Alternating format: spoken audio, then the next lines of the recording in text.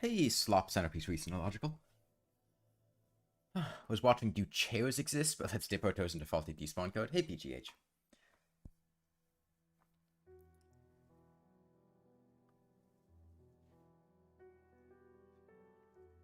Okay. Um.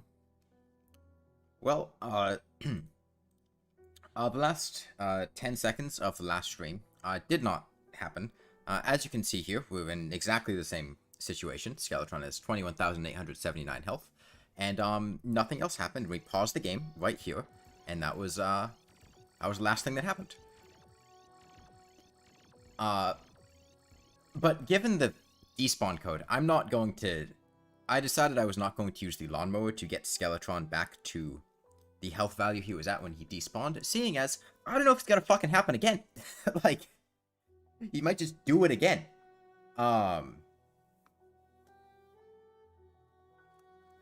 which point, if I don't just get him back to where he was when he despawned, he might just get stuck in a loop where we never make progress, because if he just keeps doing it. I'm gonna go ahead and change movement back to mouse 1 so I can just hold down this. And if you missed it, our strategy for Prime basically revolves around these teleporters here. And specifically, we're tanking hits and hitting him with the Lawnmower. Hey, little Ash. And using these teleporters to position ourselves in a way that can attack him, because the Lawnmower, you have to be moving forward and on the ground in order to deal damage, which means we can't just jump around and dodge Skeletron Prime. That's just not going to work. But I can just sit still and reposition myself with the teleporters to get up near him. And that works out fine. Hey, Raph. And hopefully Skeletron Prime is the last boss we have to deal with that despawning behavior on. I've heard it can happen on Plantera. Am I going to play Starlight River? Possibly when it comes out, but it's not out yet, right?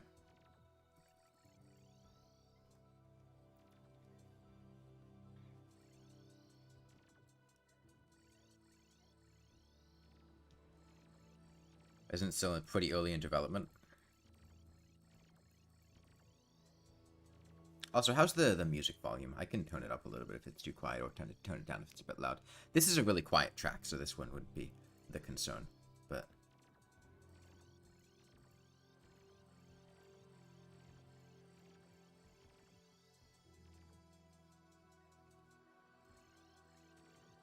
Yesterday was the Rain World OST, so I figured I'd change it up to Hollow Knight today.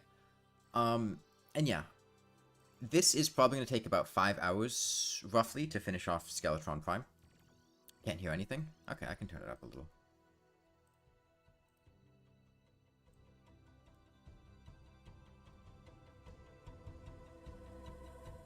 It dropped, like, yesterday on the Steam Workshop, but isn't it still in, like, beta?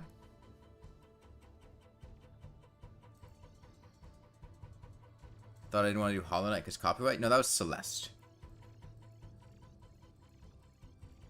I have not had issues with the Hollow Knight soundtrack. I have had issues with the Celeste soundtrack.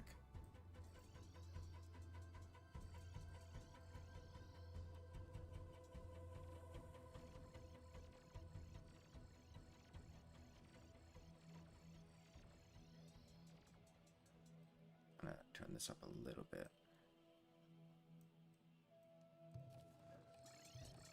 So I can hear it a bit better. Okay.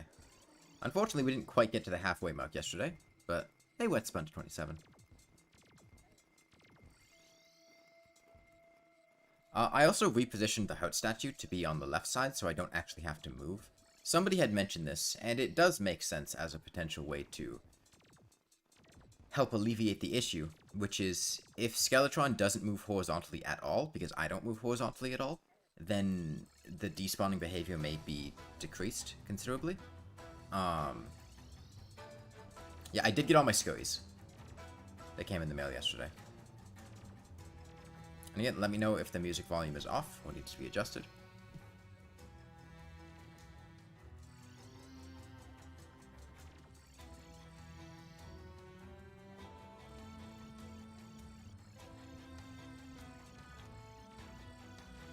5 hours is crazy?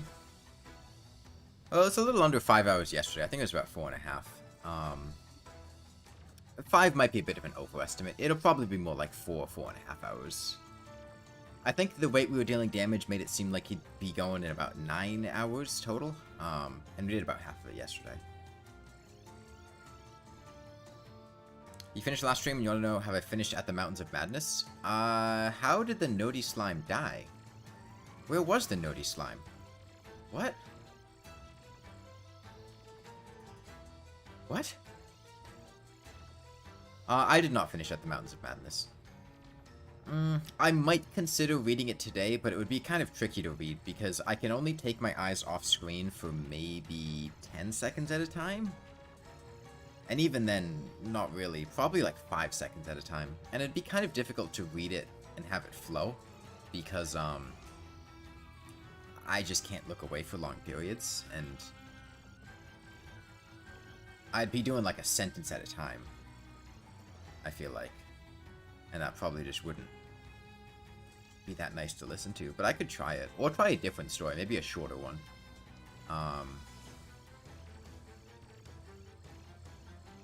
Something that's not going to take hours to read. Because he has a lot of short stories in the book. I'll run through the Hollow Knight OST, and then we'll consider what to do after that.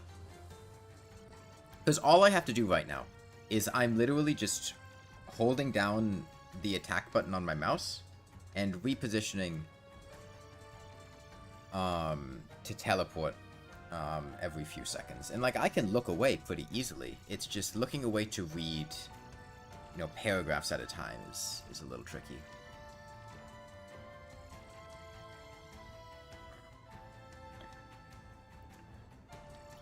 After Skeletron Prime, I might look into alternative things to do during these streams, whether that be playing other games, reading things, stuff like that. Because I don't want to just sit here listening to music the whole time, because that's going to get boring after the, you know, second or third run through the OST.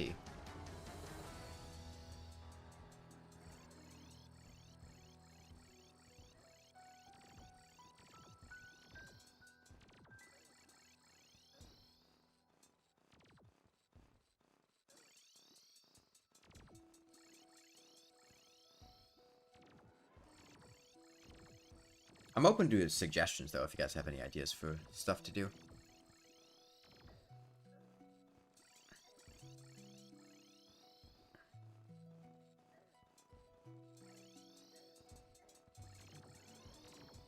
Okay, we are almost down to 2100. Which I think is about 1,000th into the start of the day. Patience is crazy. I'll take that as a compliment. And yeah, you'll notice the damage on his hands are a little bit different than yesterday, and that's just because the way I got him back to the HP he was at.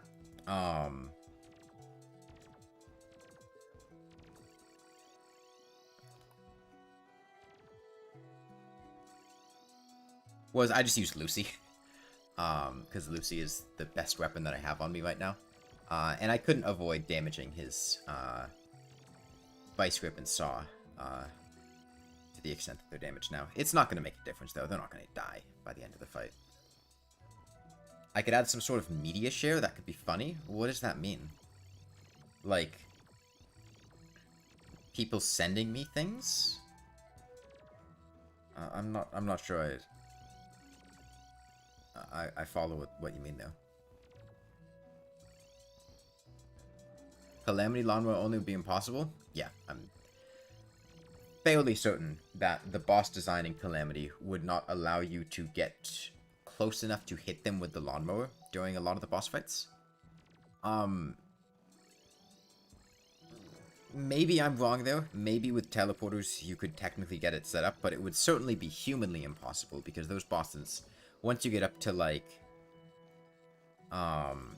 Supreme Calamitous and things, those bosses have millions of HP. Like, Skeletron Prime has 42,000. We're hitting him very frequently, and he still takes 10 hours. I don't think you could hit, like, the Exomechs, though. Because of the way that, like, the Skeletron Prime Exomech is locked to the screen. And there are some other bosses, I think, in Calamity with similar behavior, where I just don't think you could hit them. I think the the like things that Supreme Calamitous summons, the twin things that shoot at you, the way they're locked, I don't think you could hit them with a lawnmower. Providence has like 1,000,000 health. Anything over Providence? Yeah. And that's like just like for, you know, human limitation reasons it wouldn't be possible. But I think just like the way the AI is designed, you wouldn't be able to do it. Hey, Wetfish.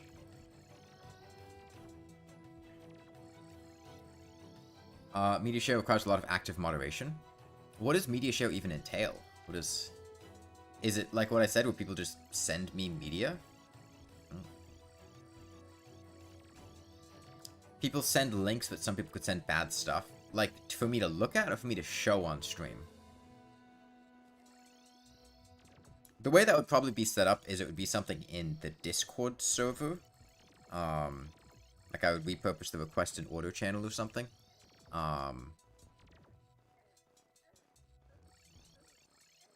Well, me looking at something is a lot different than me showing it on stream. Because one needs a much higher degree of moderation. It would probably be done through the Discord server.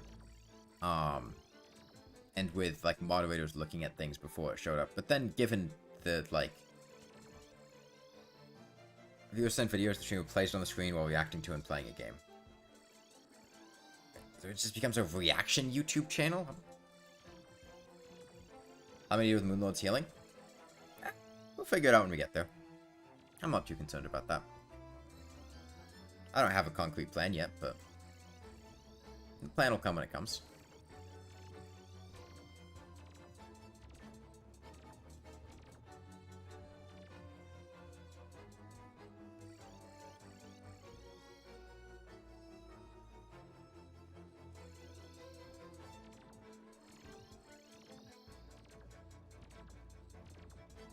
Thank you, Centerpiece Reese. Oh, that reminds me. I know what I wanted to put on.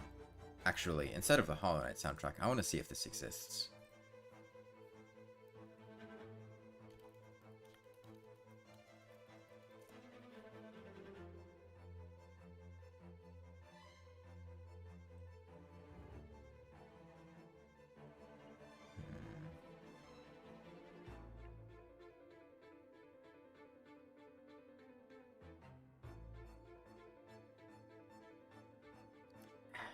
I looked for 10-hour Vortigaunt ambiance. I couldn't find one for Half-Life 2. I found one for, like, Half-Life Alyx, but...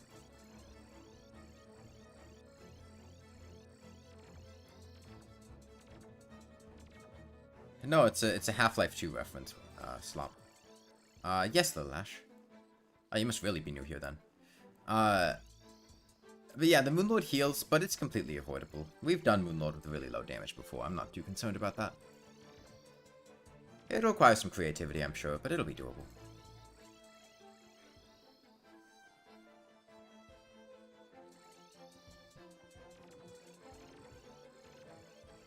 I might clip the Skeletron Prime diss track at some point and put it on the server. Oh, that reminds me. Favorite YouTuber? I don't really watch people on YouTube, Little Ash. Or streamers.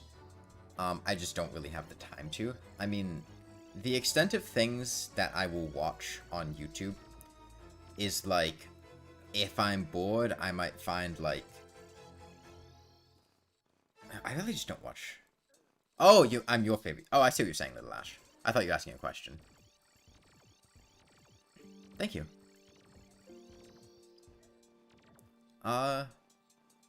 But yeah, that reminds me. If you have any clips from previous, like, off live streams that you think are really good, you could clip those and send them to me. I've been going through highlighting old streams, and there were a lot of, like, one-off streams that I don't think warrant being in a video themselves.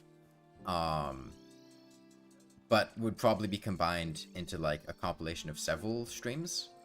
Like, I've been going through the, I went through the... Gourmand multi-boxing thing. Just send them in, probably, or just a channel, maybe ping me.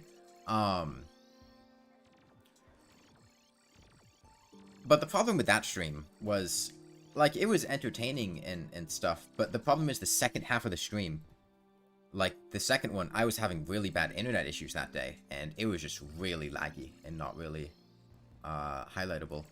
So I only really have, like, half of the thing, so I'd rather just add in other things rather than what actually convinced me to do this challenge. There was a poll that I sent out, and this one won.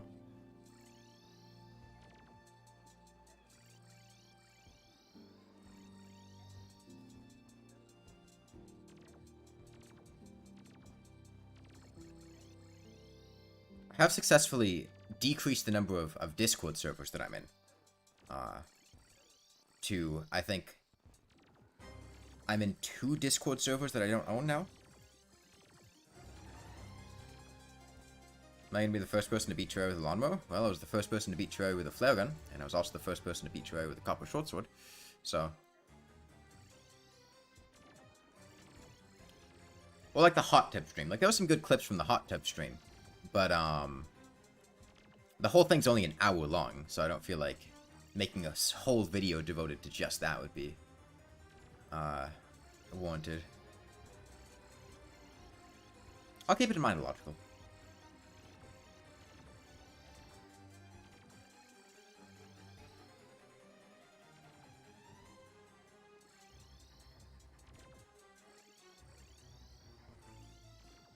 You love the Mantis Lord's theme music? It's really good, yeah. The fight is also incredible. Mantis Lords is, like, damn near a perfect fight in Hollow Knight. I think Sisters of Battle is just, like, incredible and the best boss in the game. I can't think of, like, any flaws with Sisters of Battle.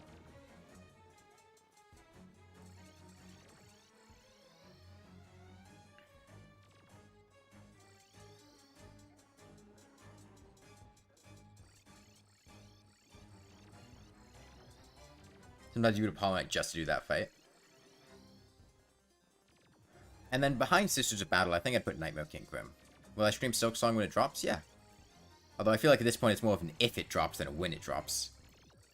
YouTube has given you error 503 several times during this stream. What is error 503?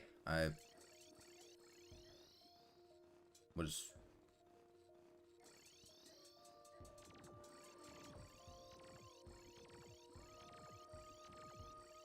Yeah, when I did Dance Pad Hollow Knight, Nightmare King Grim was what I considered to basically be the end of the run. I mean, I did not have the desire to do Radiance after spending a long time doing Nightmare King Grim on a Dance Pad. I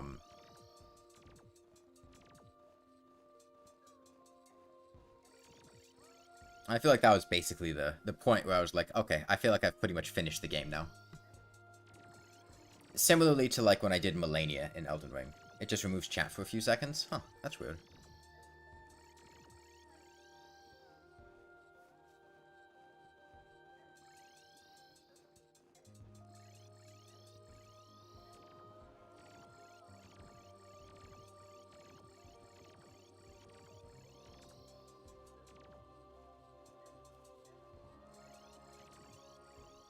Okay, we almost broke 20k.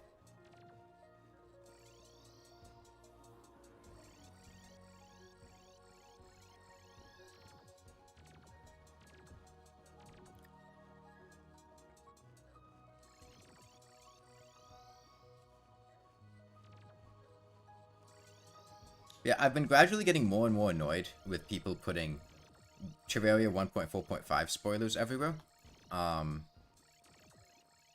It's at the point where I'm just going to put a blanket ban on 1.4.5 spoilers in my Discord server unless they're spoiler tagged, and clearly marked. And the same thing would apply here. It's just kind of hard to edit the rules to reflect that. And also, bringing it up is going to encourage random people coming in to do it.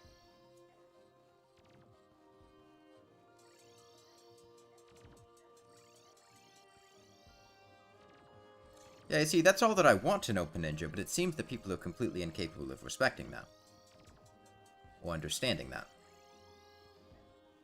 Like, no. I do not want to hear you talk about new whips that are being added, or what their abilities might be, or other things that were in the screenshot that they leaked in the State of the Game update. That just completely kills my interest for actually going to explore the update. Because it removes all of the mystery or interest with it.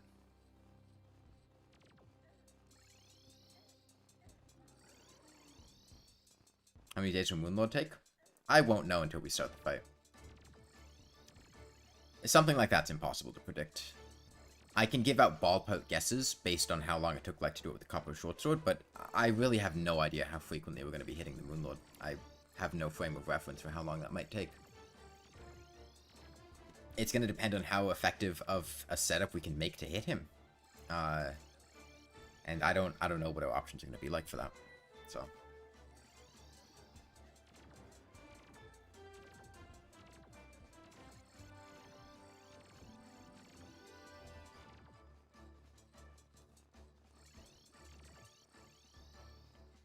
Oh, not even most likely. I would say that's guaranteed, a ninja. There's no situation it would be faster than Copper Shortsword. That would be completely impossible.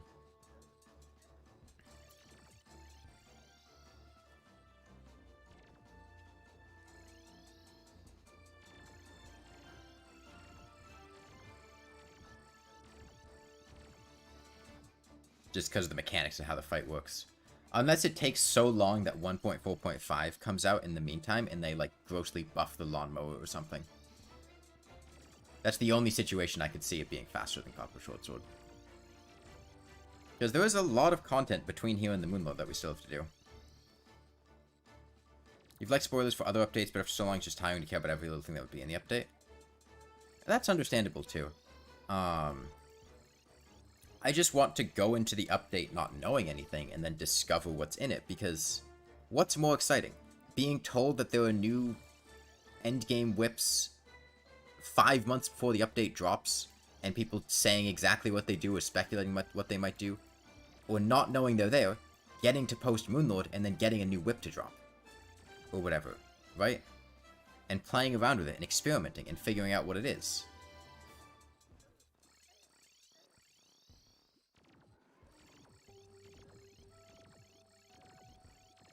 Like, I went into 1.4.4 and knew, like, nothing about it.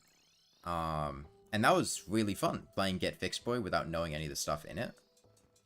Like that clip where I was trying to figure out what a bouncy boulder was, and then just died to it. That was great.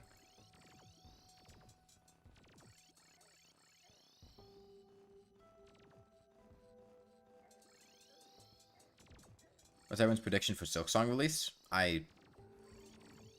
They haven't given a date, so I'm not even gonna expect it to come out this year. You thought it despawned last stream? The last 10 seconds of the last stream didn't happen.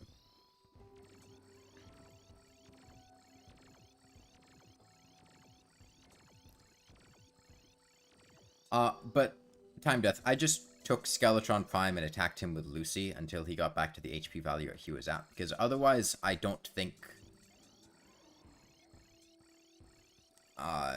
he might just despawn again, and like I don't feel like wasting another 5 hours doing something that might not even work, because I still don't really know why he despawned or how to avoid that behavior, because I thought I was avoiding the behavior. I wasn't moving and he still did it anyway. So I'm not going to spend 5 hours getting back to where we were just for it to potentially happen again. I'd rather spend 5 hours fighting what is not a very interesting boss and move on to things that are actually interesting, fun.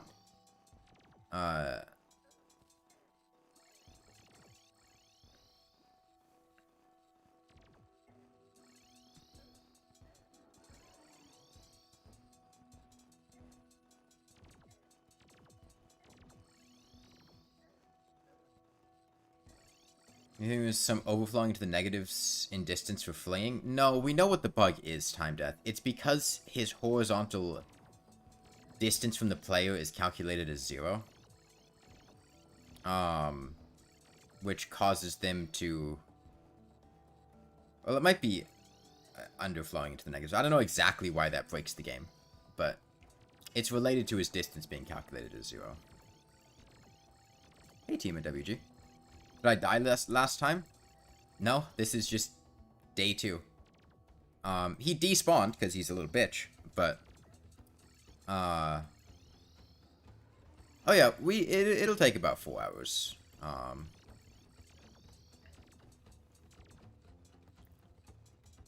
I mean, it was the same thing that was causing the despawning last time. I'm even gonna bother with potion grinding for some later bosses. Iron Skin potions are free. Pumpkin pies are free. Regeneration potions are probably going to be easy enough to amass that I could get a large number of them. Past Iron Skin regen and well-fed, I would not do them. Now, once we get the party goal, I might consider doing bacon as well. Because we're on Don't Dig Up, we can't do price manipulation to make bacon particularly cheap. So it wouldn't be free like it would be in other seeds. But that is a major well-fed buff, and that is another point of defense we could score.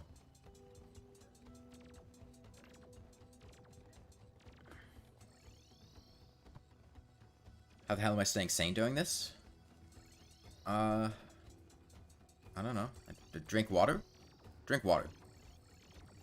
It's important for continued functionality.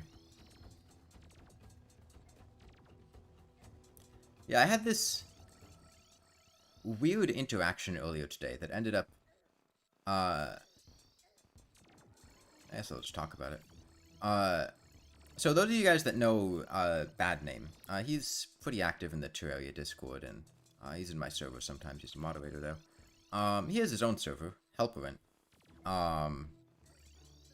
And I ended up just getting annoyed with it and leaving earlier today.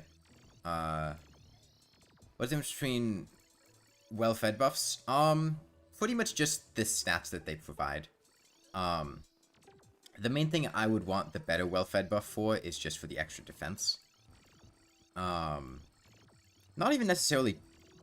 I don't remember the damage values exactly, but defense-wise, minor well-fed is 2, medium is 3, major is 4. The other numbers, I know major is 10% damage, but I don't remember a whole lot beyond that. Have you seen my profile picture, Little Ash?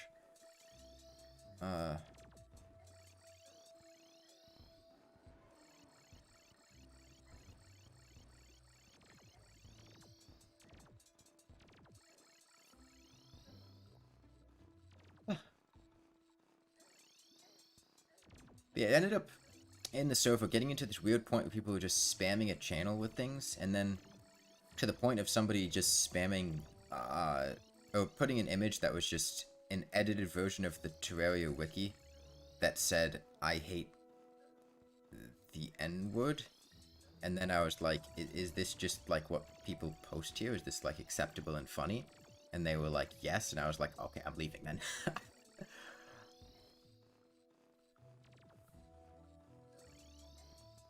Peace out, miss me with that shit.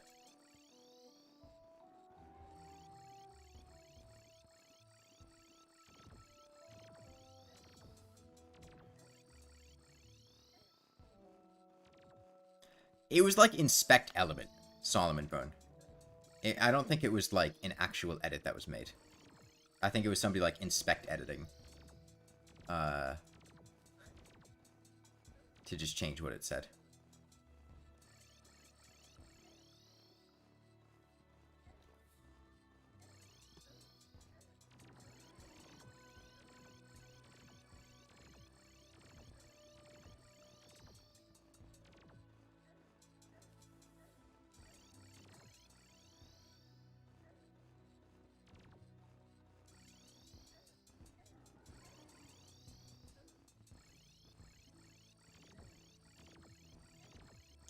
Look, Solomon, I did not pay that much attention to it. To the point that I can answer these questions. Am I gonna play the new Minecraft update? I didn't even know Minecraft had a new update. I don't have plans to play Minecraft. I'm not a huge Minecraft fan.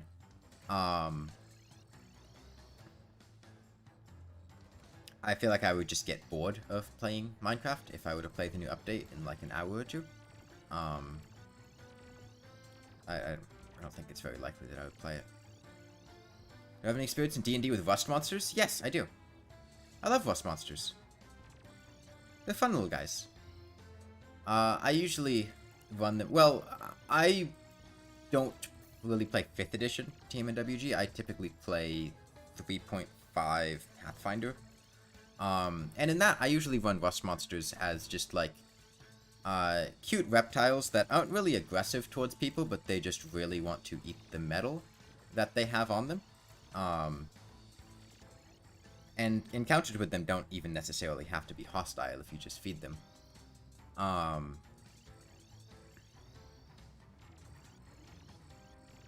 You play Pathfinder 2 and your DM homebrews the hell out of it. I mean, I homebrew the hell out of things. Pretty much the entire, like, 2-year campaign I ran was homebrewed.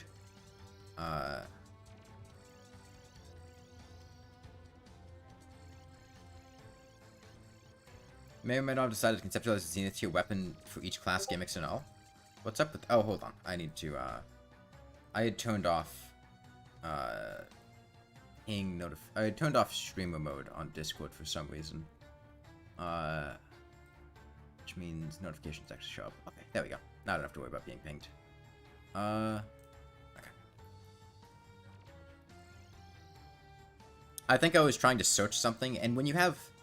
So when you have OBS open on your computer, it automatically puts Discord into streamer mode, which basically means that you won't hear noises, and certain information on Discord is hidden in case it's open on stream. But the other thing is, when you have streamer mode on, you can't search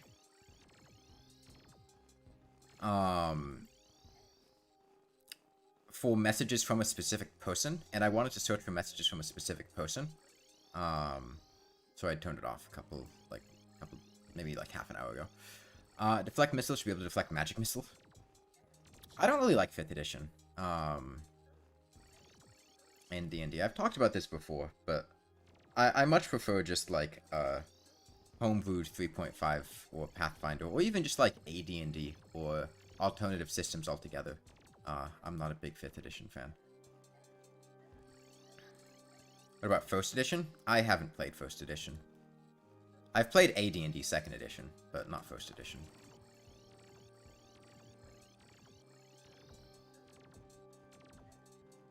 And we don't talk about 4th edition.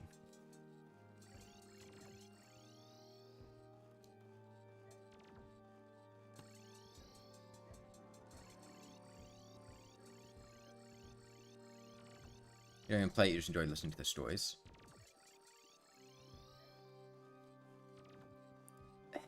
One of the main gripes I have with 5th edition is I feel like it streamlines things to an extent that is bad.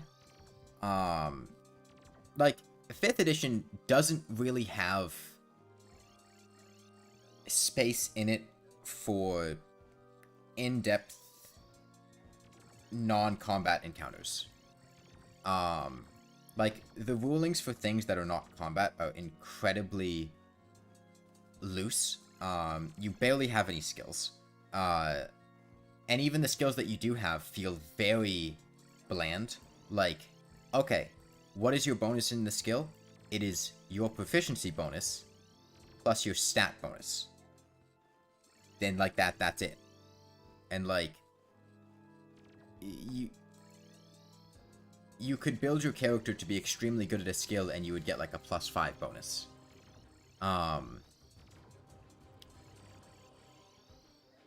And I feel like that really diminishes the ability and incentive to do non-combat things. And then the combat itself, I am not a fan of. Especially because it feels like the difference between a first level character and a level 20 character, in terms of their skill abilities, is like 3. Because, like, or whatever your proficiency bonus is. And, like, maybe you get a small stat boost. And, like, that's it. And that is, like, oh, your character, like, walked up off the street. They're, like, not that much worse at picking a lock than a guy who's been doing it all his life and is a master at it, right? And I feel like that space for non-combat things, which I really enjoy, really sucks in 5th edition. And like, as far as combat itself, it feels... I feel like the proficiency system and the skill system, along with the fact that there are like just barely any skills, really diminishes my interest, because it feels like most characters are the same. Like, you all get pretty similar to hit bonuses. Your skill bonuses are all probably at about the same level. Your skills aren't even really all that different. I just never really liked it there. Along with, it feels very different in terms of the way that magic is implemented, with cantrips being extremely powerful and being infinite use. It turns wizards more into, like, repeated blasting cannons for combat, rather than having to tactically use your spells per day, and rely on like, I remember in my D&D campaign, our wizard all the time would have to just rely on her crossbow, and be careful about what she decided to use spells on, and it was a big, decision for characters, deciding, you know, what spells do we want to take for today. I can't just get them back on a quick rest. I have to wait 24 hours. It's more accessible for new players. Yes, that is why a lot of these changes have been made. Because 3.5 was confusing as fuck, don't get me wrong, in a lot of ways. And Pathfinder also isn't D&D, even though it tries to streamline 3.5 system. I remember doing a campaign, I put the Eye of Cthulhu in it and gave it servants to you with DM using 5th edition. You dragged on, so you downgraded to 3rd.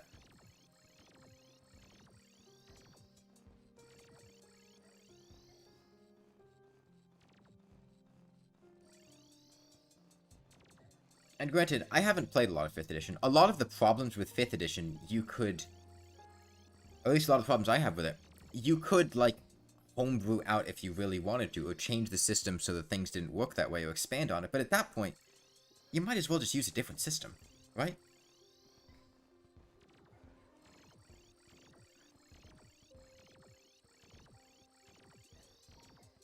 It's good at what it does, it's just what it does isn't what I like, is probably how I'd put it. Play using the DDR pad? It would be really tiring. You roleplay a shit ton, though you don't do TTRPGs. A lot of what you've heard about 5e feels like it butchers the entire roleplay experience. I would agree with that sentiment. Yeah, we're at 18k. And not that, like, you know, 3.5 is some god-tier role-playing experience. It doesn't have problems. Like, it is absolutely messy in a lot of respects. I just feel like, of the D&D systems, that's the one that resonates the most with me for the things that I like doing in it. Thank you, TMNWG. Like, a lot of the times, if you want a roleplay heavy system, you'd want to play non-D&D things.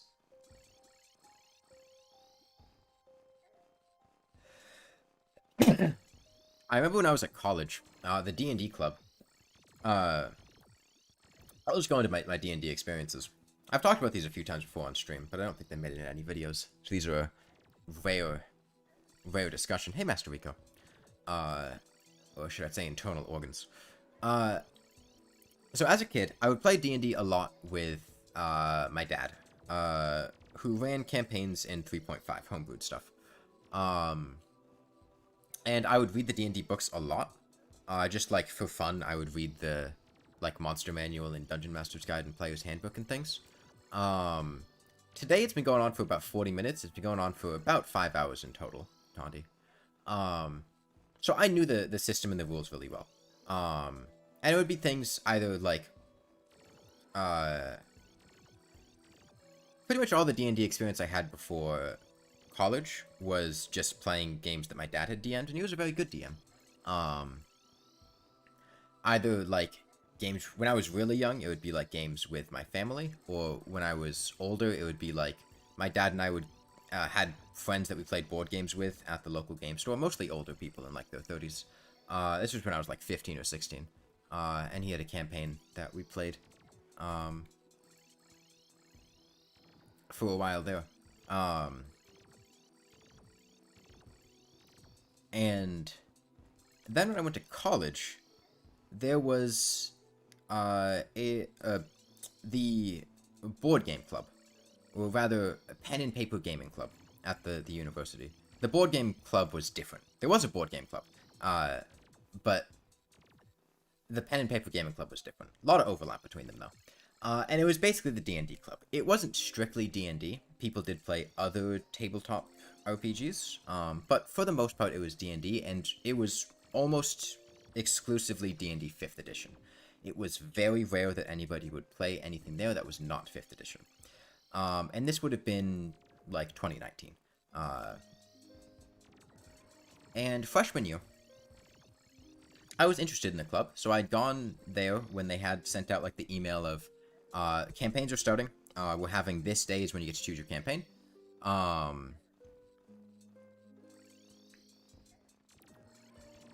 If people beat Moonlord with a copper short sword, then this is possible. People is an interesting... Me, I did that.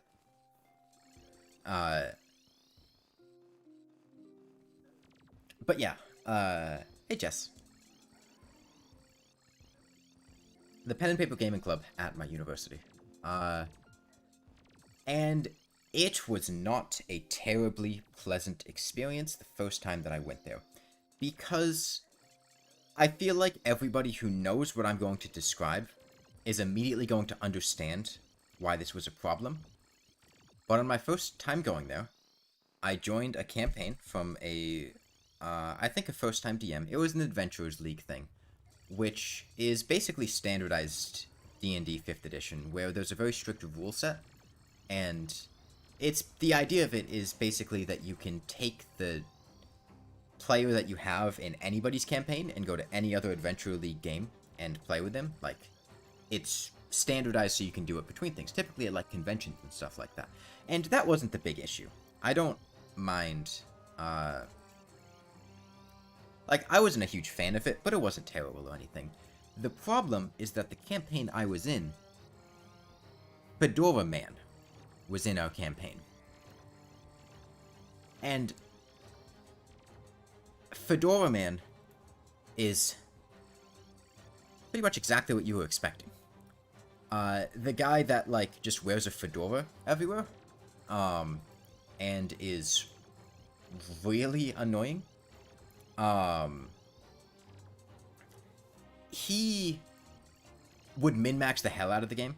He is the type of person to, like, brew characters that are mechanically breaking the game based on niche rulings. Like, okay, Jeremy Crawford, or whatever his name is, said this on Twitter, so I'm going to make an entire character based on breaking this mechanic based on this ruling. That sort of thing, right? Yeah, just ultra metagaming.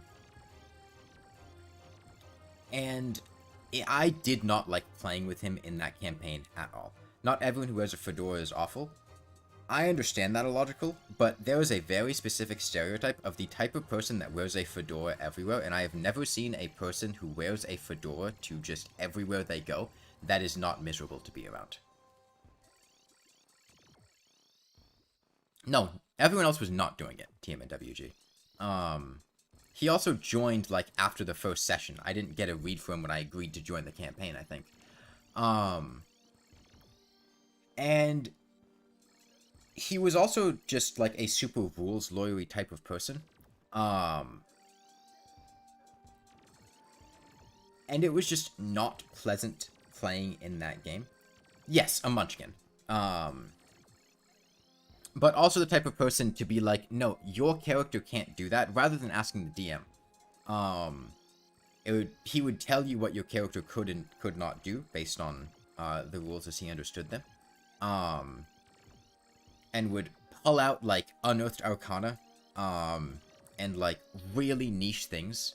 He's a very unpleasant person. So after, like, 3 or 4 sessions, I just didn't come back. Because the game was really mid. There was not much personality in the characters, it was not that much fun, and I could not stand being around this guy. And I just didn't go back, for the rest of the year. Freshman year, did not go to, the Pen and Paper Gaming Club. And then I decided, this is on Don't Dig Up, not Get Fixed, Boy Phantom. But then sophomore year, I decided, okay, new year, I'll try out the Pen and Paper Gaming Club again. And specifically, what I was talking about was, the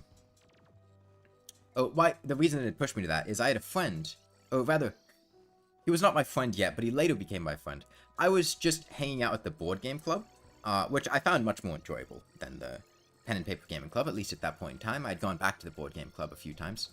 And there was a guy there that was talking about how he wanted to start running a campaign and how he wanted to do it through the Pen and Paper Gaming Club. And I was like, you know, this guy seems like a pretty enjoyable person to be around. I would not mind going to the Pen and Paper Gaming Club to join this guy's campaign, because it seemed like he might have trouble getting players. So I decided, I didn't tell him any of this either. I just kind of showed up. I wasn't even in the conversation. We were like playing a board game together and he was talking to somebody else about it. And I was like, you know what? I'm gonna go to the Pen and Paper game and join that guy's campaign. I didn't tell him this. But I decided to, go join it. It was 5th edition. It was a campaign based on, a Peasant Railgun doesn't even work totally not my end. Like, that is the dumbest example of, like, red is written. Because I'm pretty sure there were, like...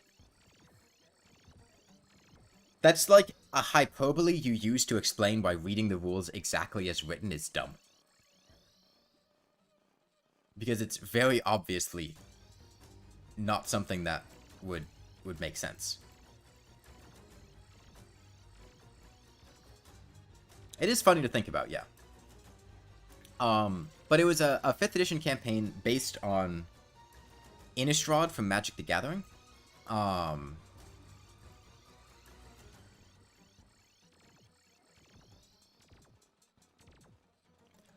the thing is, reading it... Do I play War Thunder? I don't play War Thunder, no.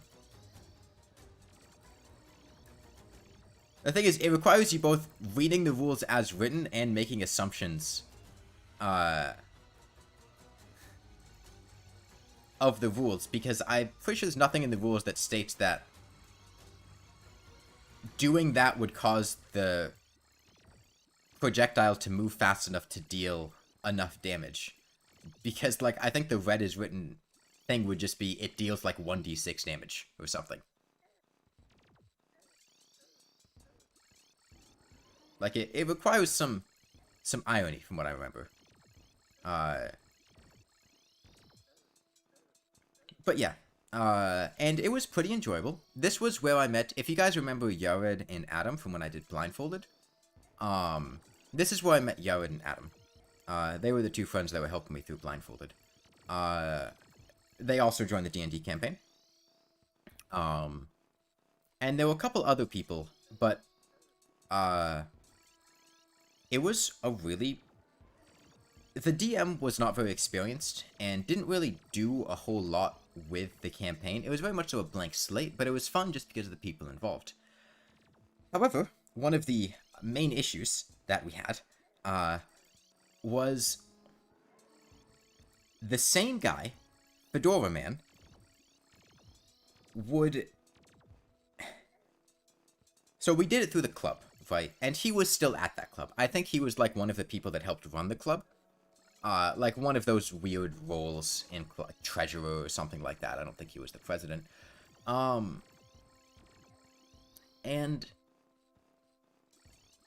he would show up and watch our games and provide, like, commentary on the things that we were doing, which was so incredibly annoying. Just for some examples of some of the things that was happening. The DM was running a module. It was not homebrewed. It was something that he found online. And this guy, during a point in time where there was somebody at a store that's trying to give us a cursed item. A sword that isn't what it seems. It's like a +2 magic weapon, but it actually, like, once you kill enough people, releases a giant demon. And as I think I forget if it was my character or somebody else's character, went like, no, I don't trust you, I don't want this sword. He starts going about how you guys, going off on us about how we make bad decisions, and if he was doing that, he would have taken the sword. And how it's ridiculous to be afraid of it. And he knew perfectly well the thing was cursed. He was just, like, providing live feedback on something that nobody in the group actually wanted to do, and then, like, peer pressured the wizard into taking it. He got really upset at my friend Adam for using a spin down die instead of a regular d20. If you're not familiar, spin down dice have all of the high numbers on one side of the die and all of the low numbers on the other side of the die. They're intended for, like, keeping track of life totals or counting down. They're typically printed in, like, Magic the Gathering and similar things where you want to count on a d20. And because it's technically has the potential to be slightly different, he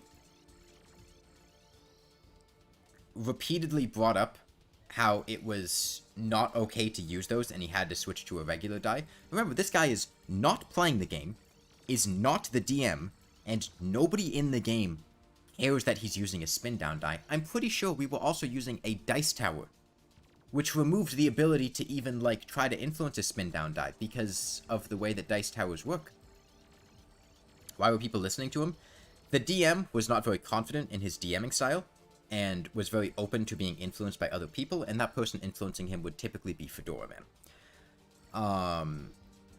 He was not very confident with the decisions that he made, or whether he was doing things correctly, and would be very open to being, to feedback, regardless of who that feedback came from.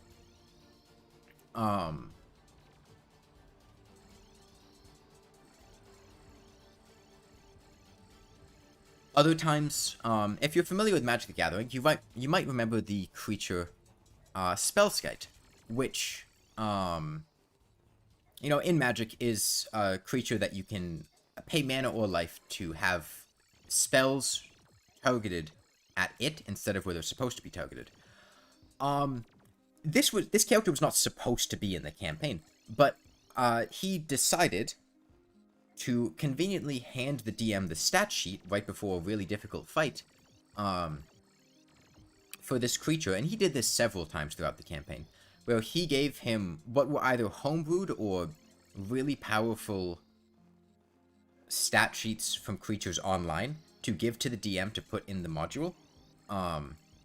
That just made things really difficult to fight. Oh, I remember another thing. Adam would get into it with this guy all the time, because Adam had a character, I forget the character's name, I think his name was Fellatio, who was essentially designed to be like this really overly fanciful, dexterous fighter, right? Where he was just really stylish with everything, and as a result had a high dexterity, and his strength score was on the lower side and he had a higher dexterity score, and he asked the DM, is it fine if I use my dexterity to attack? Actually, no, I think his strength was higher than his dexterity. He did have a good strength score, but his dex score wasn't quite as high as he wanted, and he wanted to say, can I use my dexterity score to attack and my strength score to deal damage? Which is purely a negative. The way that the rules are written, I think you're supposed to either use both your dexterity for attack and damage or your strength for attack and damage. And he's intentionally choosing to gimp him his role to, like, fit with the character's roleplay. To say he's using dexterity to attack, but still have, like, the damage bonus as it would be. And Fedora Man was very adamant that he could not do that. And that he had to roll with both strength and dex to attack and damage, and not one or the other. Nobody in the game cared. The DM didn't care. It is purely a negative thing only done for role-playing purposes, and he felt incredibly strongly that that was not appropriate, and that we couldn't do that. He gave other stat blocks at other points in time, it was really just really annoying being in the vicinity of that guy.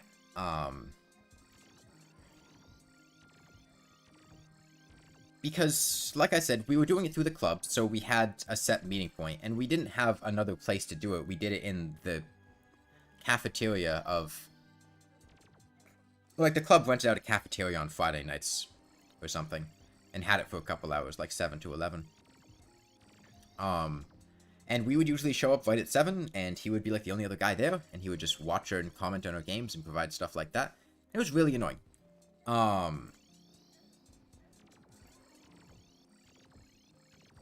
Slop said to say this. Any plans for 10k? Why not step it up and do a shower stream? The plans for 10k is to do a cooking stream. If you want to go see me take a shower, you probably want to subscribe to my OnlyFans.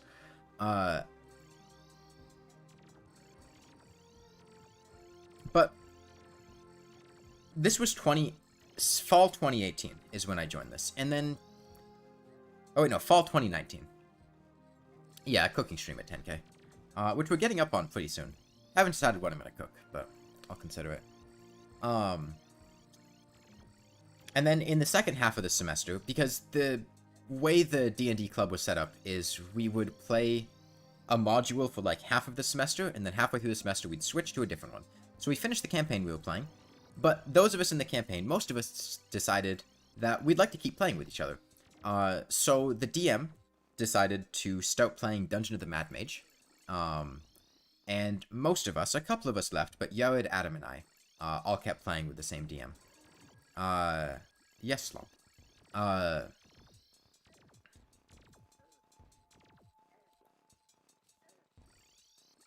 And Dungeon of the Mad Mage was an interesting experience. I wasn't the biggest fan of Dungeon of the Mad Mage.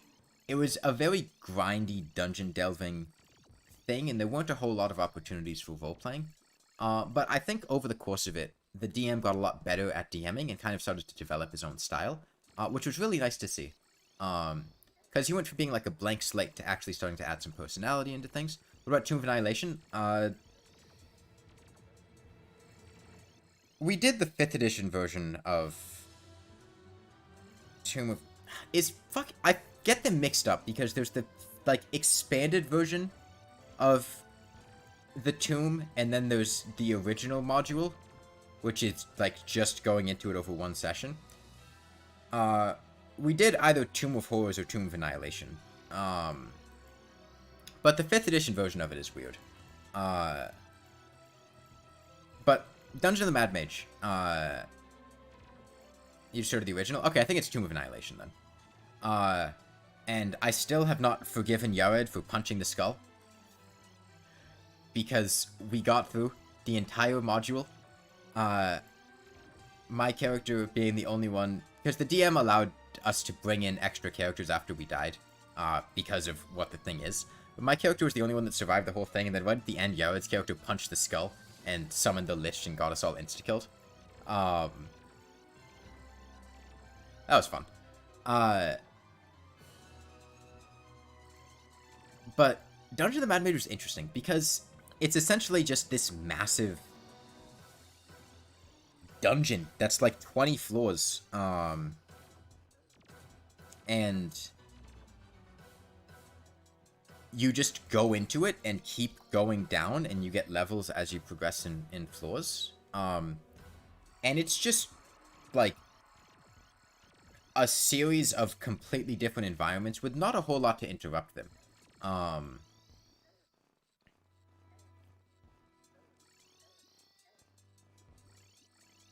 But the unfortunate thing is that over the course of that semester is when COVID happened.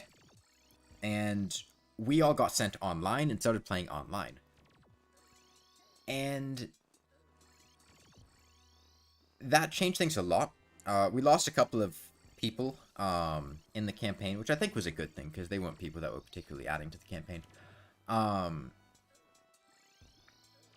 But we started playing online through Roll20, and I do not like Roll20. I'm not really a huge fan of online D&D, except when done in a particular way. I think it's just a worse version of in-person D&D most of the time. But we didn't finish Dungeon of the Mad Mage, but we finished, the end point of the story was basically the sword that we were pressured into taking by Fedora Man. Ended up releasing a demon, and then the end of the story was basically us defeating the demon that we unleashed, and then going on our way. And leaving the dungeon. Because it was weird, because, like, Adam, I love Adam. Adam is really fun to roleplay with. But he makes characters in a really particular way, and he roleplays them for what they're made for. Like, with the Dungeon of the Mad Mage, his character was, like, a dwarf. The lead into the Dungeon of the Mad Mage was basically, the DM had given us some plot hook about, like, there's some ancient dwarven artifact to go retrieve several floors down. And he made the character's plot hook basically being finding this chair, this, like, dwarven throne or whatever, and then he doesn't care about anything else. And I think the climax of, like, the first arc of the campaign was us finding that chair. I think this was the same point in time where the demon was released from the sword. And then his character, and I think my character, just fucked off. We didn't care about the demon. We got the chair. And we brought in new characters. Partially because we've been playing them for like half a year at that point. Or at least my character had been playing for like half a year.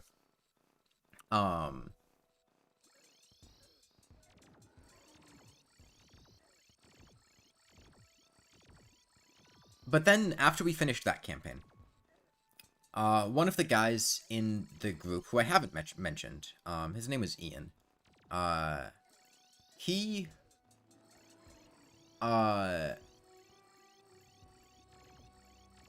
graduated that spring, and started getting a lot busier, so he didn't really have the time to continue playing with us. So I haven't talked to him in quite a while.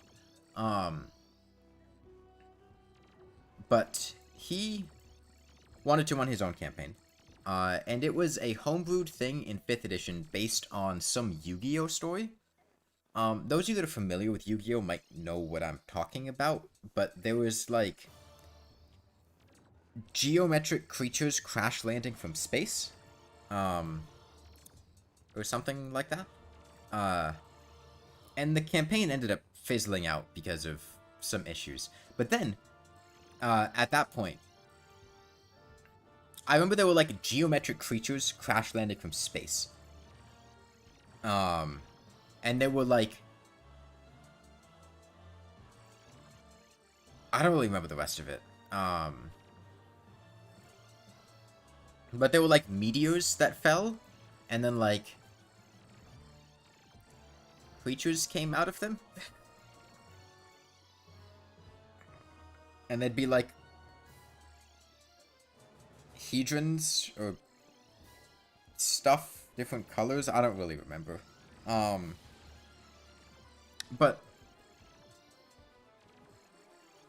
don't know that G actually the original. I don't know. But that campaign ended up fizzling out because the DM seemed to be having a lot of issues just finding the time for things. But the thing I remember is Adam's character. For context, we were starting at, like, 11th level. And I don't really like high-level stuff, and Adam doesn't really either.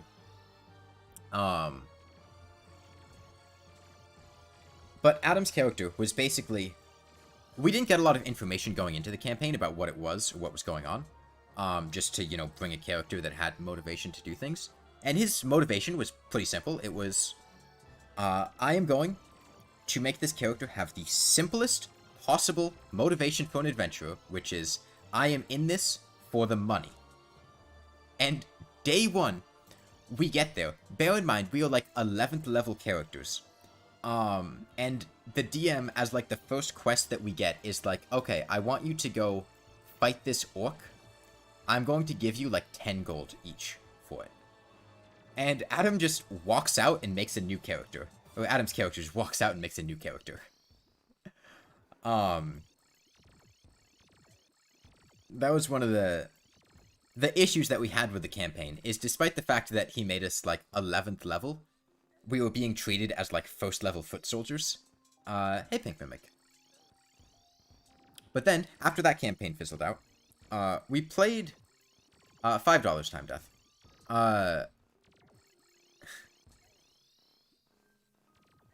We played Blades in the Dark for a brief period. If you guys are familiar with Blades in the Dark, it's a really fun role-playing system. It's actually the tabletop RPG I'm playing now with Adam and some other friends. It's very roleplay and player-focused, and it's basically you're a gang of criminals in like a post-apocalyptic Victorian city, is how I'd describe it.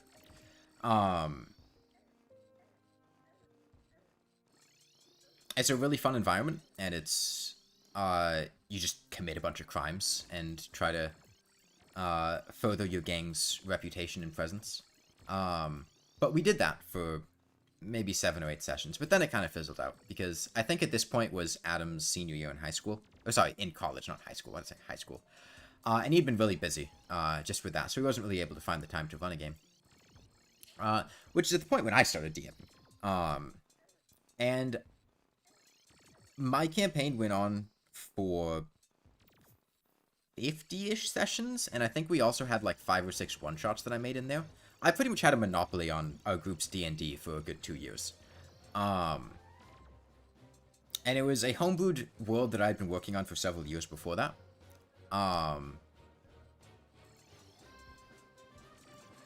it was in 3.5, but with a lot of homebrewed things added in it.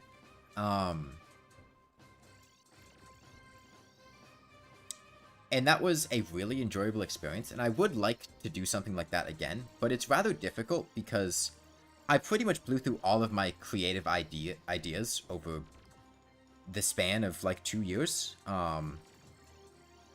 Because it pretty much would be whenever I would have an idea, I would try to find a way to incorporate it into the campaign, and it's difficult maintaining that for an extended period of time, because coming up with ideas that frequently is really tough.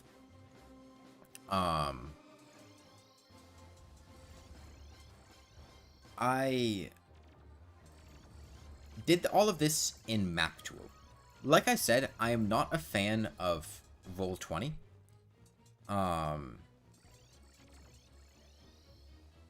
Just reuse old ones, no one will notice. I would notice. Map Tool is my campaign and my map with my baby. I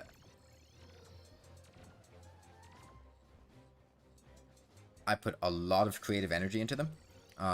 But I used Map Tool for it. And Map Tool is a rather old software that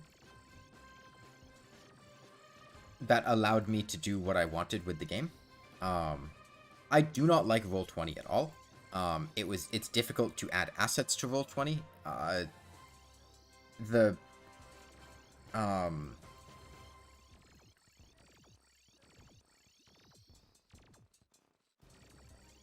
The map kind of sucks in Roll20. And Map Tool as a client I just found much more enjoyable. Lawnmower only gaming Moonlord is like super impossible, probably. We'll see when we get there. We'll see when we get there. But yeah, it's hard for me to describe what my campaign was like, just because it took place over several years. Although I do have written... I remember at the end of each session, one of the players liked having me just write written summaries of what happened. So I do have, like, pages of essentially just story and plot recaps. Usually, like, I think 5 or 6 paragraphs for each session.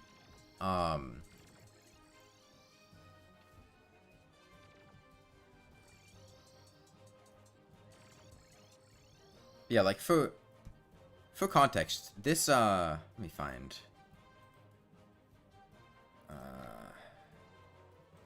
maybe just my map. Hold on.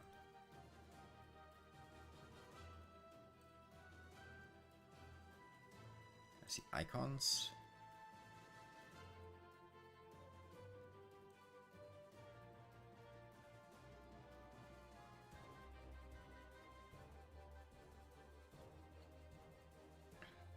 Yeah, this,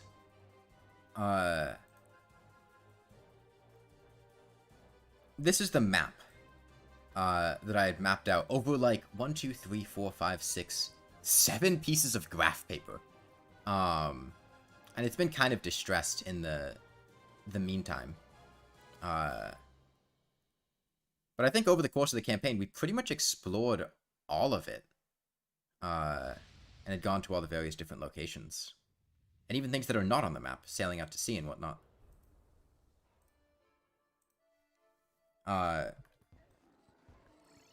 Yeah, I'll... What song is that? Oh, it's actually the Grim Troop. Yeah.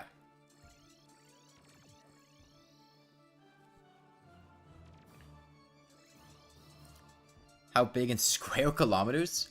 I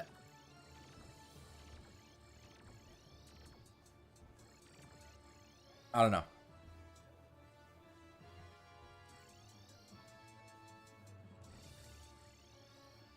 Yeah, it's a really fun experience. Bringing up a party of characters and the story that unfolds around them from, like I said, I don't like high-level things, so I pretty much... The world was capped at, like, 10th level. And I think the characters ended up getting around to 9th or 10th level. It's hard for me to describe what the campaign was like without just, like, reading the recaps or showing maps, though. It was a lot. But, I haven't really played D&D since then. I've done some Blades in the Dark, but I would like to go back and do more DMing or playing D&D at some point. It's just a lot of work, because I would spend probably, like, 10 or 20 hours a week, writing and mapping, because we played weekly. Writing and mapping things, and prepping for sessions, which is a lot. And it's a really big time investment to put in.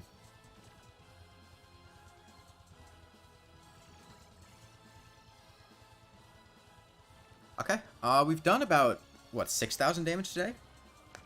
Actually, almost 7,000. Which means we're about a third of the way done for the day. So I think, yeah, about 4 hours today would be about a reasonable guess. Where did this conversation even start? I was talking about D&D for some reason. Oh, then there was the other... Actually, I didn't even mention this one at all. How do you feel about metal dice? Metal dice are cool. I have some metal dice, but I feel like they're kind of troublesome to use, and they're loud and kind of awkward. A lot of the times, the inscriptions on them can also be kind of difficult to read.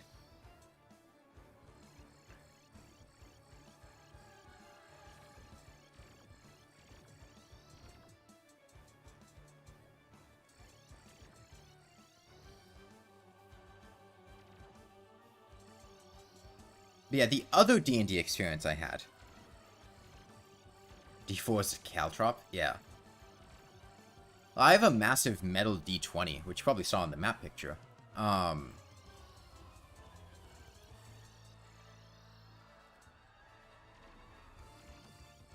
thing is loud as fuck.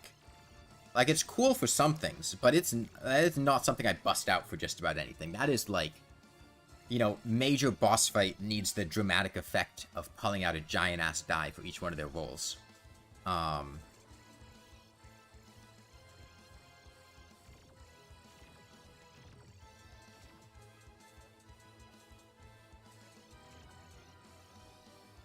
yeah, I had also done... So, the main thing about my campaign was that it was entirely online. And I don't really like online D&D very much, but basically what I did with the online D&D is I tried to make it its own sort of experience rather than just an inferior version of in-person D&D. And what I mean by that is I really utilized mapping assets and visuals heavily to try to make a visual experience, to not have it just be in-person but bad. And I think that worked out really well.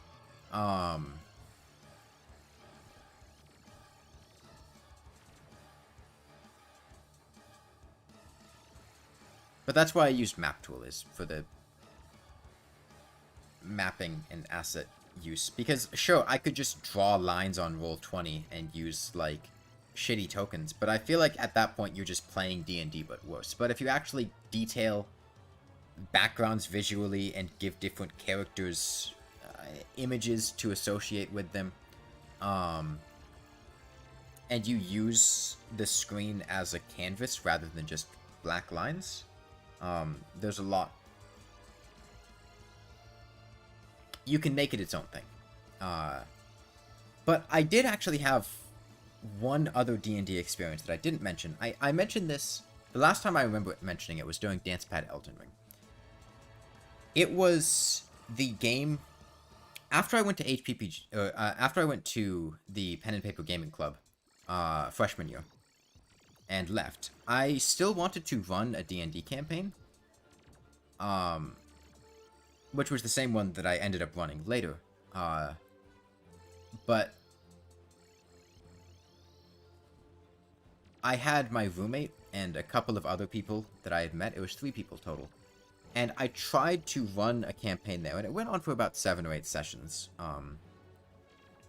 And it was really... It went well at first, but then we just ran into a lot of scheduling issues, and in particular, the person who was at my time my roommate was very inconsistent with their reliability, and made it very awkward trying to plan things, because when you only have 3 players, you really need every player to show up.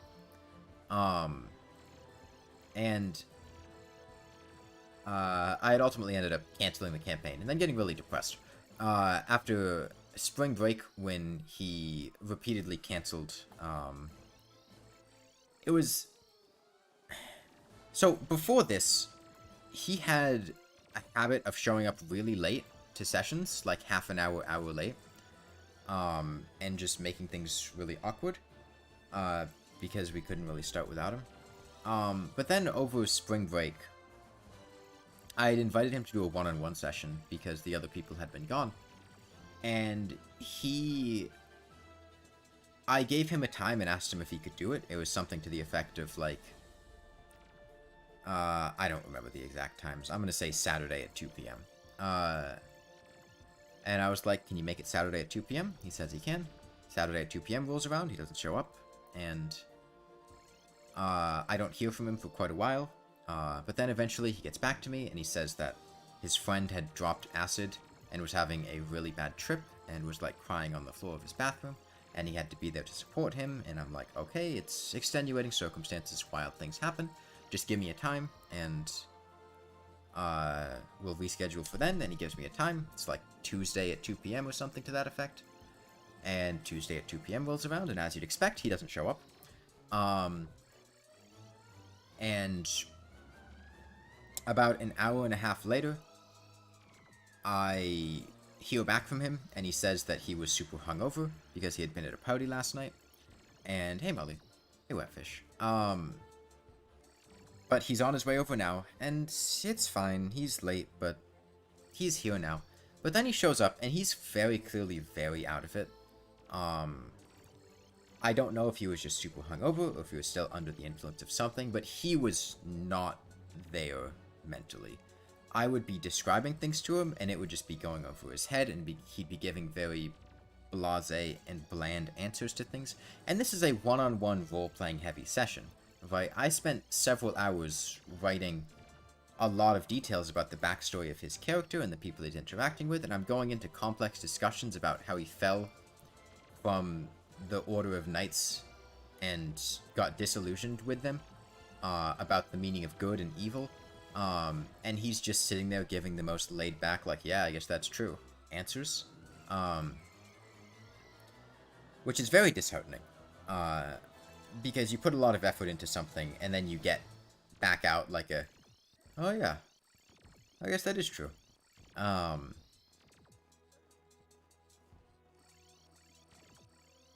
And then he had also started, without asking me first, just rolling a joint in the middle of my apartment, or dorm, rather. He was not my roommate at the time. He had moved out to a different room by the time this had rolled around. And he just starts rolling a joint in the middle of the session, and that was kind of the last straw, and then I just kind of canceled the campaign there. But then I ended up taking the campaign as I had run it with them and recontextualizing it 2,000 years later, because the plot of the campaign that they were doing was supposed to be they were going to prevent essentially an overthrowing of the government at the time, and the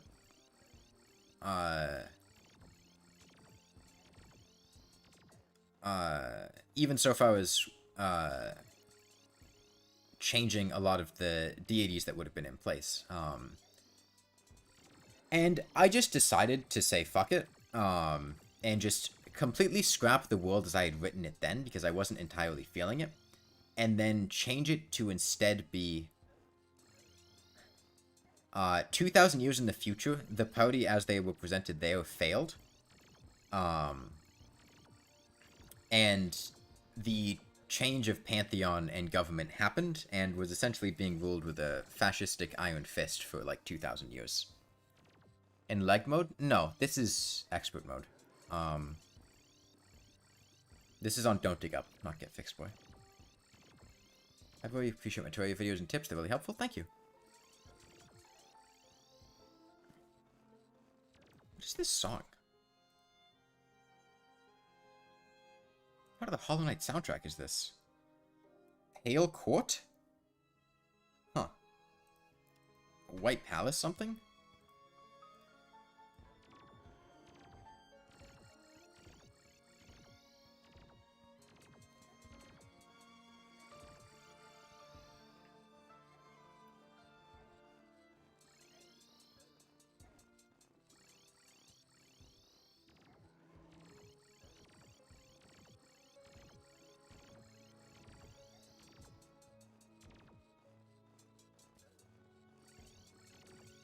Yeah, and that was really disheartening freshman year, and overall, freshman year was not a very pleasant time for me. I ended up getting really disillusioned and depressed in a lot of ways, particularly after the D&D campaign fizzled out, because I'd put a lot of creative energy and effort into that. Which is why it was really nice, sophomore year, going back and actually finding people to play with that you enjoyed being around. Okay, we broke 14k.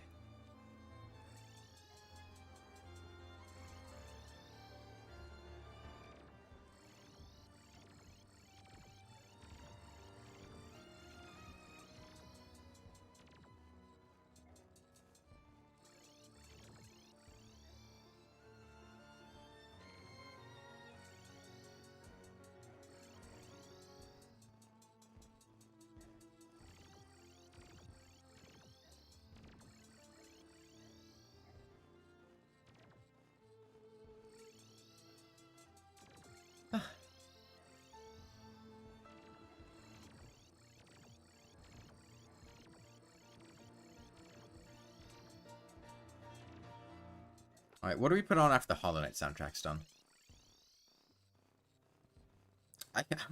No, I could just put on the entire Terraria soundtrack. I don't know if I've actually listened to the entire thing, song by song.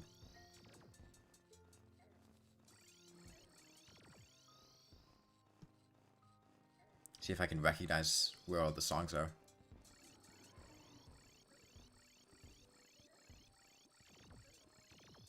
Otherworldly OST?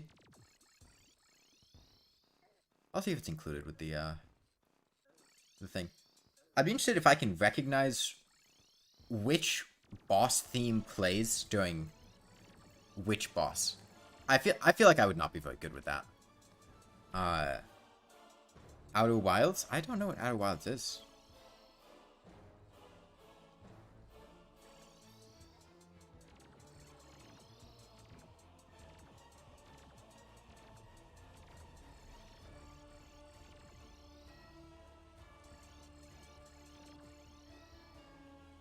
Quite a few. Yeah.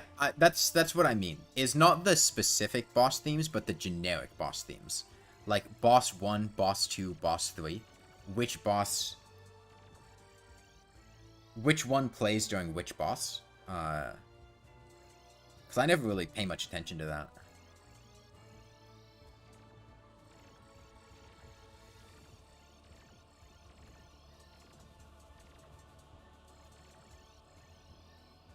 I also think tomorrow, I'm not going to start the twins tomorrow. Which means I'll probably start the twins on Thursday.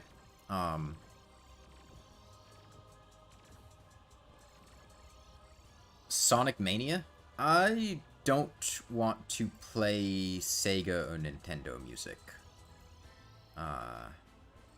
Particularly Nintendo music, but I would not trust larger corporations to not be much more intrusive with copyright filters.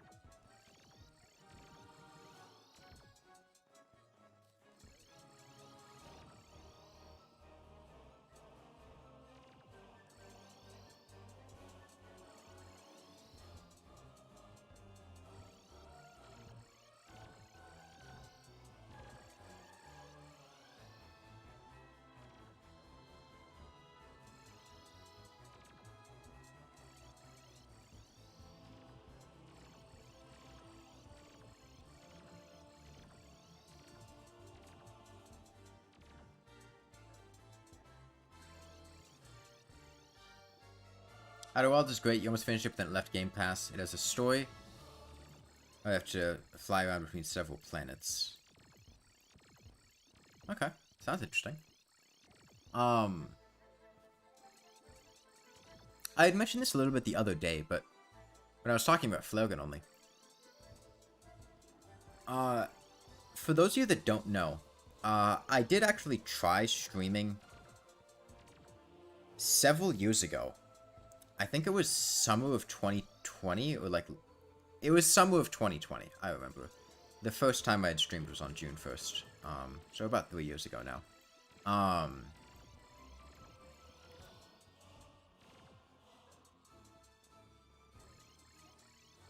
And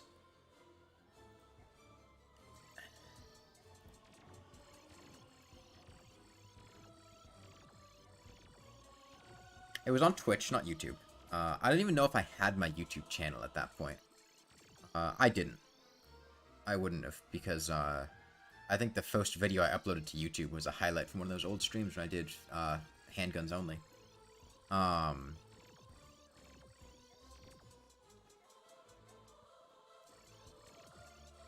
It was a very disheartening experience trying to get started streaming over on Twitch like that.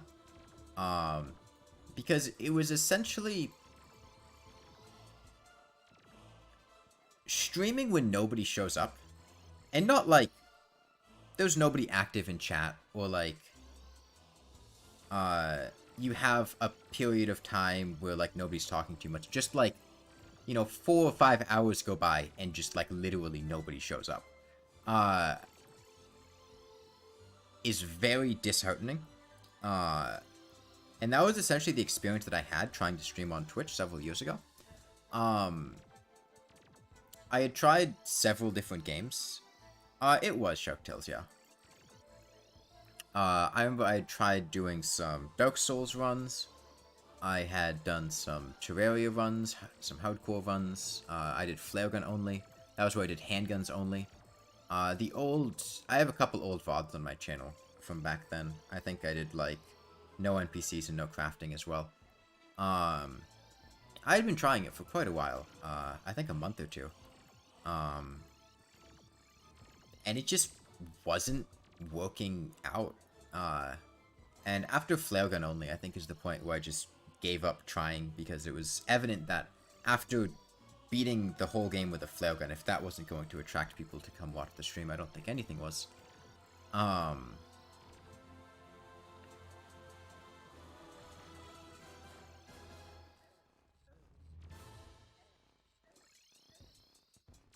But at that point in time, I think this would have been Some of these streams were before I built my new PC, I think. I think they were going off of, like, my old laptop. They would have not been very good quality, I think, as a result. Which I think is why I played Terraria largely, is because my computer couldn't handle rendering more complex games and streaming at the same time. My mic was really shitty quality. I only had one monitor. I think I had to use my phone to look at chat, but it's not that anybody really said anything in chat anyway.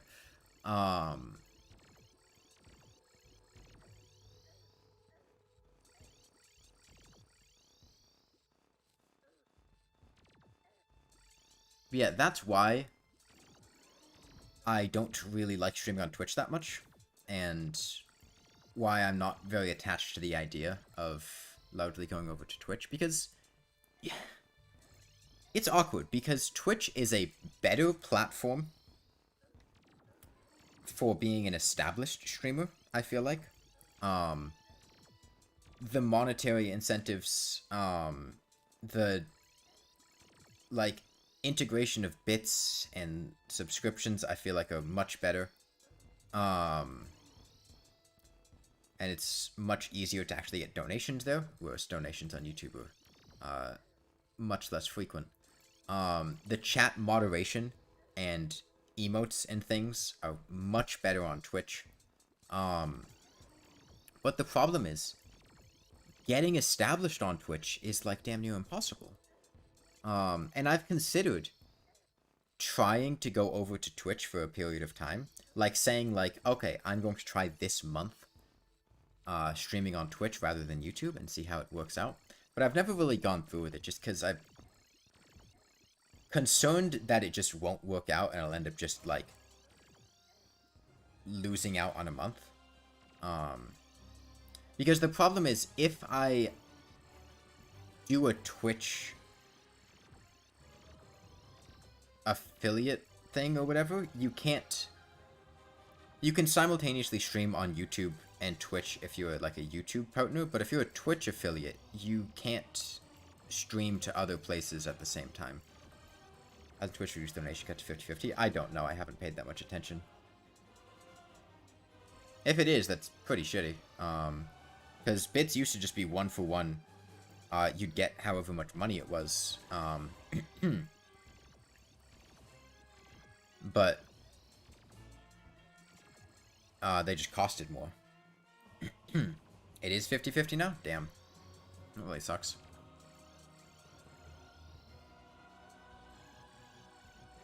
Is this subscriptions or, like, bits?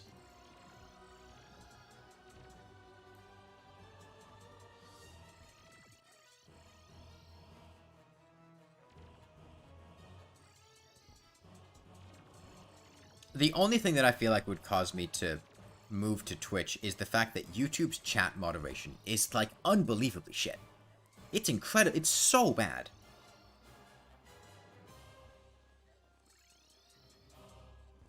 I don't know about that one. I don't really watch things on Twitch, so I'm not super familiar with what it's like over there.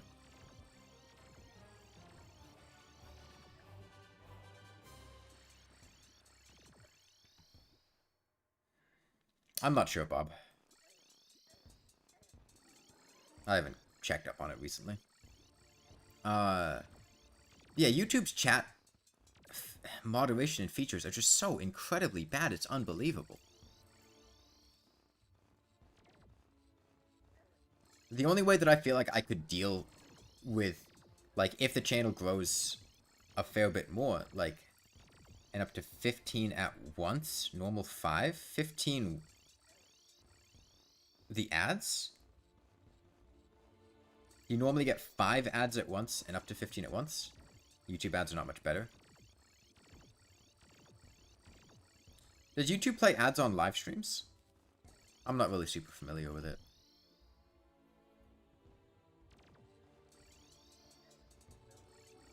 I use uBlock anyway, so I don't really deal with them.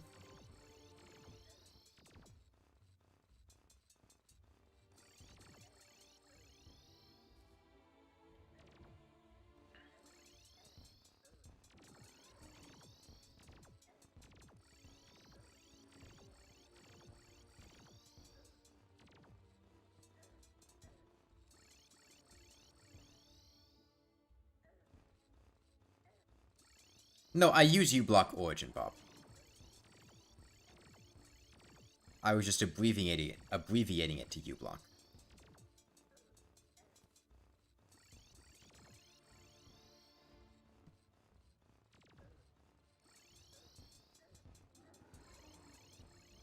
You tried it Twitch recently. It was not possible to judge how a stream was going to be before investing at least 30 seconds per stream to get past the ad.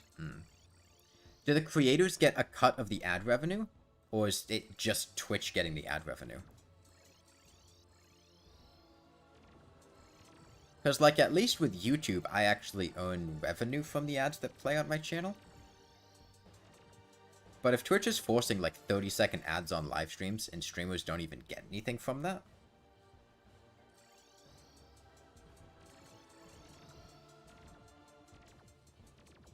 I wouldn't assume that they get a cut. I would... A lot of people get misled by uBlock. They do get a cut? Okay.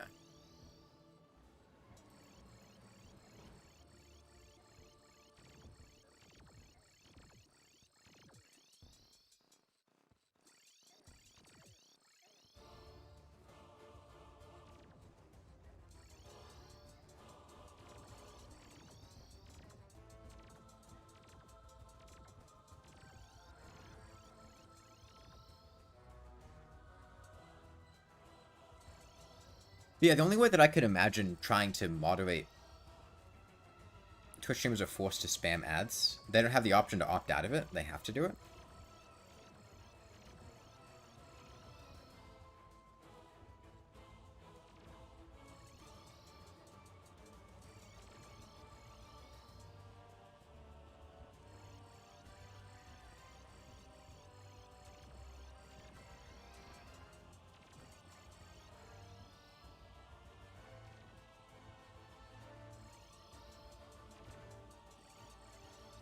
I mean, I would love to, like, not run ads on my channel.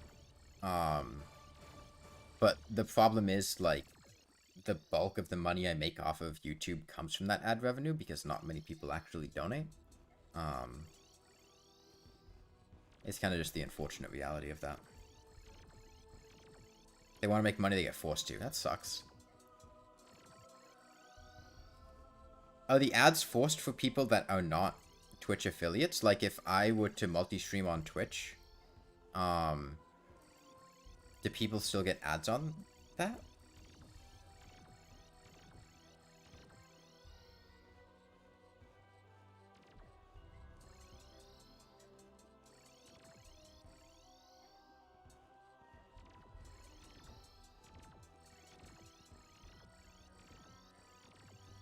If forced to play several ads during the stream? Huh.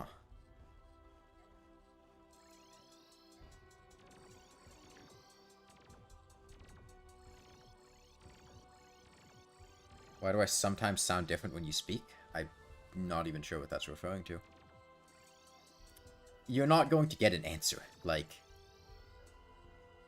there's not going to be some, yes, I have a sound mixer that I use to apply vocal effects to my voice. It's just me talking.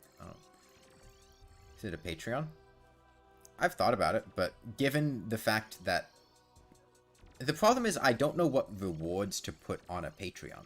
Like, I don't... That's the main gripe with that, is, like, I don't know what I would do with it. Like, I wouldn't want...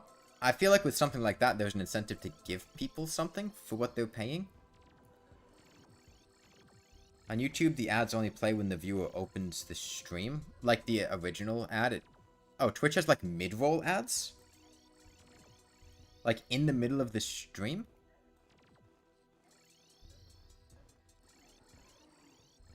Discord awards or some shit? Early vids? I mean, I have early vids as an incentive for behind-the-scenes polls.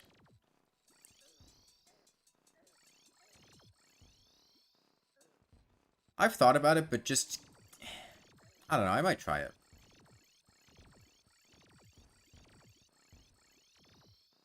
There's mid-roll ads on live streams. Goddamn. That sounds incredibly awful as a viewer.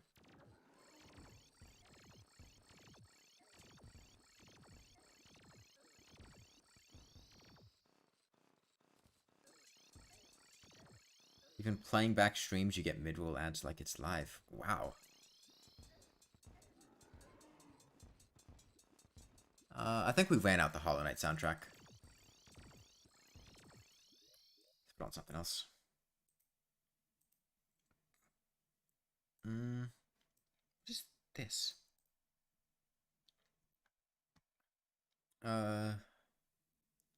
And there's a lot, like 7 ads that they got a whole ass commercial break. God damn.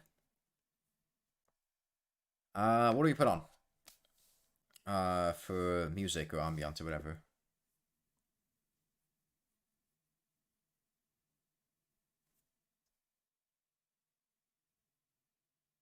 If you're affiliated, you can decide when to put the mid-roll ads, but you have to put the amount that's listed in your contract.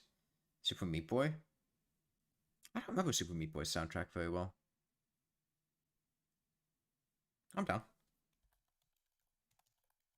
Oh wait, I wanted to put on the Terraria soundtrack, actually. So I wanted to see how well I remember all the songs.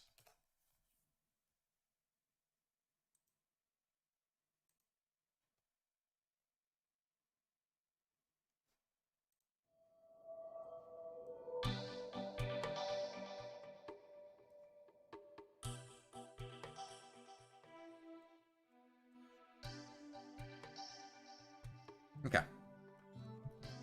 This one's easy enough. This one's just like nighttime theme. In the forest.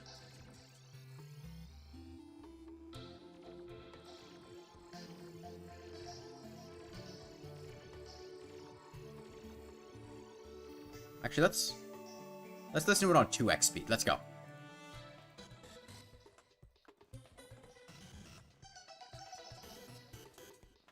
Everything feels much more intense on 2x speed.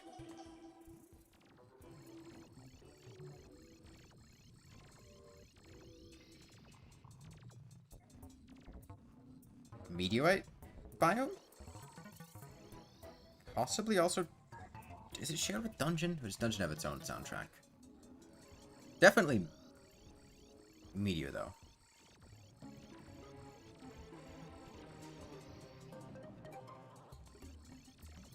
I think 2x is too much. I think 1.5 would be better.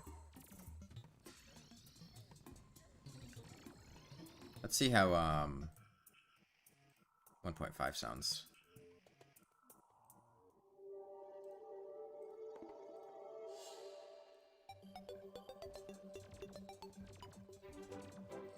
It's just day theme.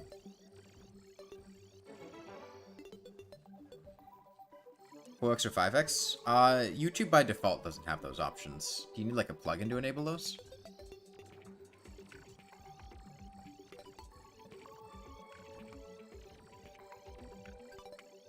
Actually, maybe 1.25 would sound.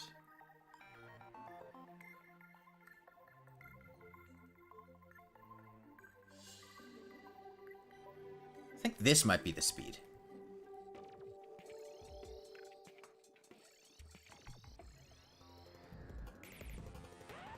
Wait, this is like the song that should actually be playing right now.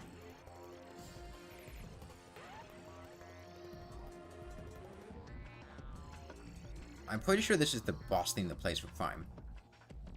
Among other bosses. Eye of Cthulhu? King Slime? Skeletron. I think the mech bosses. Play it twice simultaneously.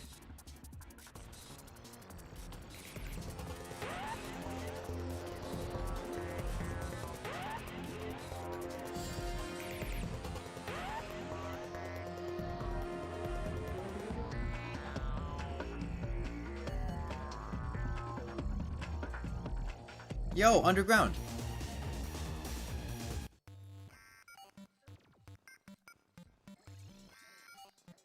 The underground theme goes hard.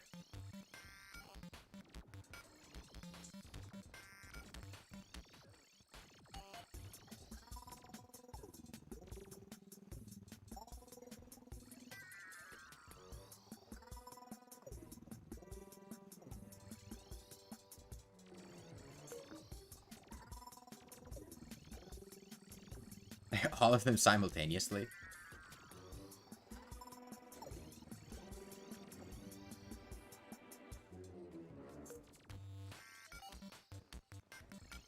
Oh yeah, that bit right there on 1.25x speed, that is nice.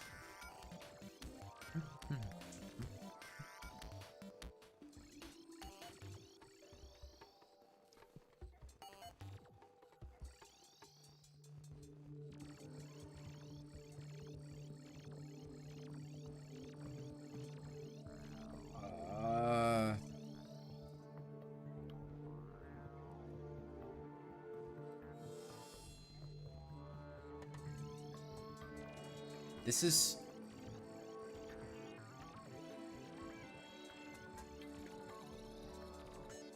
Fuck, when is this? Oh, this is the loading... Yeah. Jungle. The old menu song. It was familiar, but I didn't remember it.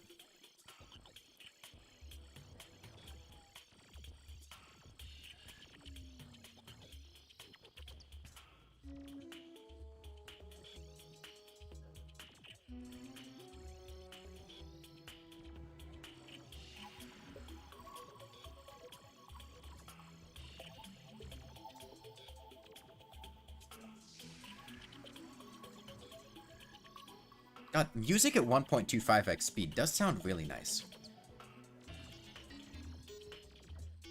Because if you go to up to like 1.5 or 2x, it gets too fast, and it's kind of off-putting. But you get just a little bit sped up.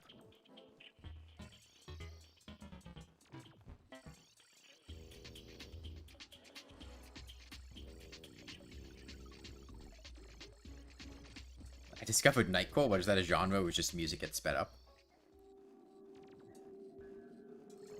Corruption? Yeah.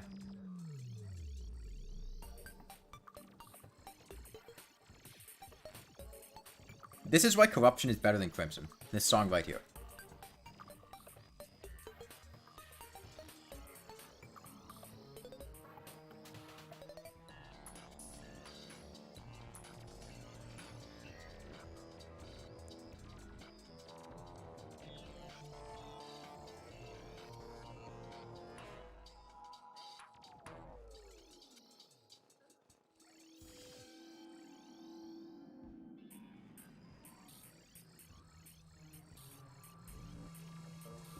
You always think Corruption or Crimson are equally viable?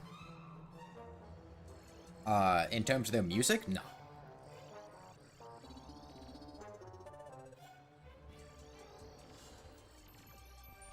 Hollow. Now it's easy.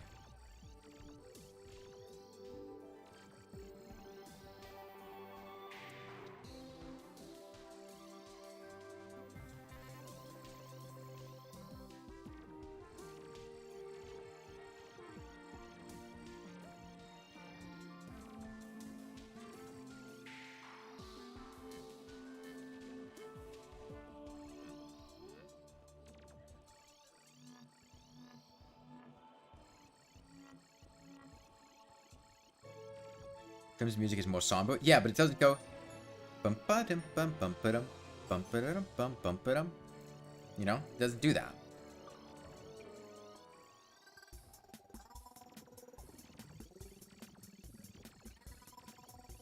Come on. Underground Corruption? Or is this Crimson? I forget. Here's his.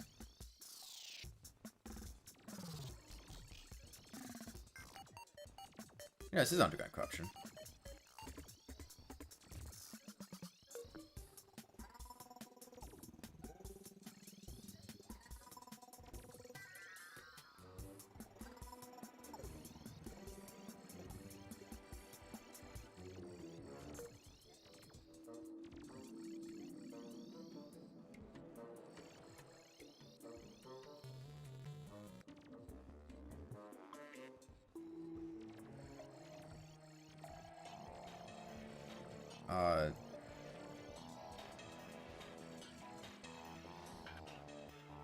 Wait.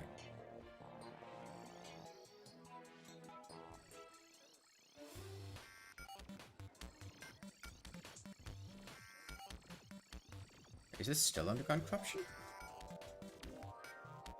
Underground Corruption. Underground Corruption is like a bastardization of the regular underground theme. I don't remember it being this long. Oh yeah, that sounds like 10 damage per tick. Cursed Flames is not 10 damage per tick.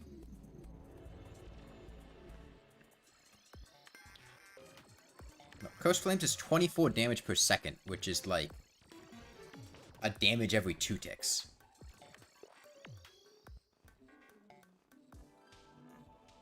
Okay, Underground Hollow.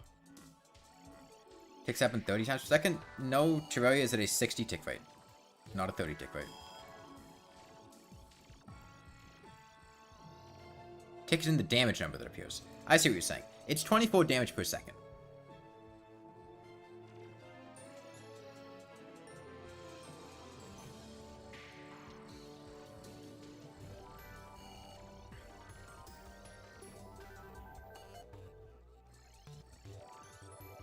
Yeah, tick is used to refer to... How much does Ichor do?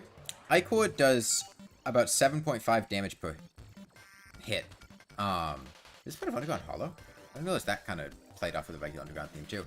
7.5 per hit. If you hit more than 3 times per second, Ichor is better than Cursed Flames. But that's also assuming you're hitting constantly.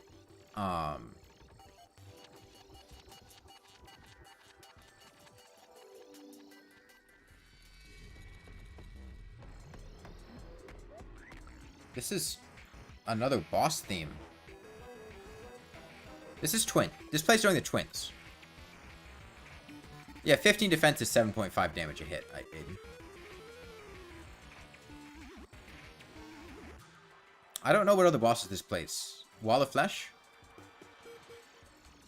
Yeah. But Twins, right?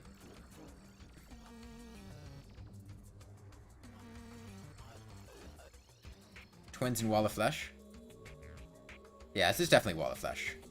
Now that you say that, I remember it, but first thing that came to mind was Twins.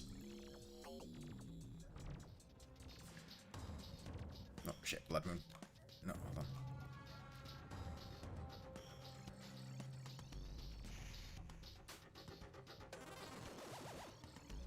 First Blood Moon that happened.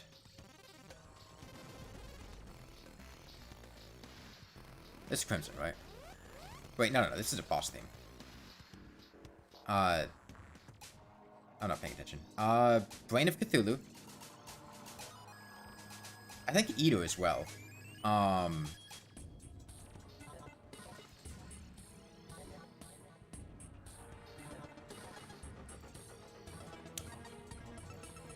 don't remember other bosses. But I'm pretty sure the evil bosses. Wait, this is still the same theme? Really?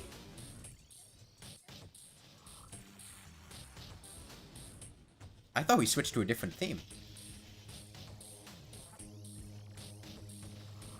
Hold on. This is... Right now this is boss 3.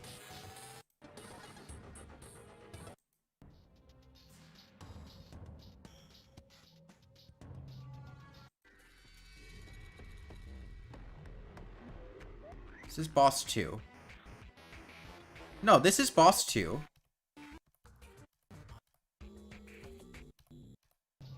And then this is when it switched over to boss 3.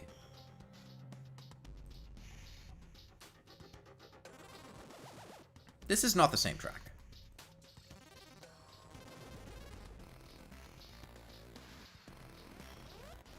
Destroyer and Brain.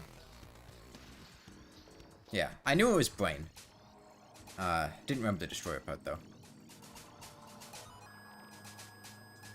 Can't I stay in one place for more DPS? That's what I'm doing. What? I am.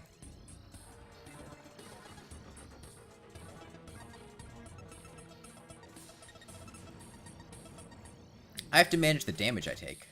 Because I can't tank his spinning skull indefinitely. I'm using the teleporters. Well, Skeletron Prime moves. The point of the teleporter is to move to where Skeletron Prime is. If I don't move, then Skeletron Prime is going to be out of range, except when he's spinning.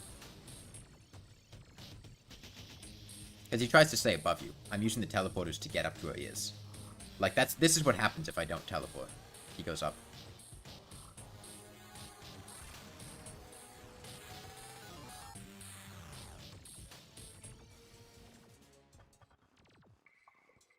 Snow biome.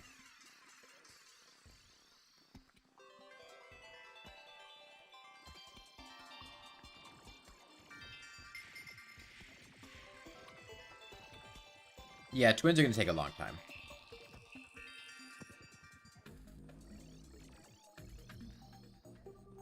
That's an interesting idea, Aiden.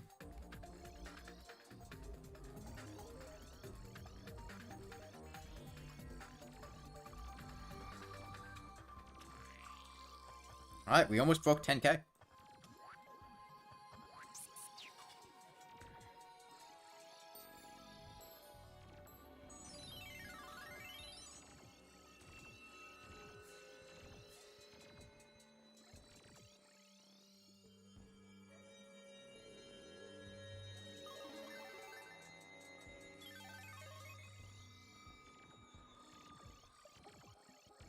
Yeah, I wonder how that would work.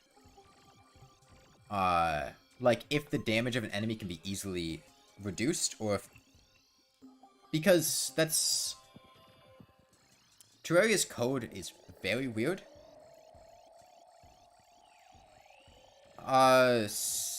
Sky. Space. But there are two... Isn't there Space Day and Space Night? Aren't there two space themes? I'm gonna say Space Day. Because I think there's two different space themes. Or the enemies get the confused effect because I have the Brain of Confusion. And it's triggering and affecting them.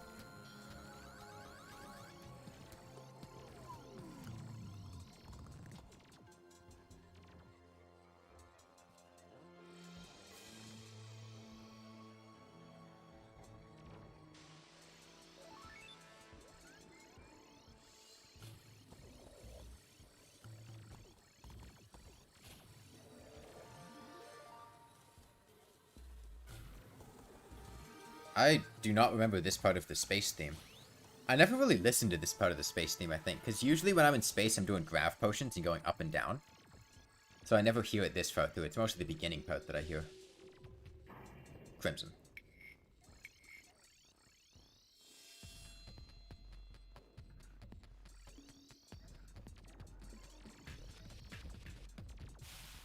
Now it's easy.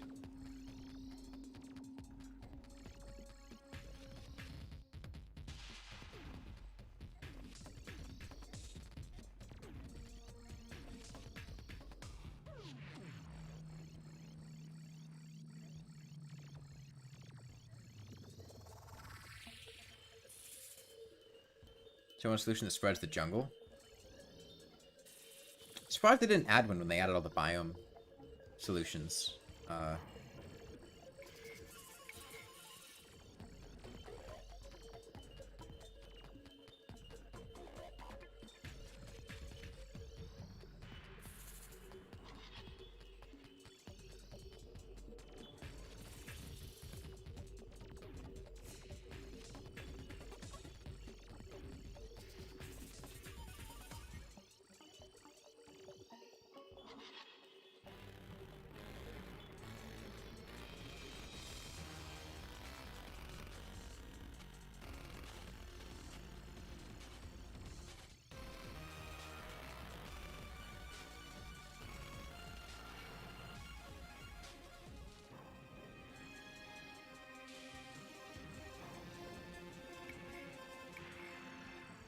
Yeah, this has nothing on corruption.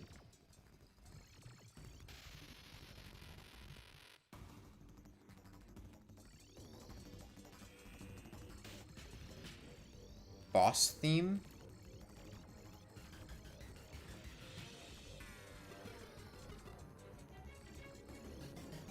Cultist?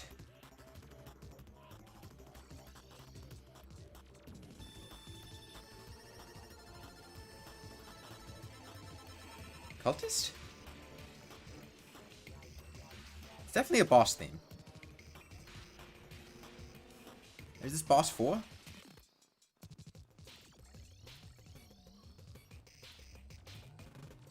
I'm getting strong cultist. Cultist and golem? Okay.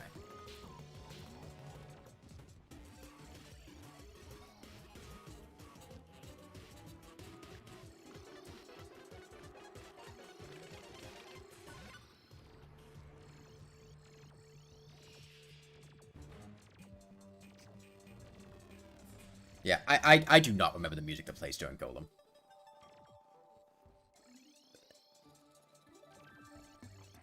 This is just a day theme. Is there anything special about this theme?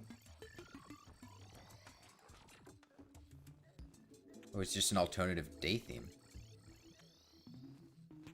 I can't think of any conditions that would cause this one to...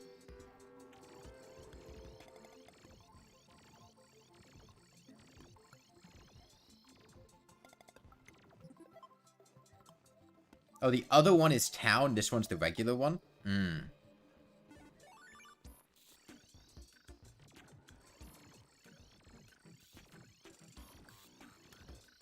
I forgot town music.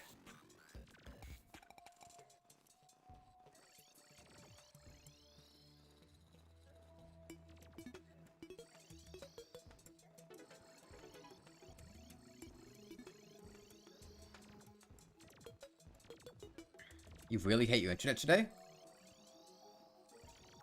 What's been going on? Just really laggy?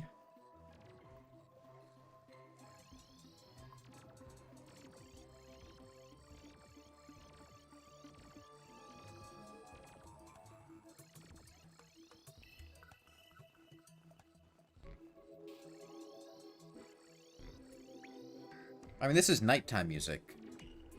Is this nighttime town, or is the other one nighttime town and this is regular nighttime? I don't remember whether, like which one is the town night music, but it's definitely nighttime. Oh, wait. Rain? Oh, no, this is rain. You're right, this is rain.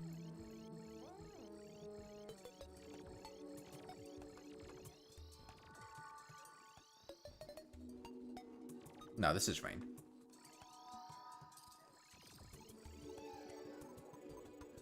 This is just the OST, DJ.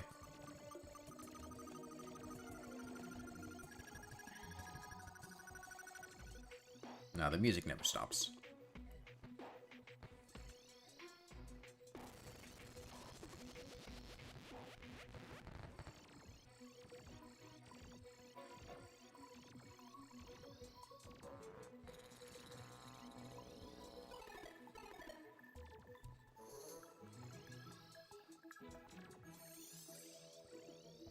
See, like, Underground Ice. The really difficult challenge would be trying to identify the Calamity boss themes. I could maybe get, like, 4. Or the Calamity themes. I don't remember, like, any of Calamity's music.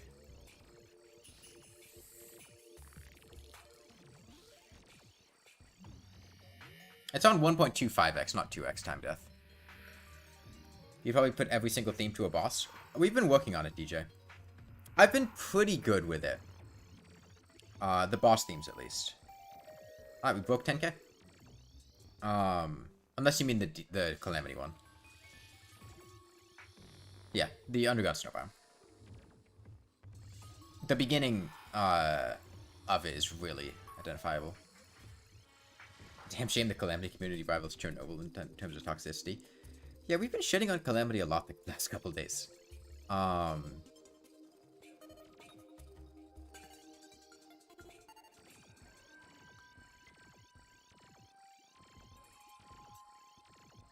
Wait, this is... Hold on. Is this just an underground theme? What's different about this underground theme? Oh, desert. No, you're right. This is desert. Yeah, now this is desert. I didn't recognize it until this part.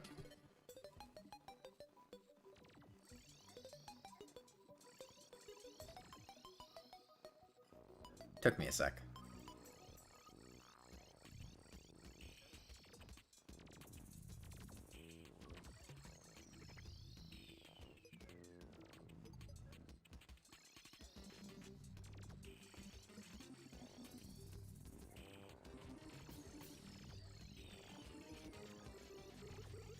I feel like the optional bosses in Calamity are weird because, like, they're optional, but they're also, like, tiered in such a way that makes them...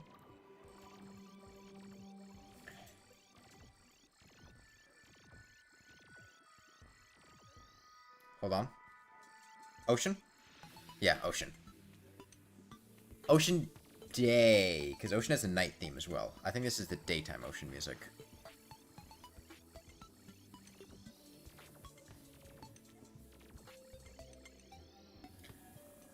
I feel like the boss bloat isn't even Calamity's biggest issue. It's more of like the item bloat that I found problematic in terms of the things in Calamity.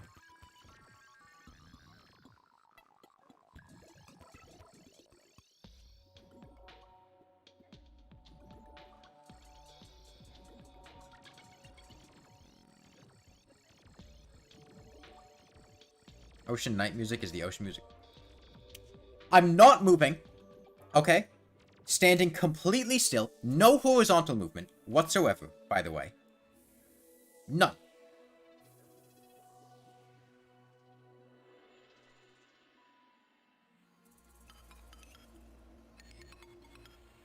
Like, what am I supposed to do to avoid this?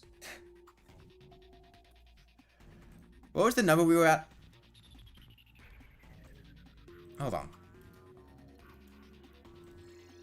We gotta get some bones. Report to the staff? I think we already have reported it. Okay. We need bones.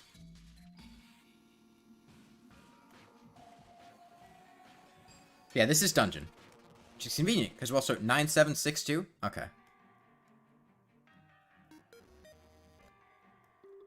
Why am I green? Oh, it's Ichor. It just looks weird.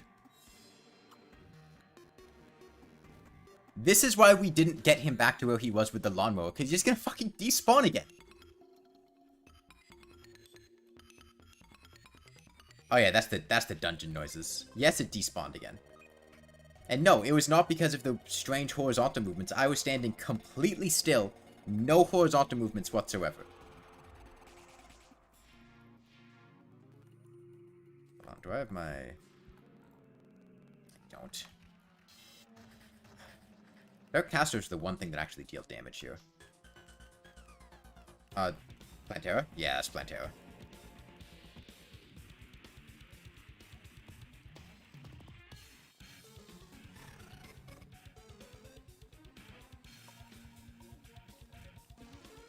Wait, it's a blood moon too.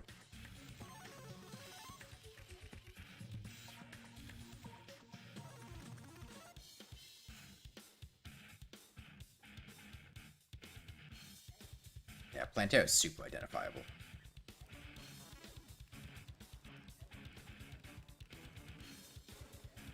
Yeah, Darkcaster's like the only part of the dungeon here that actually deals damage. Bone Wand! Oh, I got cursed.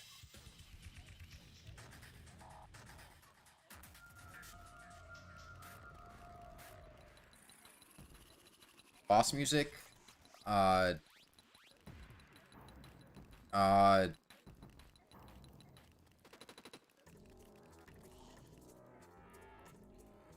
Wait. What boss is this? Hold on, I can get this. Fuck, what boss is this? I know this really well. This plays all the time. Queen Bee. Yeah, Queen Bee. Yeah, yeah. It was that beginning couple strings, really identifiable, but I forgot what it was. But yeah, Queen Bee. How are we at? 27?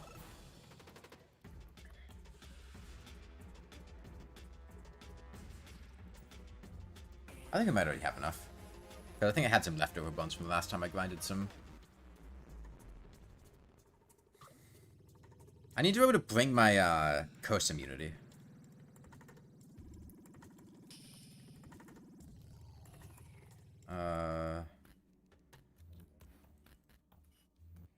Oh wait, it's a blood moon.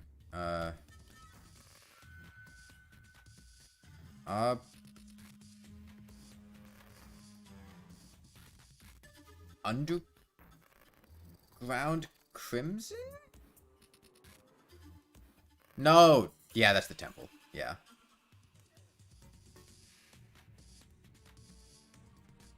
Yeah, that's temple. Where did bones go? Is it 30 or 35 bones for a skull? Maybe it is 35. I thought I remembered it being 30. But...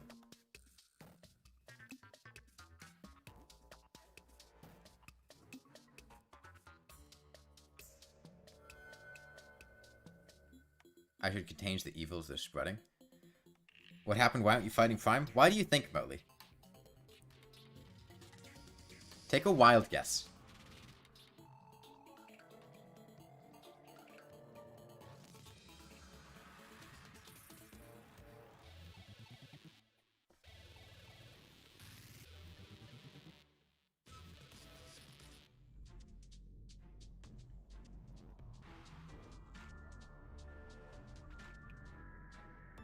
Solar eclipse.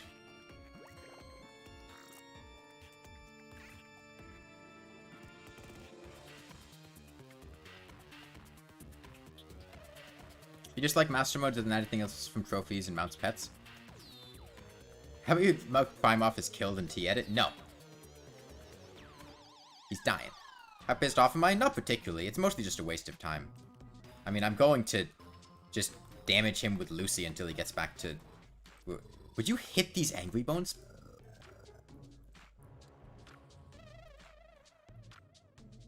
And now we get cursed.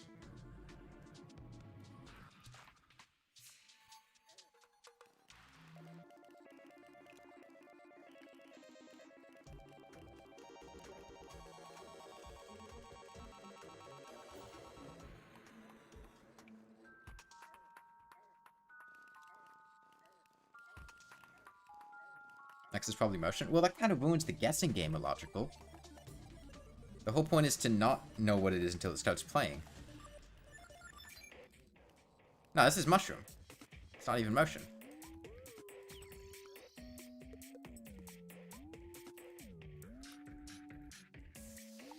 Okay, 5 lead.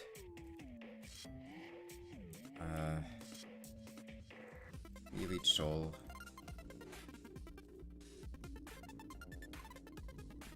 Oh, it is 30. What happened to my extra bones? Because I had 35 bones. Whatever. Did I speed up the music? It's at 1.25x, yeah. God, it's gonna be slow doing it with Lucy, though. Do we have anything else? I guess I could take a shark tooth necklace and speed it up a little.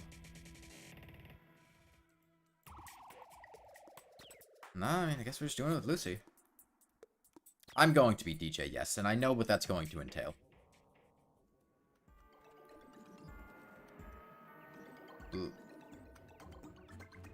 Blood moon?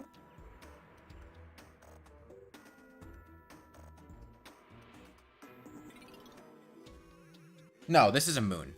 This is a moon. Pumpkin moon? This is pumpkin moon.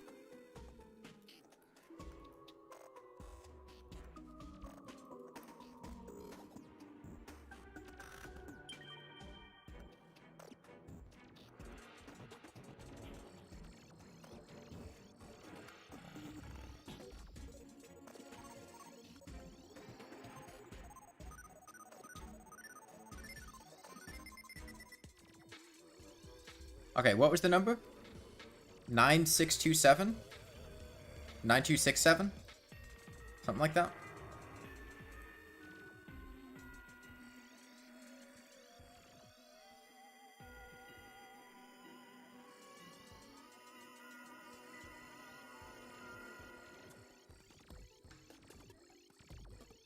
This is an underground song.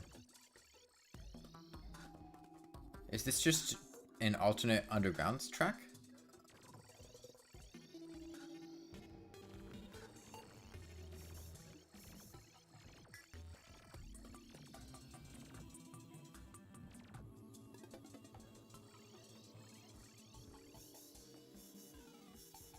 Doesn't look like the lawnmower. Yeah, well, Skeletron's a little bitch. And I think I can safely say it is just complete RNG trying to fight Skeletron with the Lawnmower, because he will despawn completely at random with no rhyme or reason as to why it's happening or how to change it. Because he has despawned twice over the course of this fight. Once at about 21,000 HP and once at about 9,000 HP. And there seems to be nothing I can do to avoid it. This is Frost Moon, but why is it so loud in comparison to the other music? Why don't I use God mode for this? That's a good question.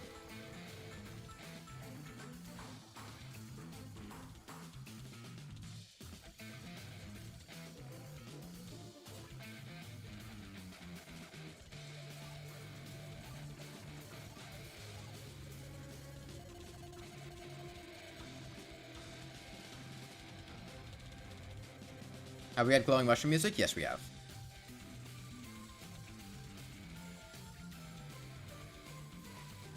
The one thing I always think of about the Light's Bane is, in Don't Starve Together, the Light's Bane... This is Underground Crimson. This is Underground Crimson.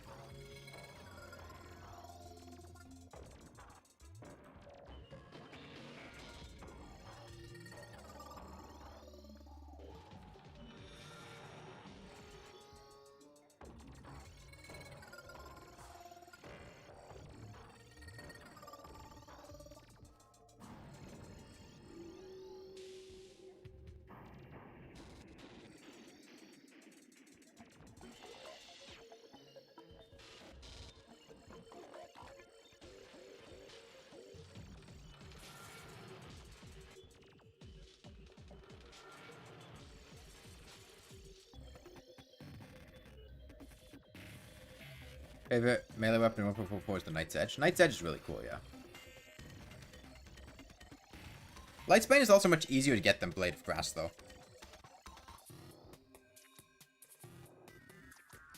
Oh, that's base, DJ. Yes, for those of you that missed it, Skeletron Prime, much like Skeletron, just decides to despawn in the middle of the fight, and there's not really a whole lot I can do about that. It's not based on me moving. Like, genuinely, it may just actually be impossible, to kill Skeletron Prime with a Lawnmower, in a way that does not open up the possibility of him just despawning due to RNG. And given the length of the fight, it seems almost guaranteed that over a 10-hour-long fight, he's going to have the RNG occur for him to despawn at least once. Because this is the second time now we've had him despawn, and I'm not moving. I'm standing basically completely still, aside from the teleporting vertically. My horizontal position is not changing.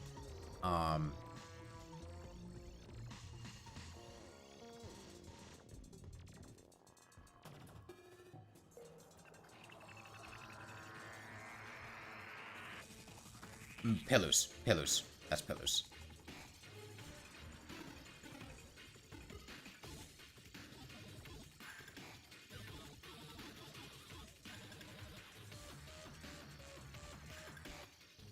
Melee is actually pretty fun.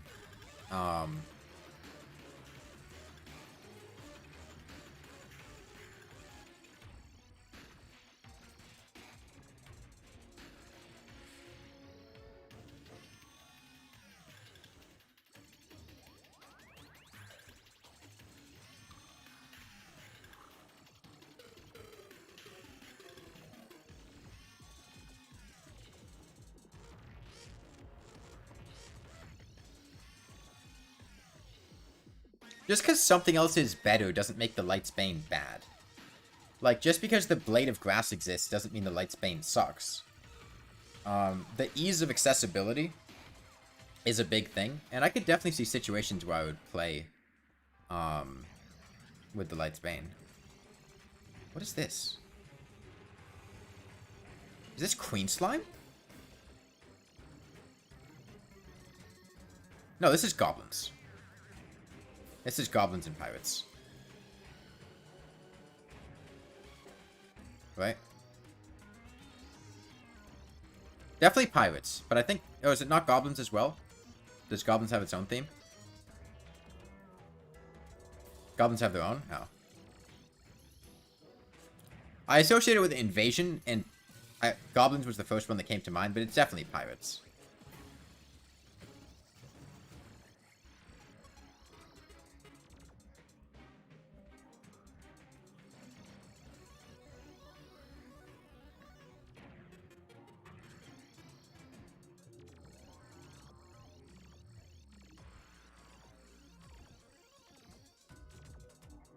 The blade of grass projectiles do really bad damage.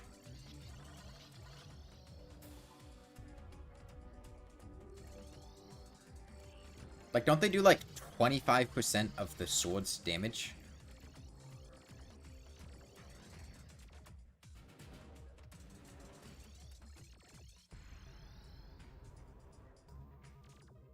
So I'd switch to Lawnmower now?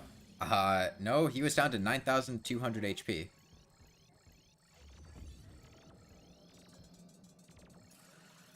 Wait, was it 762 or 267?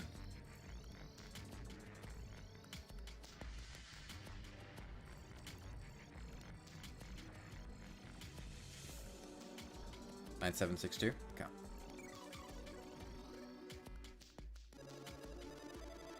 The projectile also ignores 25 defense. What projectile are we talking about? The blade of grass projectile certainly doesn't ignore 25 defense. The only thing that I know of that ignores 25 defense is the blade staff. I don't think the Light's Bane projectile ignores 25. That seems really high.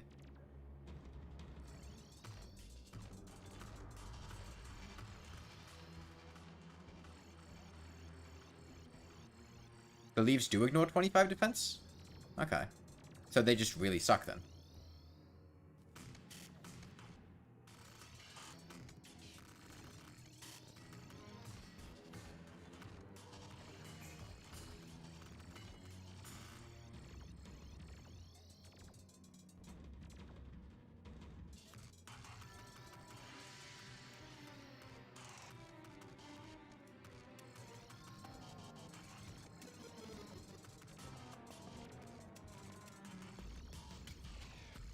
The saw has taken major damage. I mean, it's not going to get destroyed.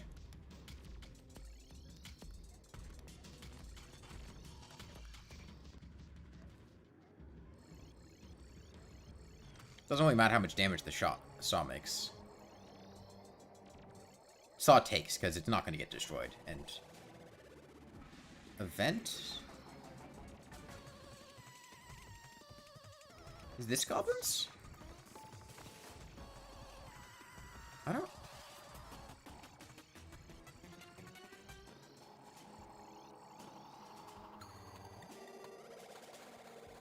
I'm not actually sure. I think this is an event.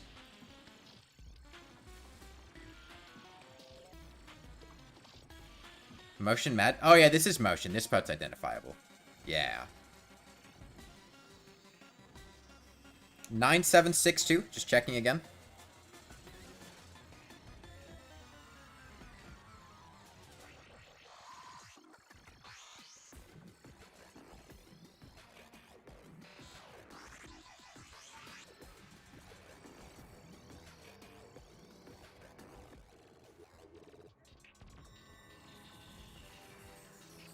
Nine seven six two. Okay, we'll just go from here.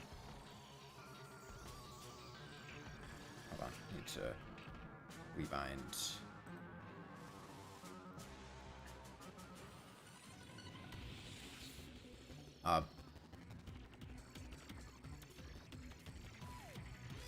Is this Moonlord?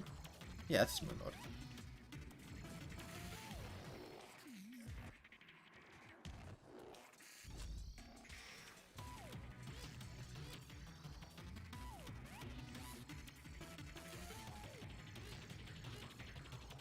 No, this is don't dig up main account.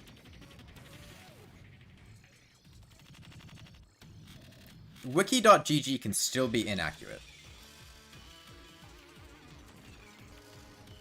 Wait, is this a different track or is this still...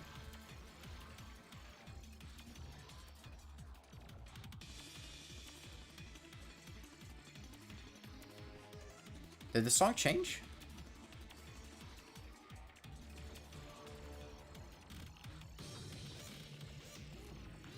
No, this is still Moonlord's theme, right? Yeah. Yeah, this is still Moonlord.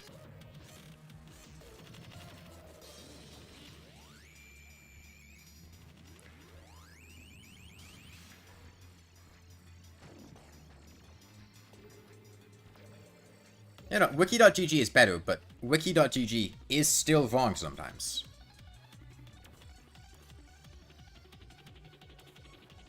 Yeah, we're back to lawn mowing now.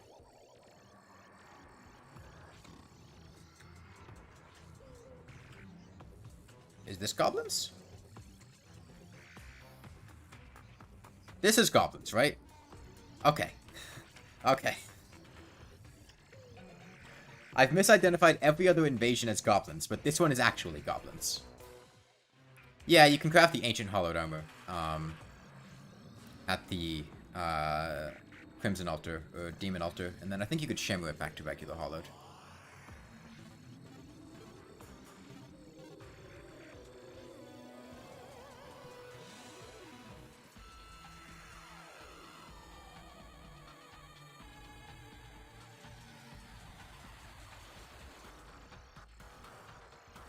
Yeah, that's that goblin noise.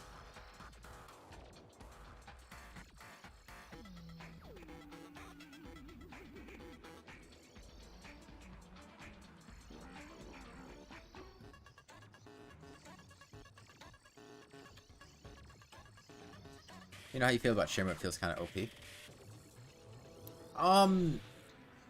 My initial impressions of Shimmer was that it felt like something that a mod would add. And it hasn't... Sandstorm. An interesting feel in the base game, because it existing is just kind of weird, and it feels like it doesn't really fit well. Like, it feels out of place in comparison to the other things in the game.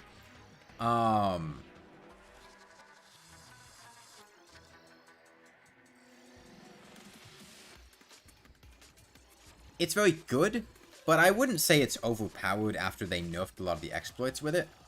I mean, decrafting is very strong, but... And the permanent changes...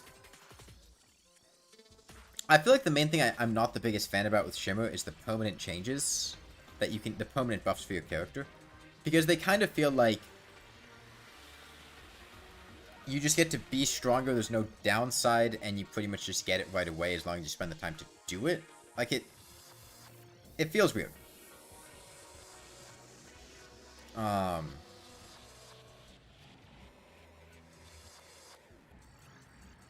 The buffs are very minor, but...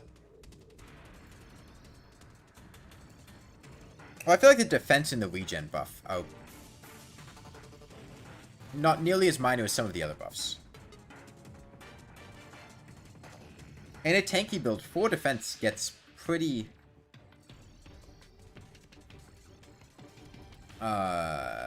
meaningful. Yeah, the luck and fishing power buffs. Well, I have both of those buffs, DJ, right now. Well, just because it makes your life more convenient doesn't mean it's a good thing. Wait, we changed music. This is Old One's Army. When did we change music? Yes, if you shimmer a pink pearl, you get a permanent luck buff. I think it gives you 0.03 luck.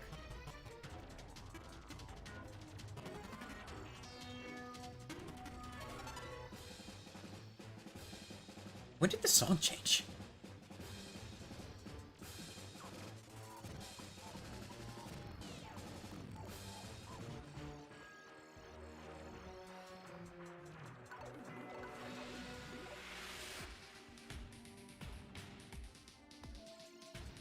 Changed when the other one stopped, but like I didn't even recognize the transition as occurring.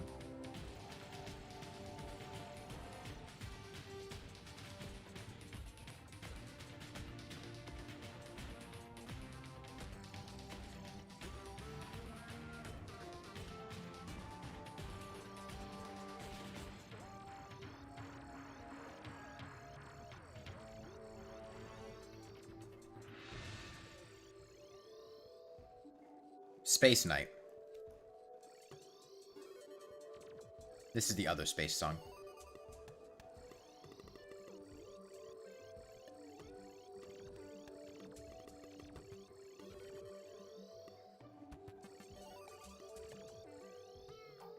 Wait, this is Space Day, the other one's Space Night? Fuck.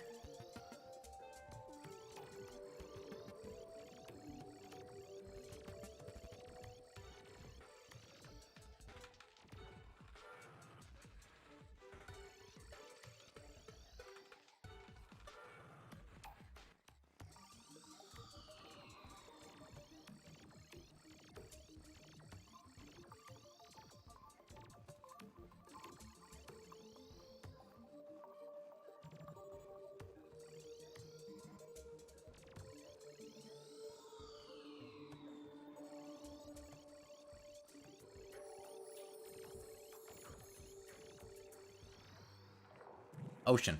The other ocean track. Ocean Night.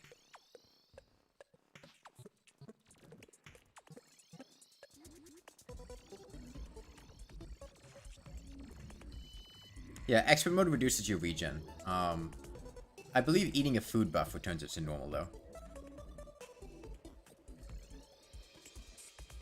How long is it taking for Skeletron Prime? About 7 hours in total. He has despawned twice between today and yesterday. Peddler Satchel. Peddler Satchel I like. Because it doesn't directly influence your character's power or ability to do things. And it's also not like something you feel compelled to go out of your way to get.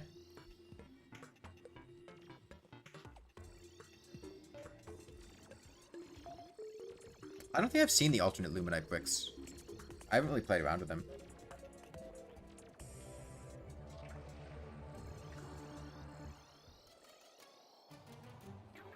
Windy Day. The last 10 seconds, Shark Tales. What's the best permanent buff, Shimmer or not? Demon Heart, easily. That's not even a question.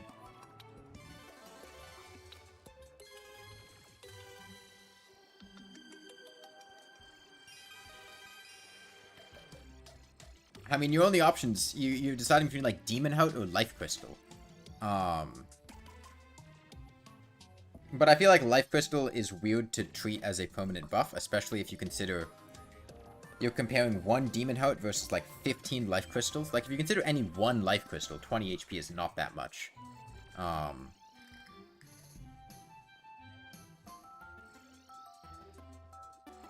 I guess if you consider all 15 Life Crystals, probably rather have that than Demon Heart.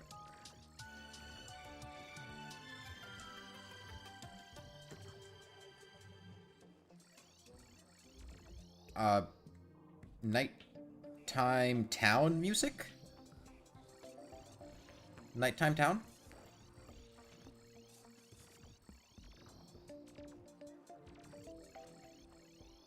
Town Day?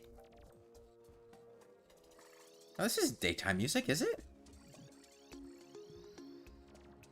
This is nighttime, right?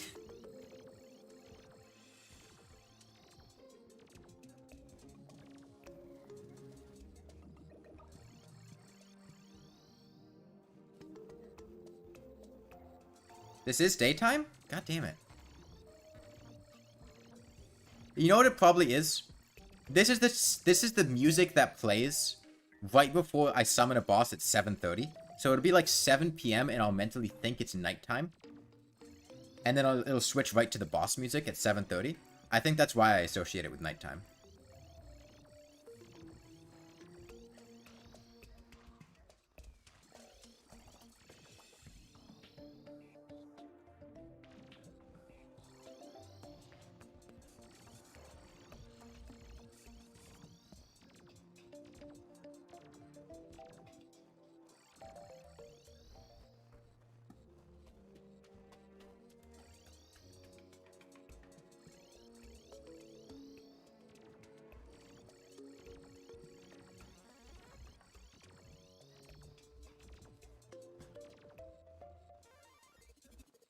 Okay, no, that's nighttime. Yeah. That's town nighttime.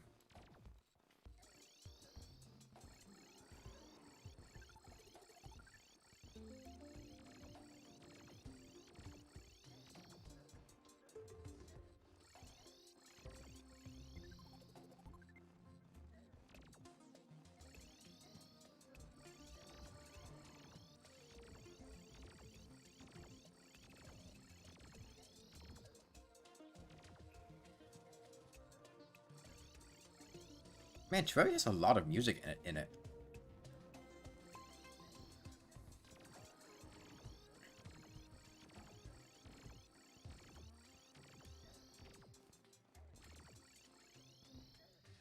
The thing is, DJ, I would rather have a sandstorm in a bottle than get the Pharaoh set, because you don't get the items immediately. You have to find the shimmer, and by the time you find the shimmer, like, the magic carpet is not very good.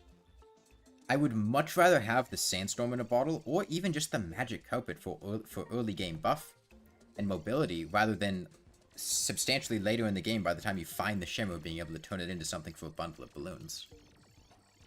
Like, even though you do get both items from it, the fact that pyramids get you them immediately, usually like right at the start of the game, is way bigger than having a receipt you can return to get a refund later. Slime Rain. Right? Wait. No. King Slime? Slime.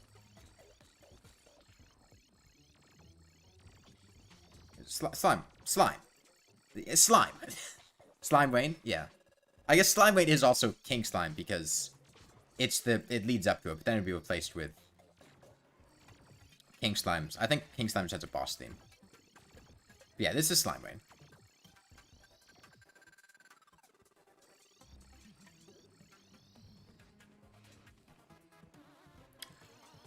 If you don't consume the item, you can do it multiple times, DJ.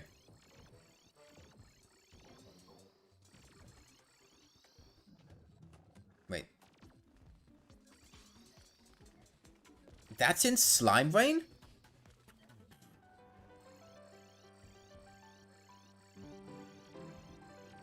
What the fuck is this? What the fuck is this? Is this a remix of the day? Where does this exist in game? Where the hell does this come from? The one you get from Oh shit, like the craftable music boxes? I've never heard this song before. I have never made a music box in my life. Let alone the craftable ones.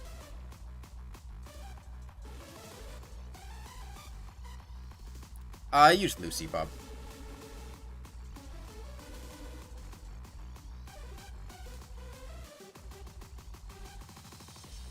This is a music box remix that you can craft. I think using the other music boxes, Merly.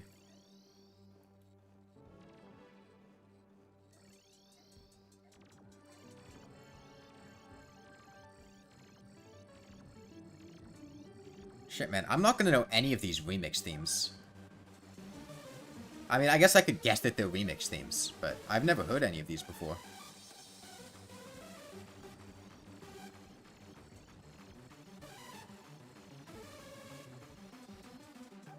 Wasn't I at 10k like 30 minutes ago? Yeah, then he despawned. And we had to spend like 20 minutes getting back there. Oh, is this the only remix? I don't know, man. I'm not a huge fan of this track, honestly. Like, it started out kind of hype, but as it drags on, I'd rather just be listening to regular day theme.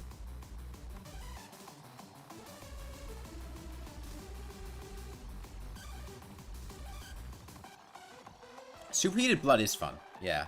It's just a lot of setup to use. I feel like this should be playing at like Six Flags. I don't know what it is. This gives me major Six Flags vibes.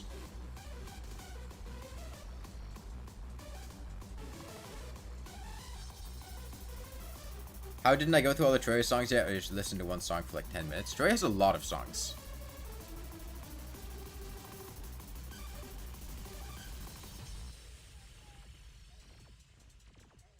It is really good on drunk, yeah.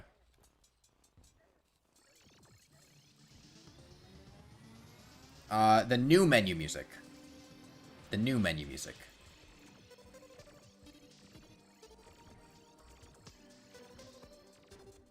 Yeah, that is such an identifiable opening line.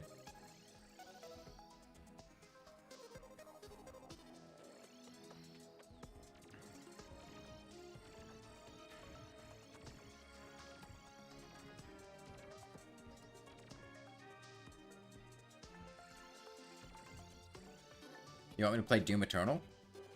See, the thing is, most of the time people say they want me to play a game. If I end up playing the game, it's usually just a really unpopular stream and not that many people watch it.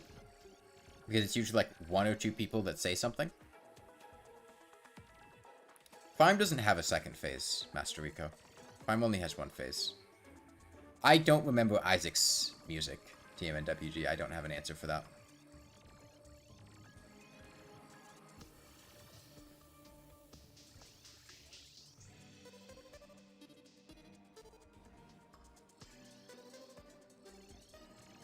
Oh, it's popular stream and I don't like the game. Yeah.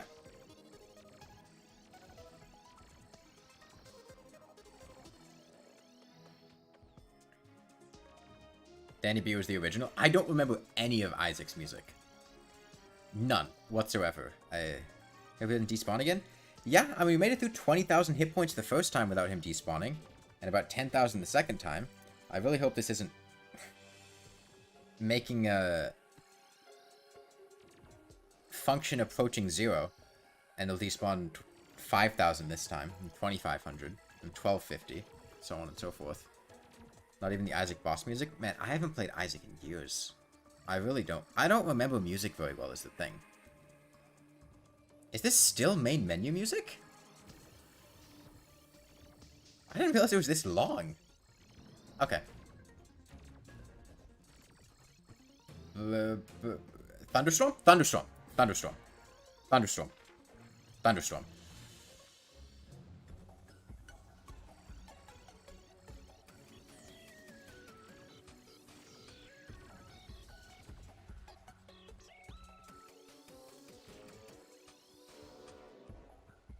I want to say Deoclops for a second. No, that's Thunderstorm. Why is it faster than usual? The music's sped up 25%. I know, I got that illogical.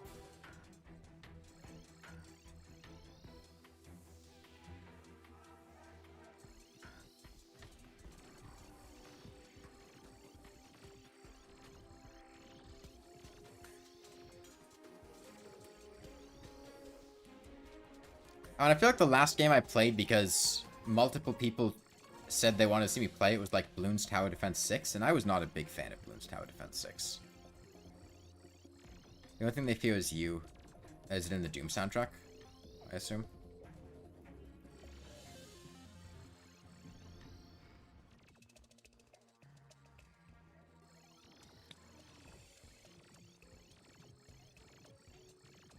What is this? Graveyard?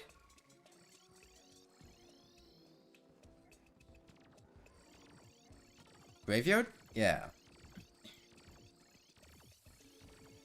That took a minute.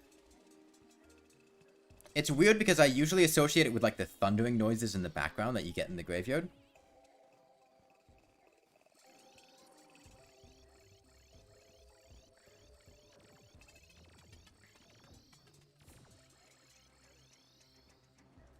Did I ever play Metal Gear Rising? No.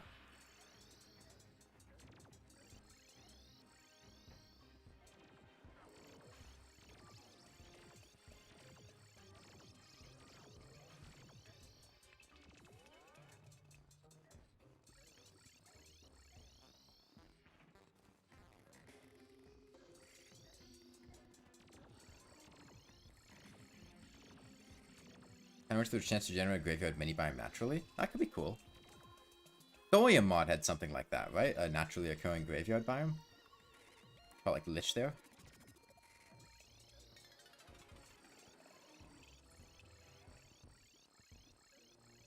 Why would people want to watch me play Bloons Tower Defense 6? Look, man, I don't know, but people kept asking... Underground, or just Jungle Knight. Jungle Knight. It's inherited in the Underground Jungle, but, right? Or is it just Underground Jungle? Fuck, I forget. Is it?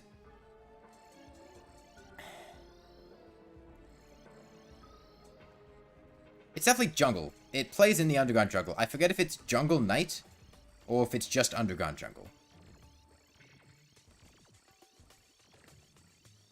No damage ones, you decide farming mobs with lava or biomimics?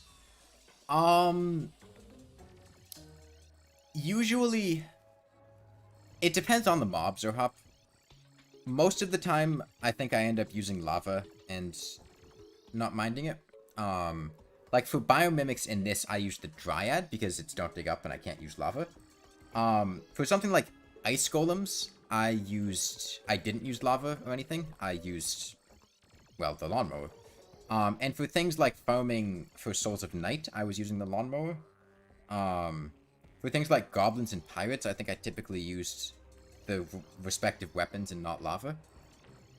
I think it mostly depends on the enemy. But I usually try to avoid it unless I really need to. How's Shuriken only going? Did you guys get past the mech bosses? Or are you still going for...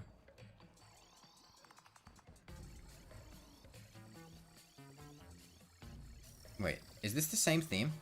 Or is this... Because this is also jungle music. I'm getting my jungle music mixed up.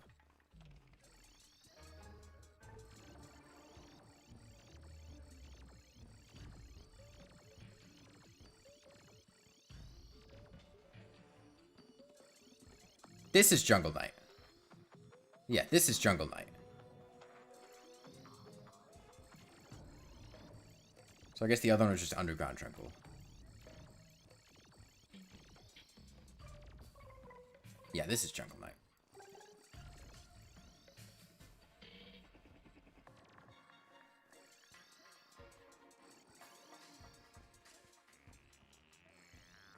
How many hours do I have on Terraria?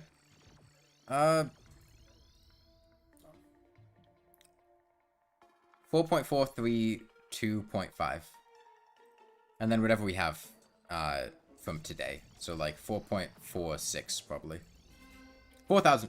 Queen Slime. Queen Slime. Queen Slime. That's Queen. Add a huge Hode standstill in Hode mode. Yeah. Queen Slime froze the stream. Hold on.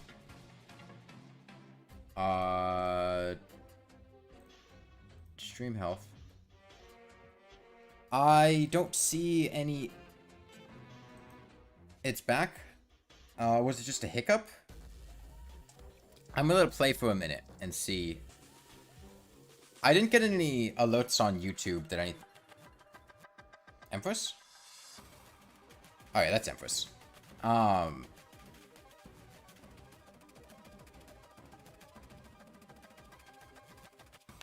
don't think it was just on your end, Illogical, because it looked like a couple other people had the issue.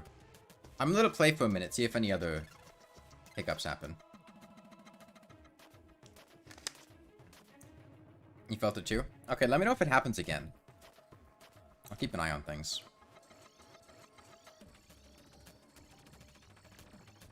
Does Daylight Empress have different music? I don't think so.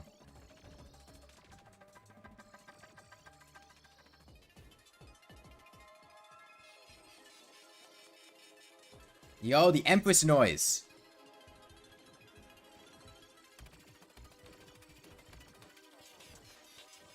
Yeah, the Empress noise. Everybody knows that noise.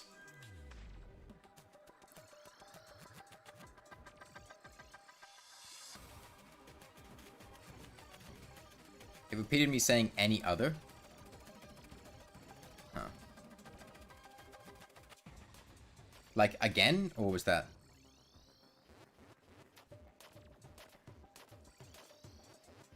Is this still Empress? Yeah, it is.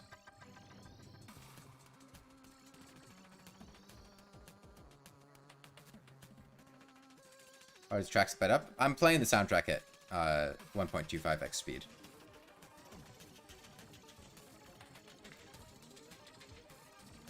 Like when the Empress screeches at you. I like it when the Empress goes Galala. That's my favorite part.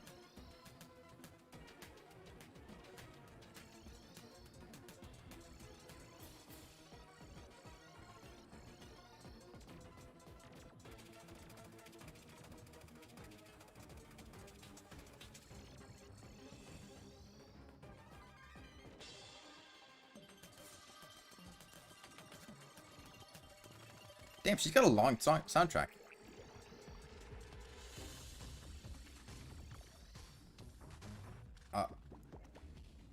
Wait. What is this? Duke Fishron? Duke Fishron? Duke Fishron.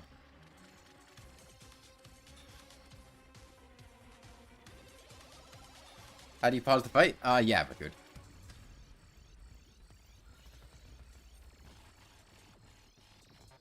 What is Galala from? The Vortigons in Half-Life 2.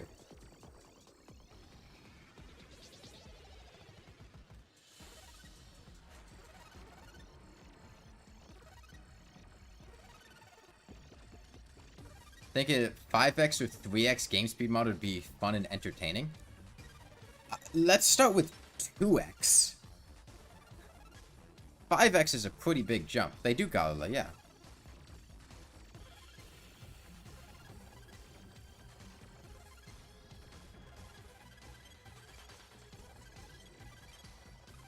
At this point, Prime's skull has less HP than any of his hands.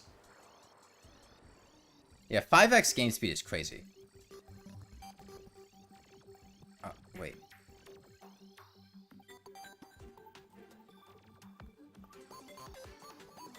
This is really familiar. Why can I not place this? Why can I not place this song? This is...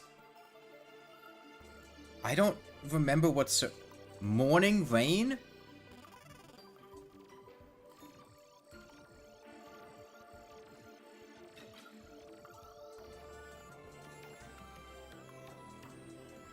Do I know who Steve is in the context of Terraria? Not a spoiler. Isn't it one of the guides' names?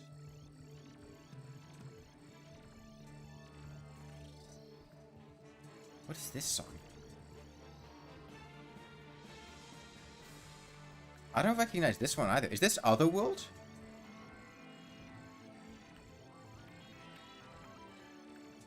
Is this Otherworld menu music? Plays when generating Drunk World? Otherworld menu? Then? Damn, we're getting into the Otherworld sounds now. Oh, it's just a title theme? Console menu screen? Steve is in a tooltip? I don't know, illogical. Wait, you mean the Moonlord leg thing?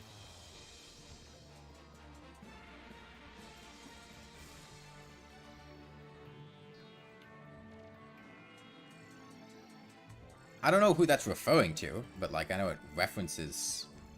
I think these might be Steve's.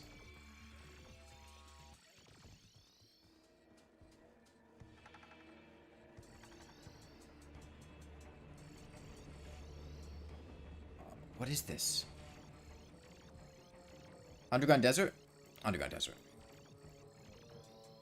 Underground Desert.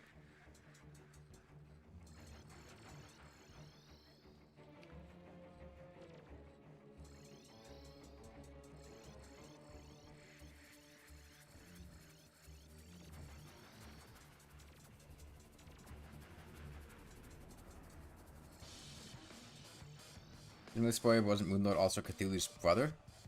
If you take everything that Red shit posts about literally, then yes.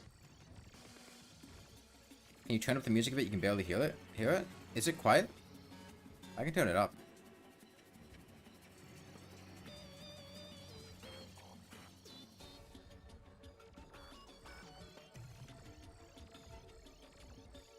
It's not quiet.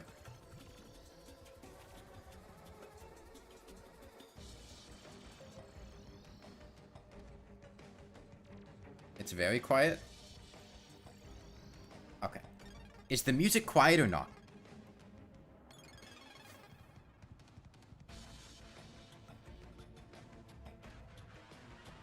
It could be a bit louder. Okay. I'll turn it up a little. How's that?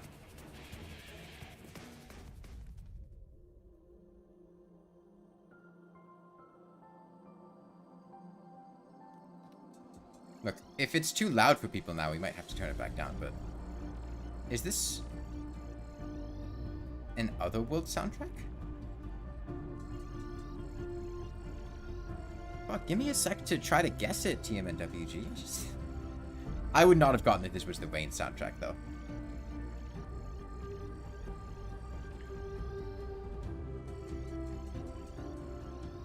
I got that it was Otherworld, but...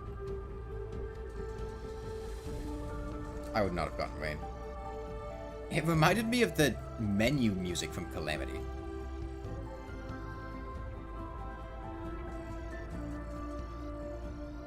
No, this is Don't Dig Up, Annoying Goose.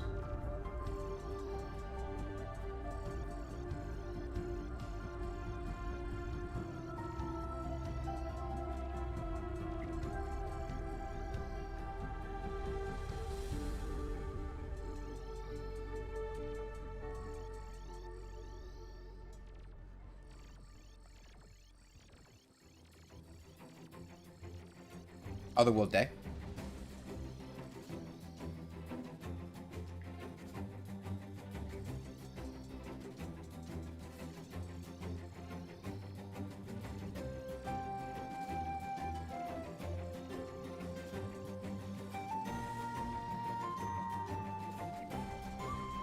I think whether or not certain things count as do it with a flare gun next. I did it with a flare gun 3 years ago.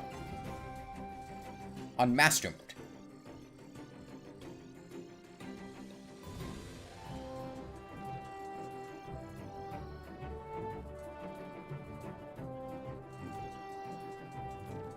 Prime specifically was on Master Mode. I fought the other mechs on Expert with a flare gun, but I did Prime on Master with a flare gun.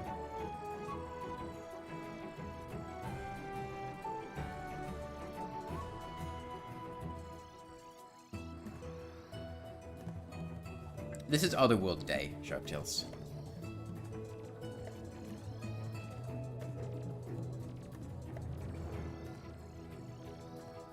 We could try Calamity music next. Do twins. I've done, like, almost every boss in the game with only a flare gun. I've beaten the entire game with a flare gun. Annoying Goose. The only bosses I didn't do with a flare gun, I don't think I did Queen Slime or Duke Fishron. I think I did every other boss in the game with a flare gun, though. I think Deerclops also wasn't in the game at that point, so I didn't kill him with a flare gun there. But it's not like Deerclops is particularly difficult. I no-hit the Empress of Light with a flare gun on Master Mode and also typed Rap God into chat while doing it. I know my way around a flare gun. Wait, what song is this? Otherworld Night? I'm kind of just guessing. I wasn't angry with you or anything, Annoying Goose. I was just... Otherworld Hell? No, this is not Otherworld Hell. Right? I feel like it would have... It has a really identifiable start. It's like... Like, that's Otherworld Hell.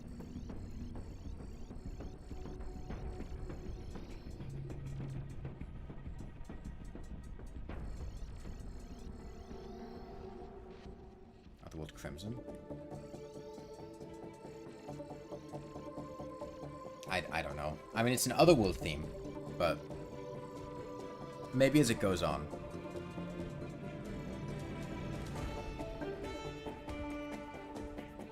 It's a biome. It's a biome. Underground. It's just underground. It's just Otherworld Underground.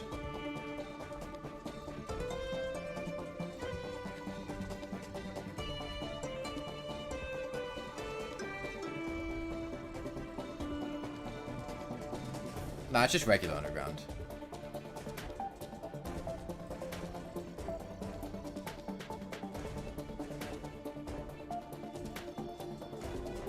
I'm reading from Moonlord. Prevent him from healing, Jack Boyer. I am rather experienced with fighting the Moonlord with low damage. Would I do anything with randomness in this, like random projectiles or knockback? Or do I want to keep it skill-based? The Lawnmower one, or just Terraria? I don't know if Geoclomps has an Otherworld theme. Desert?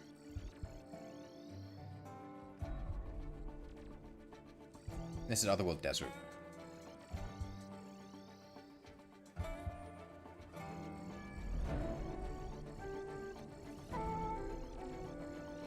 Very overall with mods that do random stuff. I mean, I've done a randomizer before with stuff like that. How can you prevent Moonlord's healing? There are a lot of different ways to do it. I'm going to give you a brief explanation here. If you want me to go into more detail on it, I would suggest going to watch the Bouncy Dynamite only video near the end of that, because I go into a lot of detail explaining it. But the gist of it is that the Moonlord's healing is tied to the Moonbite debuff that he inflicts with his tongue, and you can either avoid getting hit by the tongue, or cure the debuff with the nurse, or utilize despawning to prevent the leeches from ever reaching you. Deoclops used Otherworldly one. We haven't had Deoclops' theme yet. It's probably going to be near the end, because he was a 1.4.3 edition. That is annoying illogical, yeah. How do you avoid the tongue? It moves at about 80-ish miles per hour, like 81, 82. You just have to be faster than it. Or use teleporters.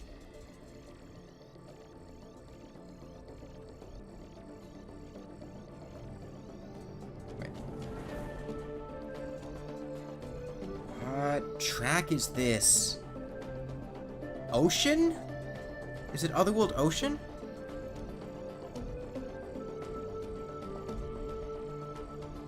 It is Otherworld Ocean?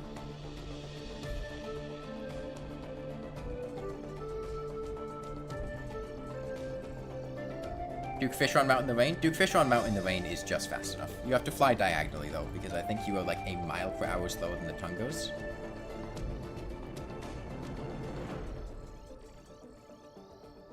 Asphalt also works, like, fast enough on asphalt with a couple speed buffs under your belt.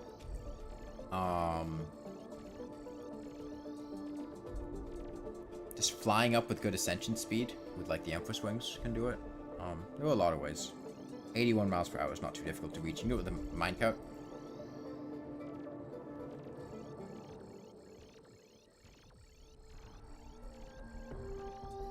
So we're still in Otherworld soundtracks. I don't recognize it yet.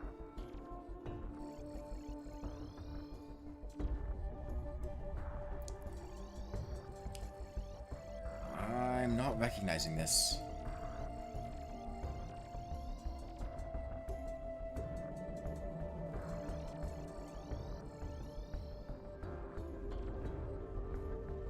I don't know. I don't know what this is. Take a guess.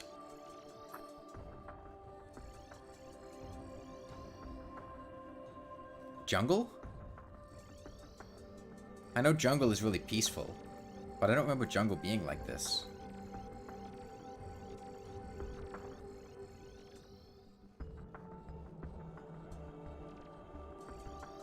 Mushroom? I would not have gotten that.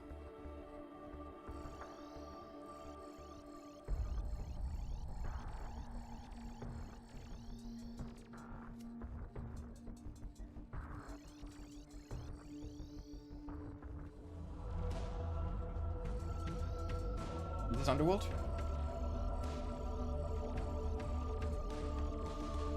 No. This isn't Underworld. Underworld is more identifiable. What? Blood Moon? Blood Moon. Blood Moon. Blood Moon. Blood Moon. Blood Moon? Blood Moon.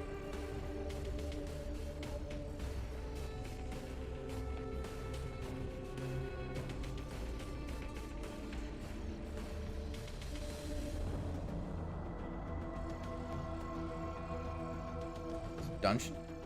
Is Dungeon also Blood Moon? Or the Otherworld?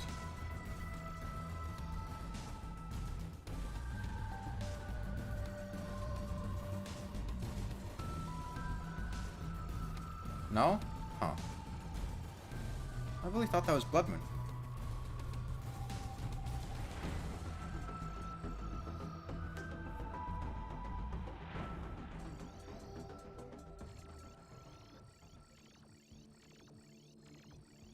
Is this jungle?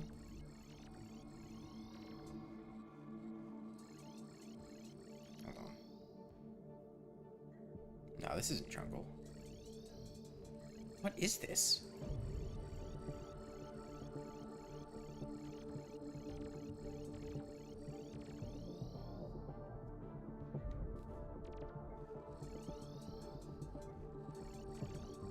I don't know, man. Space? I don't know what this is.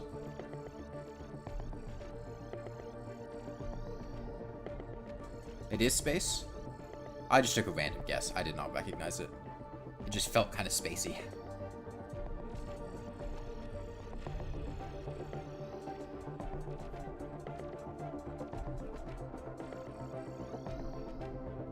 Blood movement and meteor.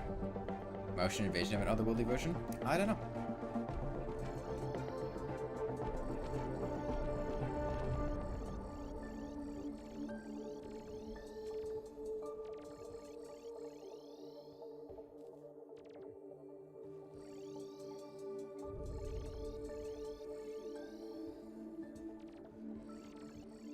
The otherworldly tracks have a very different vibe than base game Terraria. That's Underworld. That's Underworld. Instantly recognizable.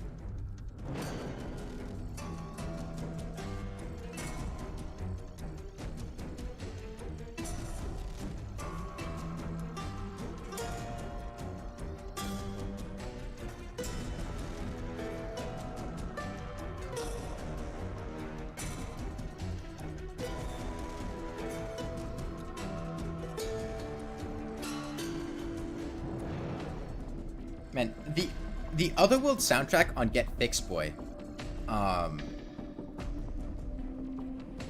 like spawning into it and having it be peaceful in hell, the soundtrack feels so weird in like the peaceful ash biome. Because there's only paper airplanes, I'd rather not. I'm not going to do more low damage things after this. This is the last low damage thing I want to do. If you want to see me kill a boss with paper airplanes, I would recommend you go watch the time that I killed Duke Fishron with paper airplanes.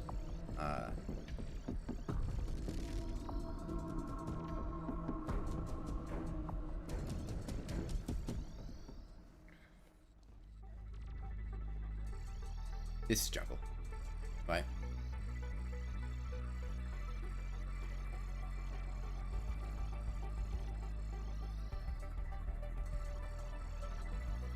No? Fuck. This isn't jungle?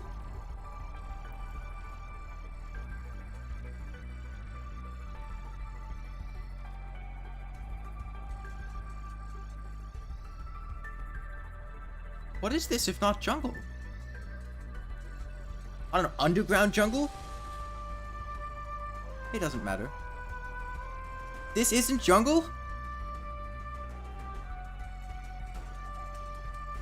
The hell is this?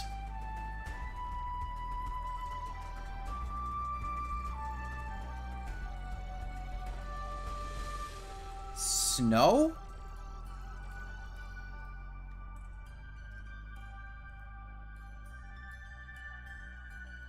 Okay. I guess I'm getting them mixed up because in the drunk biome, this is probably corruption or something. The snow biome and jungle are usually on top of each other. At least a lot of the times they are.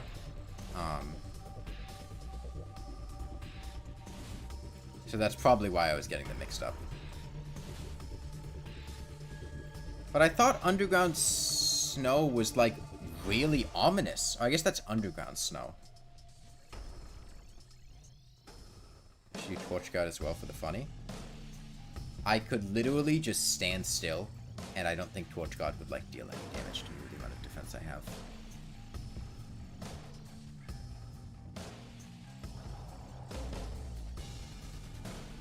Otherworldly soundtracks are the best. This is not better than the base game Corruption soundtrack. I'm sorry, but base game Corruption is better than this.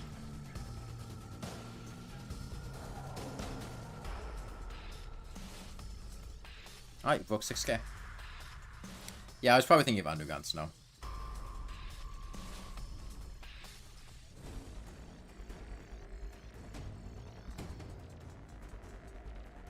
Also, like, base game mushroom biome, better than otherworldly mushroom. Have I beaten any bosses with a pearlwood sword? No, but I've done all bosses with a copper short sword.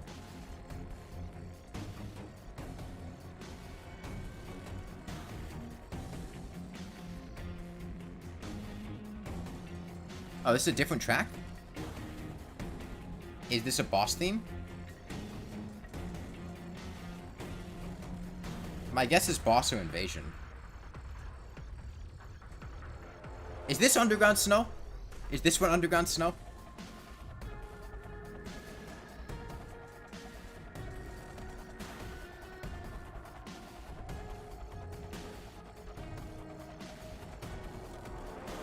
This is underground corruption? I would not have gotten that.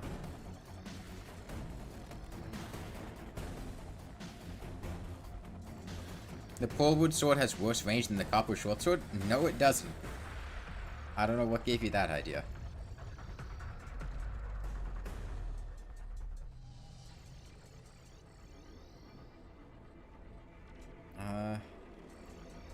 I can't identify this yet.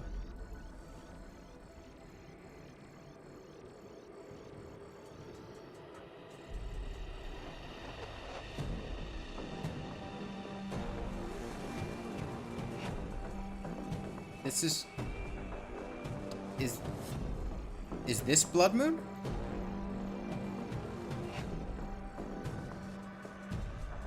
The classic cane has even... No, the copper short sword has like the worst range of any melee weapon. It's not Blood Moon? Oh, Crimson.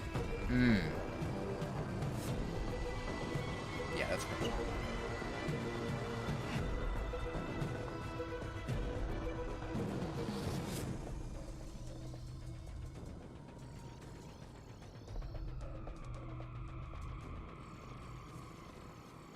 Yeah, it does test it. I'm not really in a position to. But, having used the classy cane, and having used the pearlwood sword, and having used the copper short sword, I'm fairly confident that the copper short sword has worse range. I can't think of any melee weapons that have worse range than the copper short sword.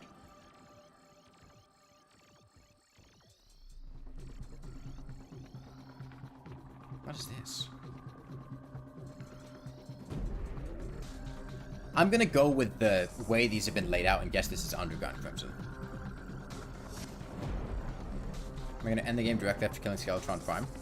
Probably. This is Underground Crimson.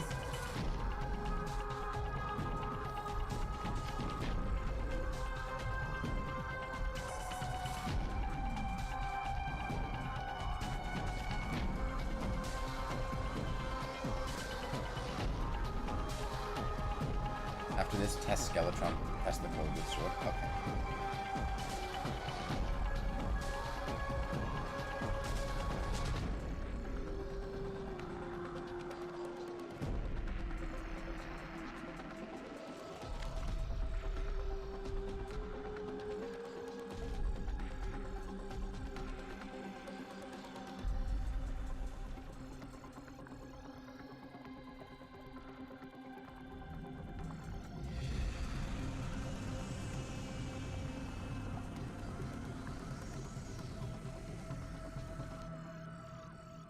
I don't remember, Adam. This is Blood Moon? No. No, this is Underground Snow, isn't it? Right?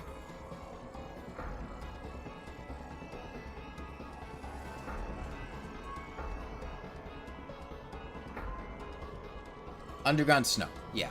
Underground Snow is super ominous, yeah. Destroyers, the hardest mech boss, and Twins the easiest. You ask a room of 3 people which is the easiest and hardest mech boss, and you'll get a different answer from each one of them.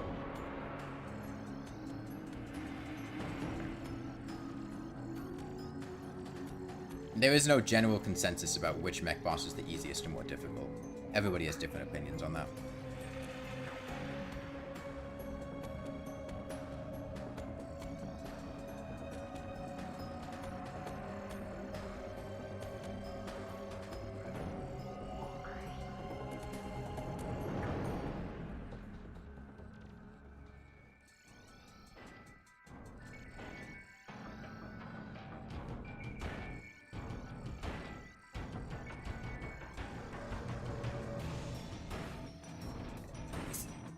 Is this one Blood Moon?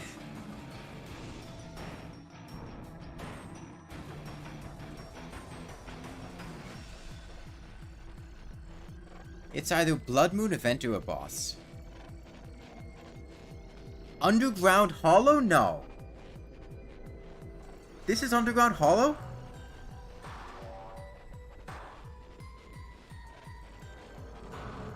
What the fuck?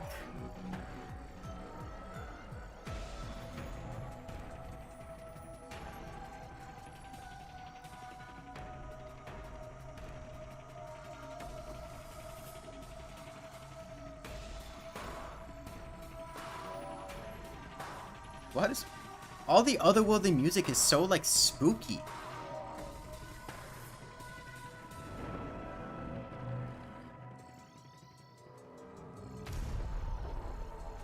Oh, God. This one's Blood Moon? Maybe? Right? This one's Blood Moon? Oh, okay. And Eclipse.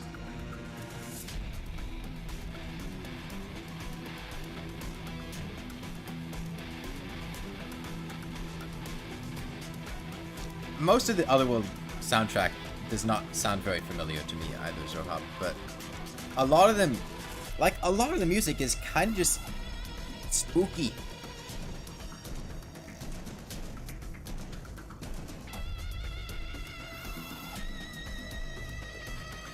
I feel like there's not that much of the Otherworld soundtrack that's a bop, and a lot of it that's just kind of like ominous and spooky.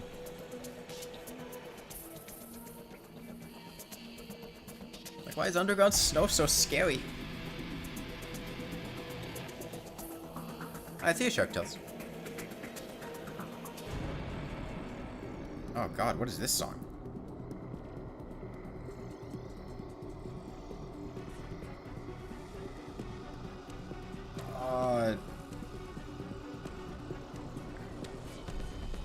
It's spooky.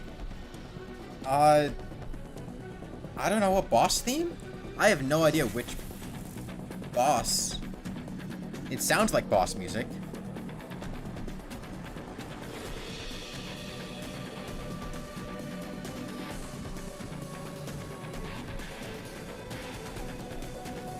But this also sounds like Blood Moon music. Like the vocals. Yeah, I have no idea which boss this is for.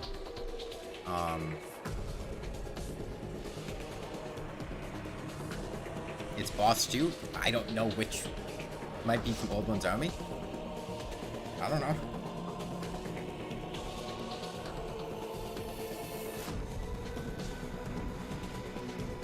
Well, yeah, we already did Blood Moon. I know it's not Blood Moon, but I'm just saying it reminds me of Blood Moon.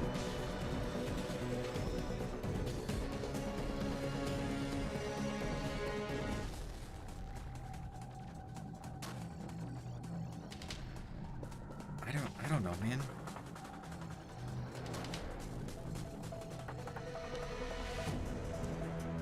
Another boss music? Sounds pretty bossy.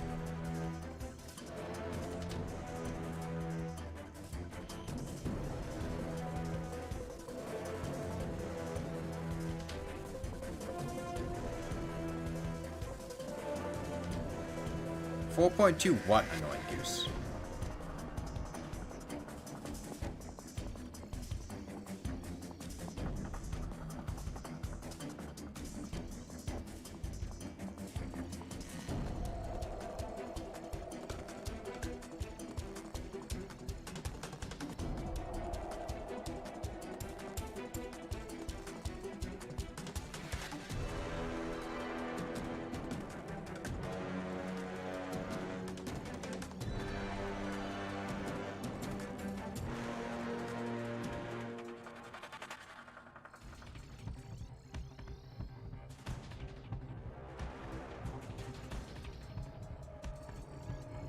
Check the wiki. I don't care that much. Like, I don't really care which one is longer. If you say it's longer, that's fine. But, like, you didn't even say the size of the Quillwood sword. You just said copper short sword range 4.2. I don't know what that means. What is 4.2? Please? No, I'm tabbed into the game. I'm not going to tab out to go look at the wiki for something that I don't really care about. Do we change music? I got no idea what this is. I'm not going to lie.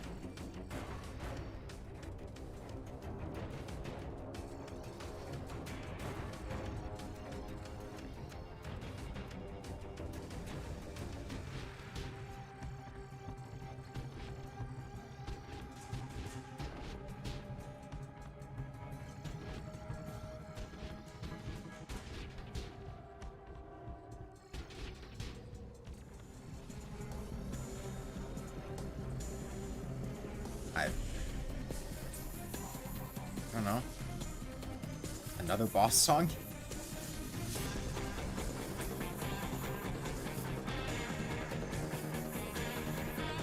It's got like some guitar in it. Maybe Plantera? Most tedious challenge I've ever done. This one. Pillars?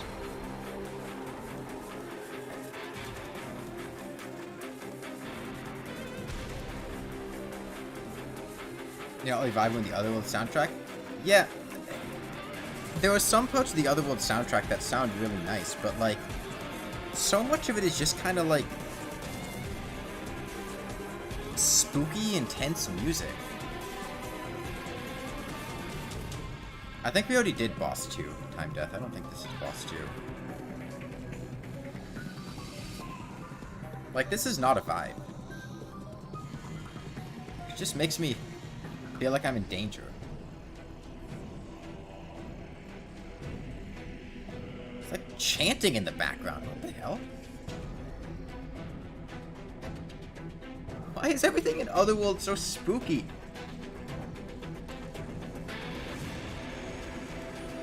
I don't know what this is. I assume it's a boss or an event, but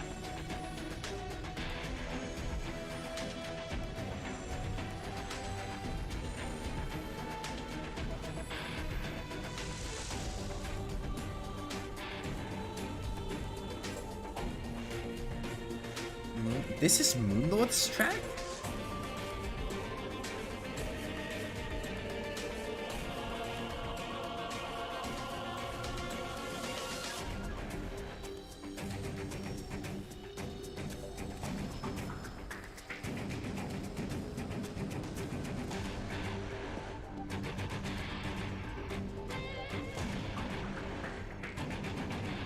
You know, I'm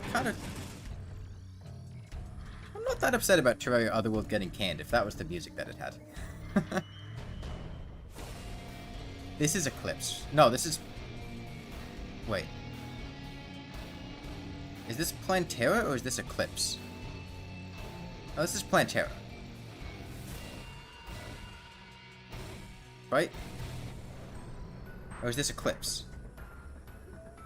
This sounds like the vanilla Eclipse music.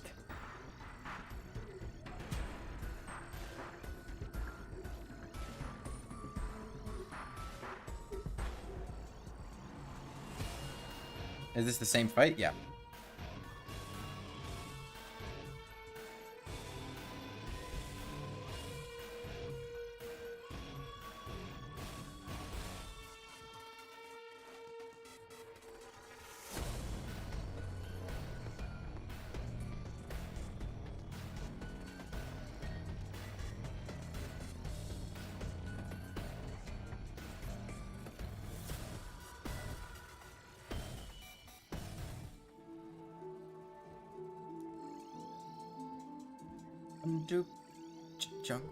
Jungle?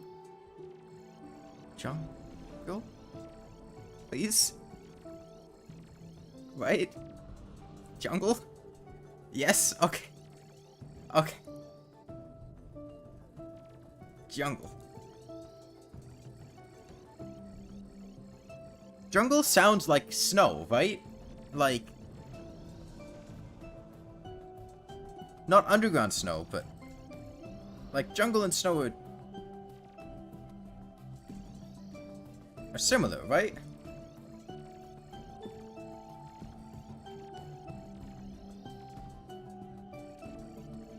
They're like the only two peaceful tracks in the entire game. In the Otherworld soundtrack.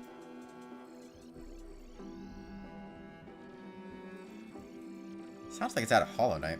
This part here.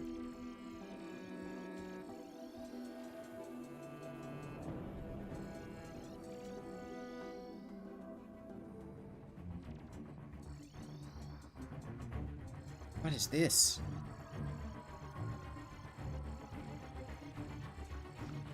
I don't know. Boss music?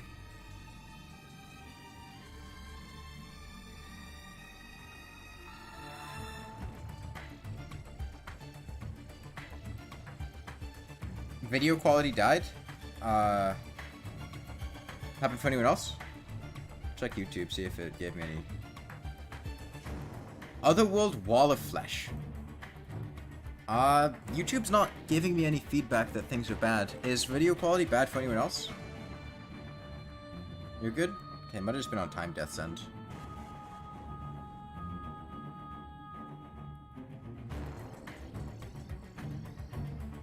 Yeah, I would not have gotten that this was Wall of Flesh. Desert? This is Didn't we already do desert? Underground desert then? It's definitely desert though.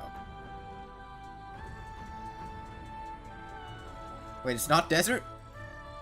Hollow? No! No! Please!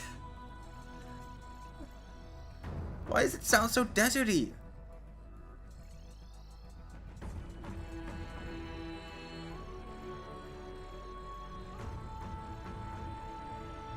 This soundtrack is not as good as Terraria's soundtrack.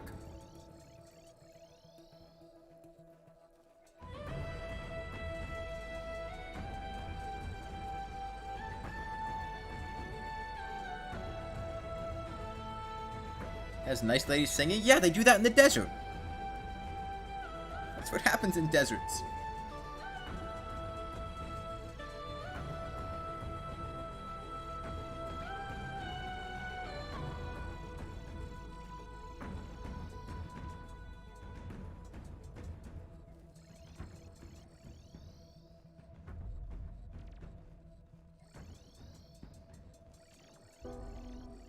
What the hell?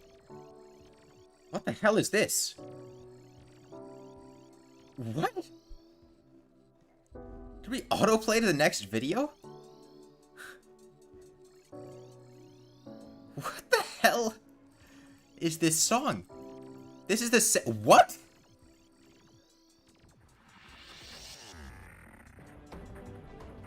This is the credits, right?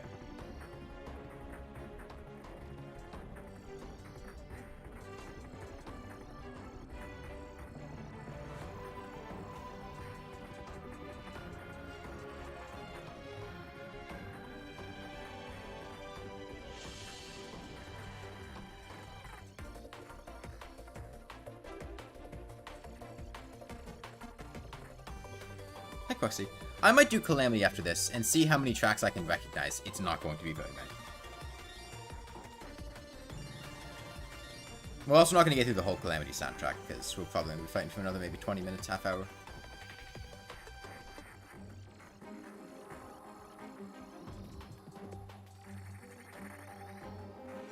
This sounds like regular Terraria. This is the credits music, Wetfish.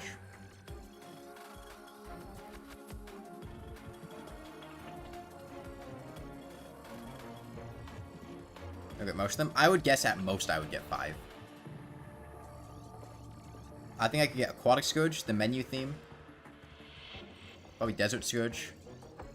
Yaron, I feel like is a gimme. And then maybe like the mushroom guy. I don't think I would recognize the rest.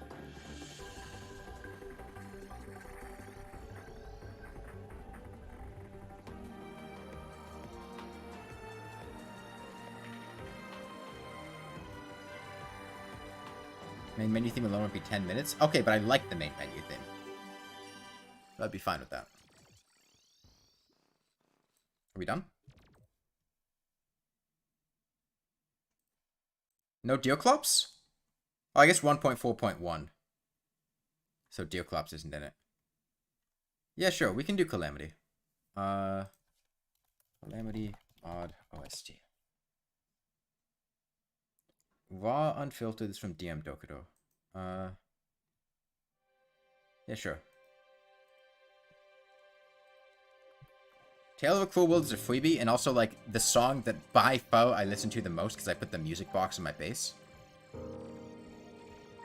Most of the Calamity OST on YouTube loops like 5 times and just fades out instead of ending.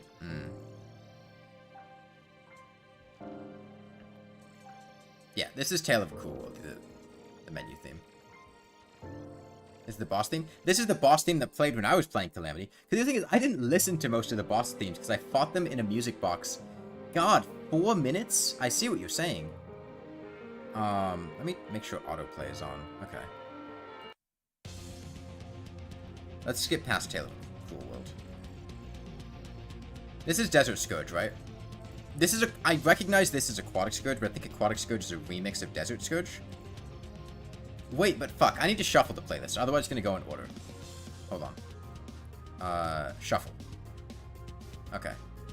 God, this thing's 5 minutes long? I don't know if we're gonna listen to the Calamity soundtrack. That's, like, really long.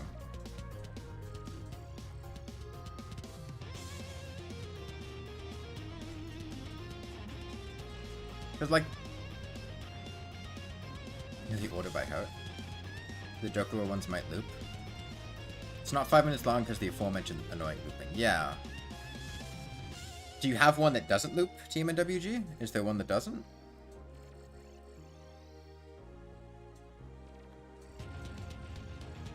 Because I don't want to sit here for 5 minutes listening to each track.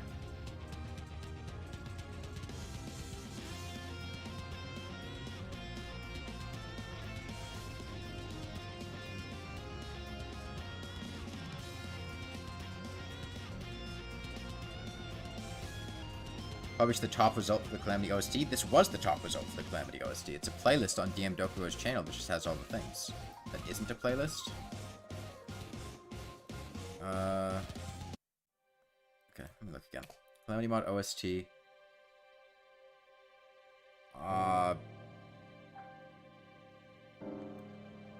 3 hours, 20 minutes? Is that right? No, it's...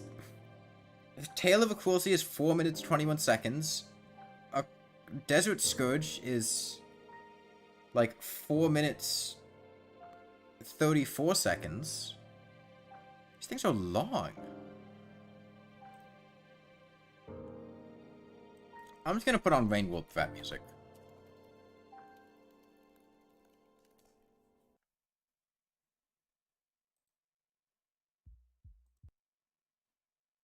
Uh...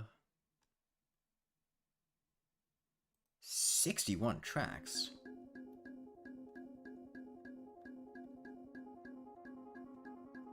There's some custom threat themes. Interesting. Yeah, sure, we'll just go with this one.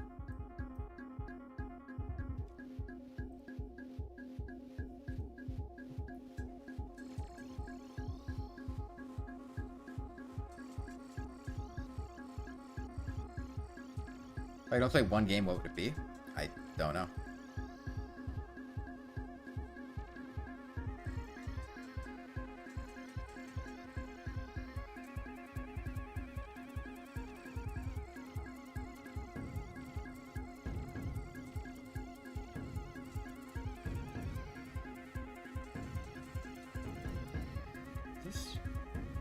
Still sped up. Oh, it is sped up.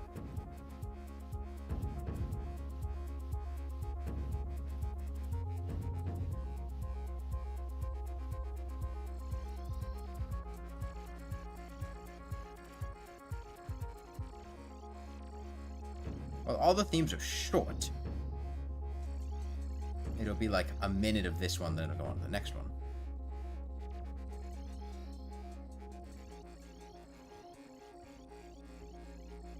It is on normal speed, AT217.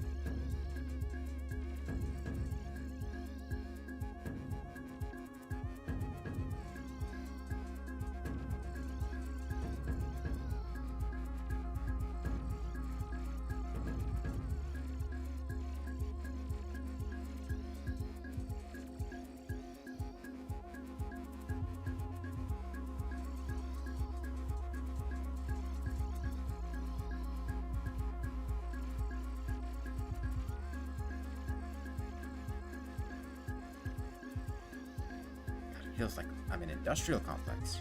Or outskirts. This is outskirts. Not industrial.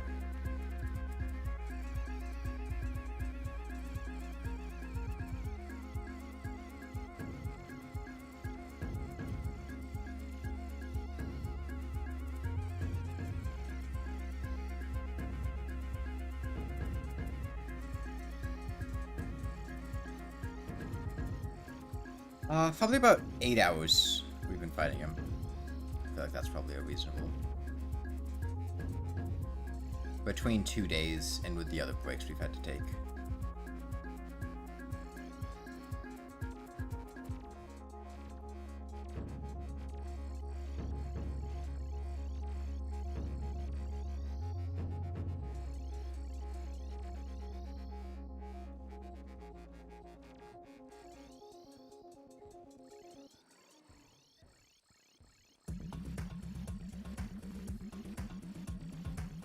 Oh, now we're in industrial. Yeah, twins would be a while.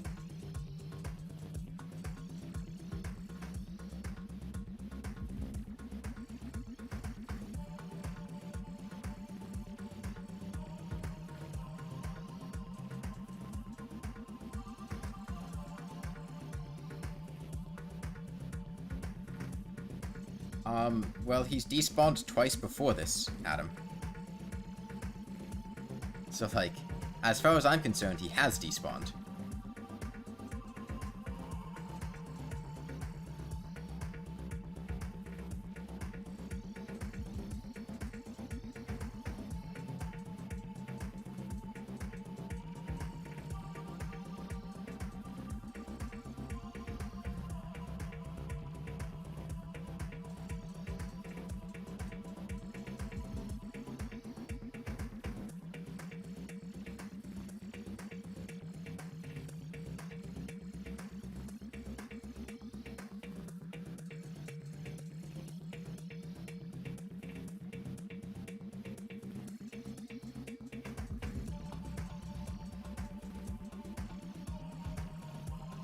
Sub 1k despawn. That would be very annoying. Despawn at the end of the first stream. He despawned today, too.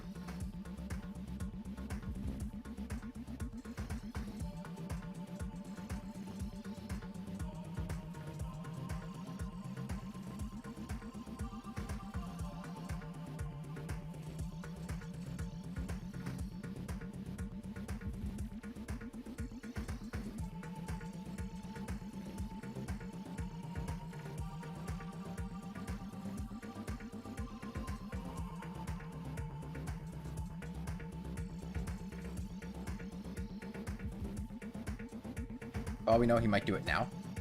He didn't, though. The way to buff the damage to the Lawnmower even on low defense enemies? No.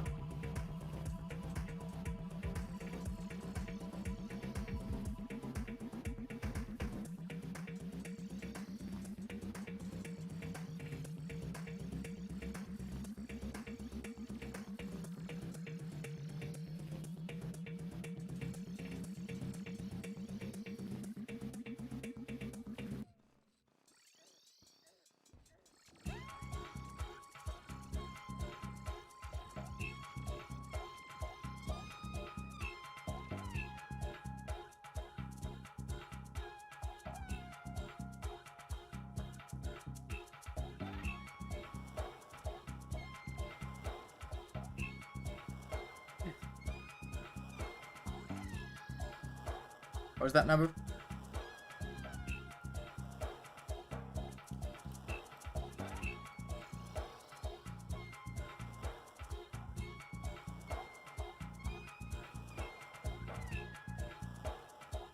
It was 3,000 something.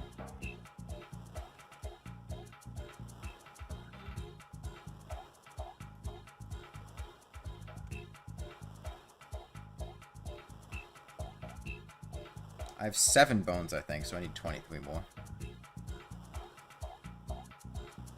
3632? Yeah.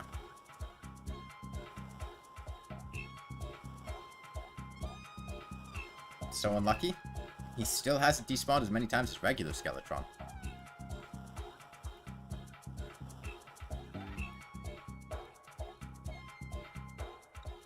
Terraria devs, please fix your game. Your code sucks. I would like to be able to fight the enemies that you have in your game.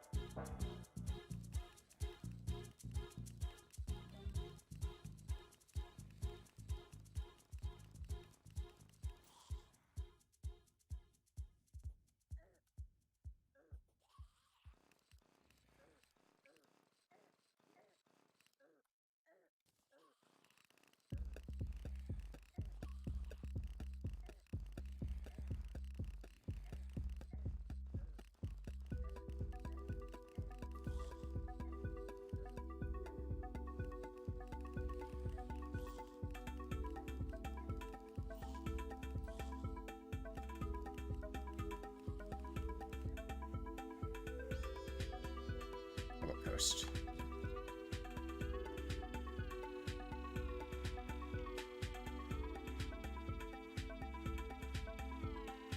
Keep forgetting to take my counter curse mantra. Okay, I think I got it.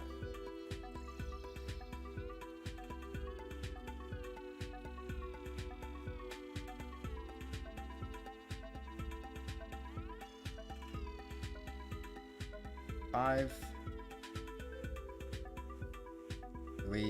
3. Also, we're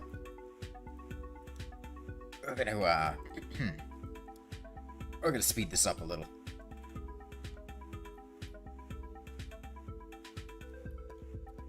Three, 6, 3, 2. What was it?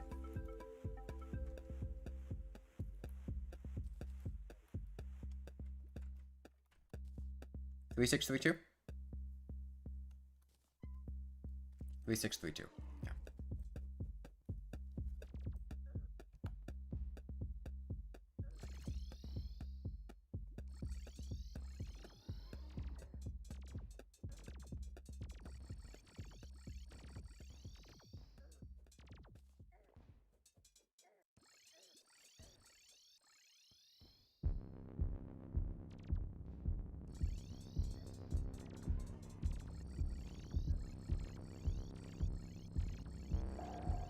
Skeletron Prime has despawned 3 times between yesterday and today, Bismarck.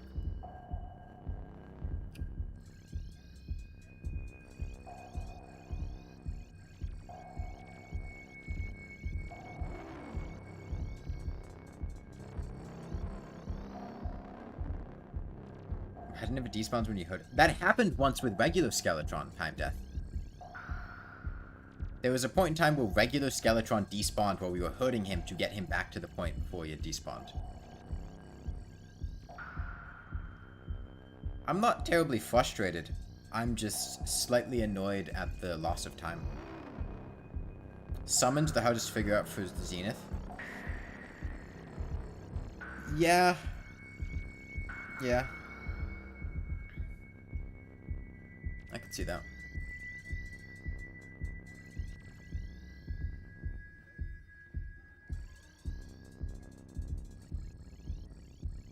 Like, Prime is less buggy? Well,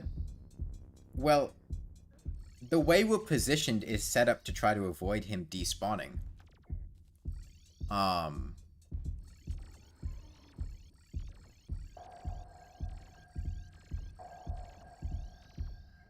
Like, we had far fewer issues with Skeletron once we started using a setup that made him less likely to despawn, but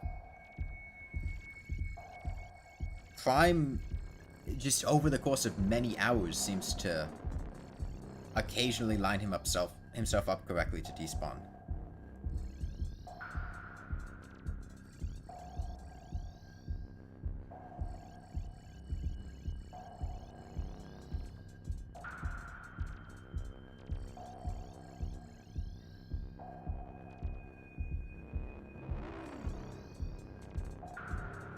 I think Zenith Whip would be lame. Because I feel like whips are not the iconic part of Summoner. They're the support weapons. The minions wouldn't be... Oh, sorry, the minions are what you'd really would be cool to have an combination of.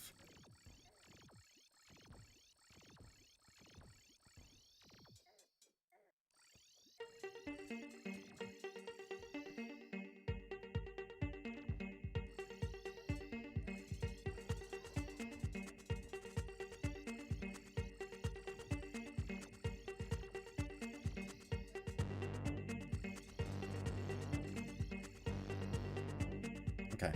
Just checking again, it was 3632, yeah?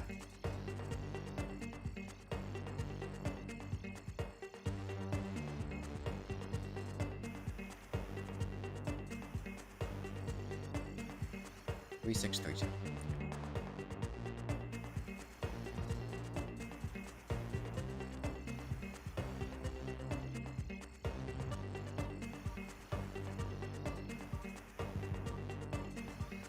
Oh, Twink, what is with your Discord bio?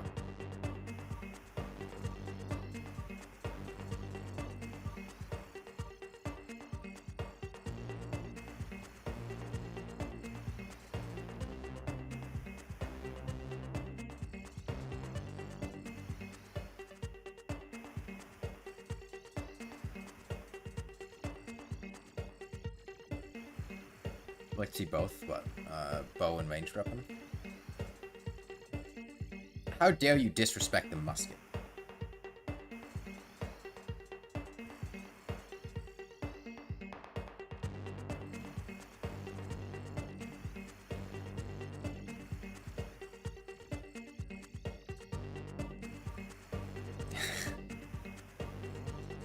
Yeah, look, I could cut my grass with a Orchakram sword, therefore, it is still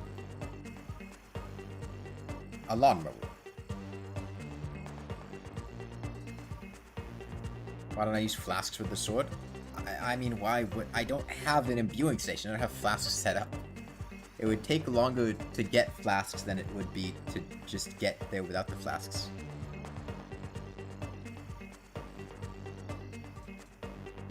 I don't even think I have the Witch Doctor. Oh, I do have the Witch Doctor. But I'd still have to go buy a flask and set one up.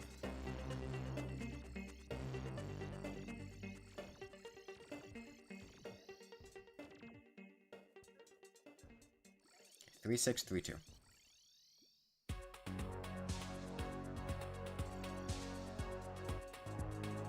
What is this?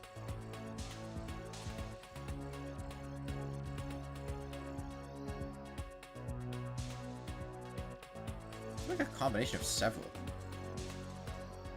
Okay. Threat themes.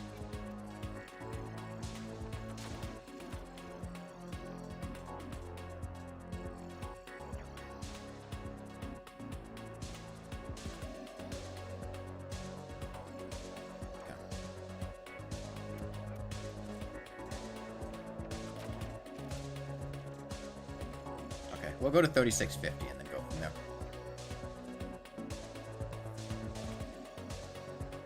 Oh, I need to rebind. That's the last one.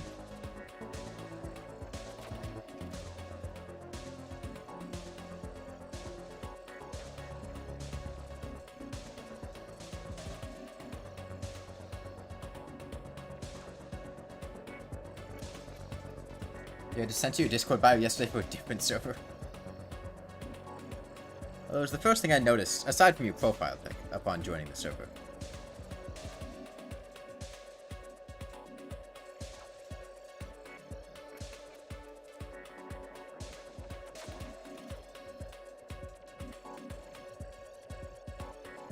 You someone would be devoting all your summon slots into one minion, you can summon different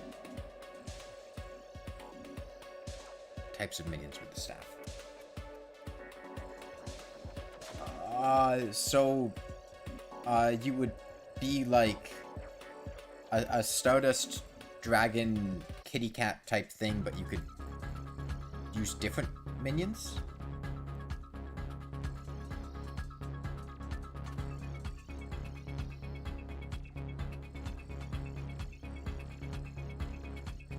Well, for what it's worth, their bio did have a homophobic slur in it, so it's bad.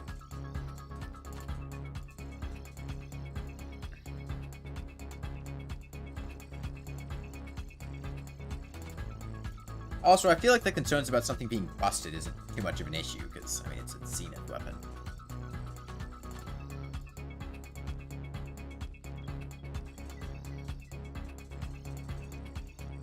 I mean, I could understand why a server would say that, AT217, especially if it's one that, like, you're active in.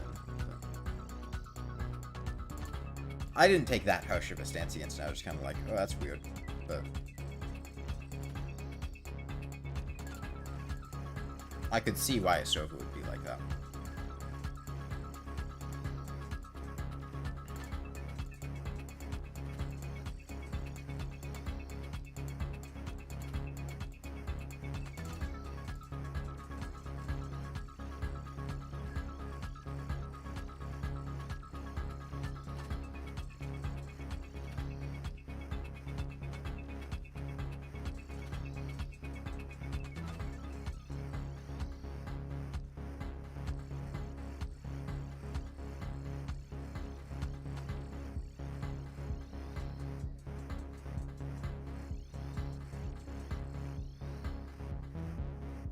He did, Jesse, yeah. And I would get rid of the Orichalcum sword, except he might despawn again. So, what was with the sword and the axe?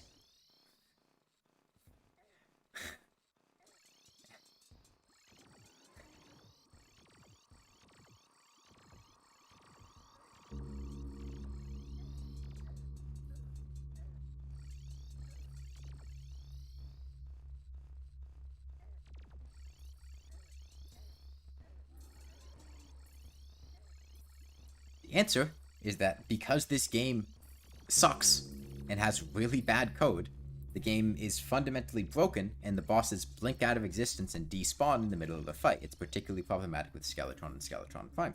And the axe, and I made the sword to make it faster, are a way of getting back to where we were before the boss despawned, because the game just decides to break. Otherwise, it would just be, like, impossible to fight the boss, because they just despawn before the end of the thing.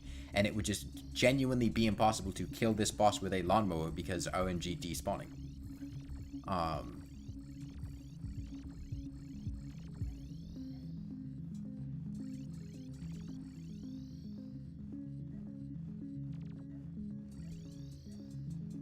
What song is this?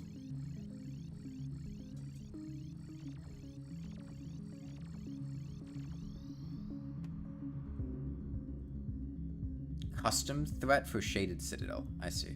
Let's go to here.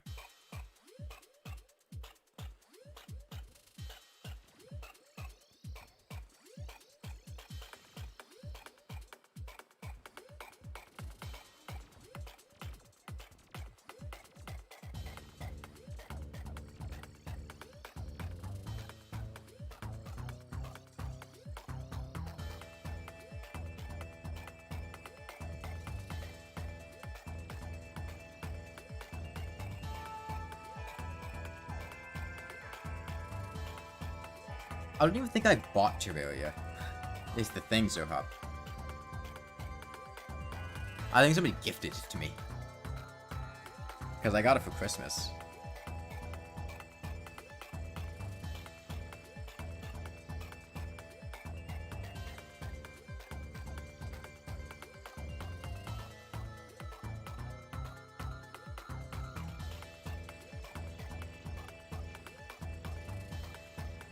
Binding of Isaac, you mean?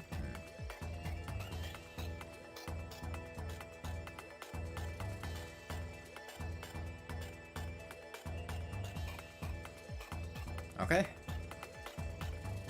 Almost down to the last 3,000.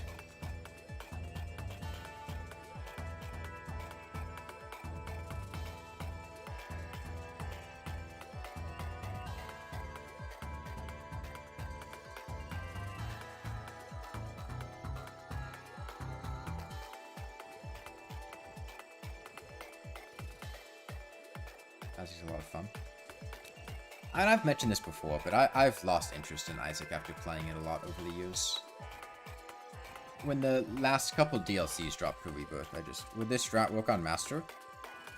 Yeah, probably. Like, you'd probably have to spend less time face tanking his spinning skull. But it would probably work fine. You'd also have 8 higher defense. Probably more than 8 defense on Master. Because you'd have 2 more accessory slots over what I have right now. Bear in mind I haven't consumed a Demon Heart, so I'm missing that. And I also don't have an Ankh Shield, and I also don't have the extra accessory slot for Master Mode, so... Just how many Scurry the Beetles did I buy? Scurry! Scurry!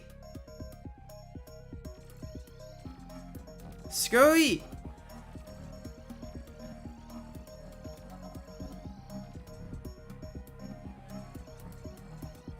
Alright, 3,000.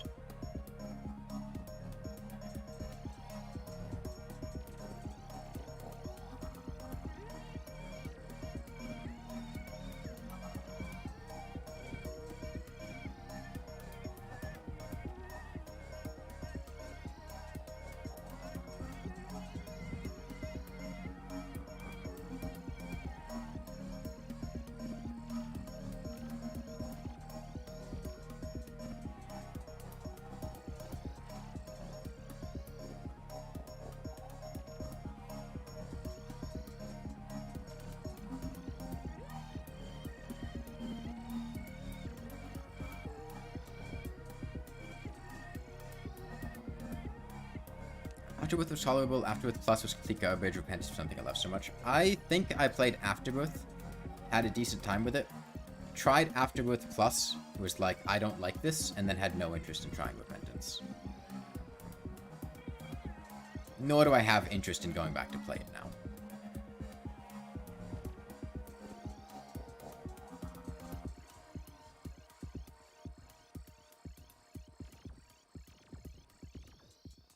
Prime can despawn at any point in time.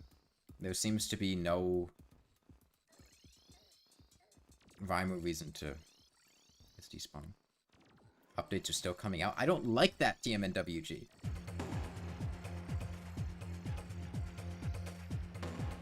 I want to get into games when they're done. I don't want to spend a bunch of time getting into a game and then go like, okay, I am done with this game, and then a massive content update comes out. Because, like, I already burned through my interest. Like, it's the same reason I haven't started playing Ultra Kill. Like, I want to play the game when it's done. Terraria is different.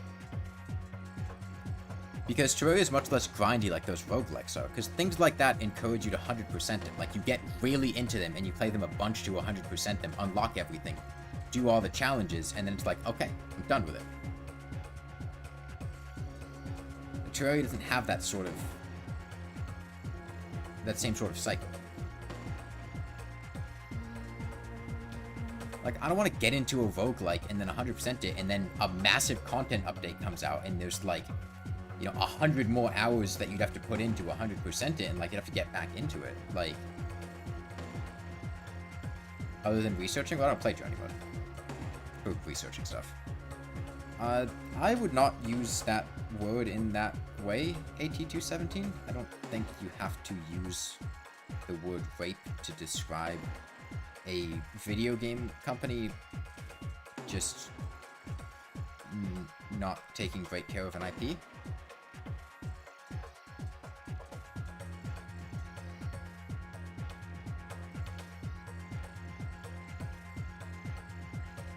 It depends on the game, Sir Hop.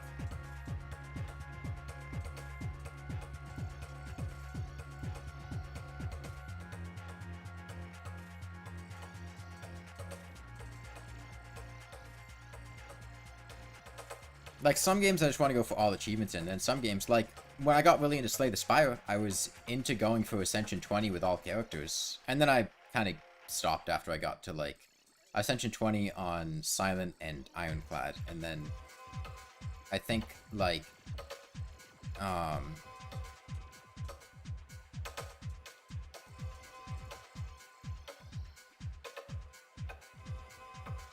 10 on the Watcher and maybe like 5 on Defect, and then just kind of lost interest. You know, the achievements in Dead Cells, now you don't, and you're mildly irritated. That annoys me too, yeah. That's what happened with Isaac, when like Afterbirth Plus, like I 100%ed Afterbirth.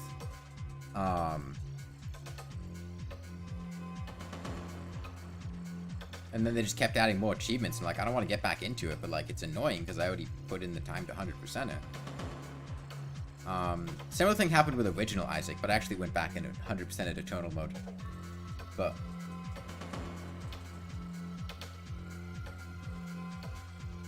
you got 100% Cuphead, and then the DLC came out and you never finished it. Yeah, that's why I like to get into games when they're done.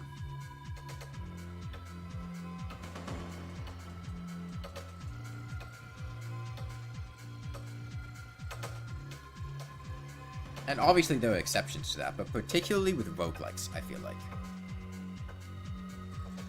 Or things that otherwise have you keep replaying the same content to do better and better at that content. Which is like what Ultra Kill is. Because I'm sure I would like Ultra Kill. It seems like a fun game, but I want the game to be done. So I can just, like, set aside, like, okay, I'm going to spend, like, a week or two getting into the game.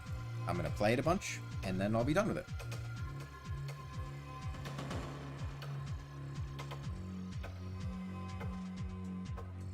You're so done with Cuphead after you initially got all the achievements? I tried getting into Cuphead like that. Ultra Kill, the one with the special controller? What do you mean special controller? Like, Ultra Kill has the butt plug mod, which a lot of games had, but Ultra Kill has official support for it.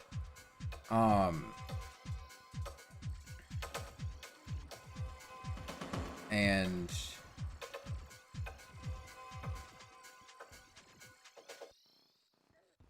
I don't know what else it would be talking about.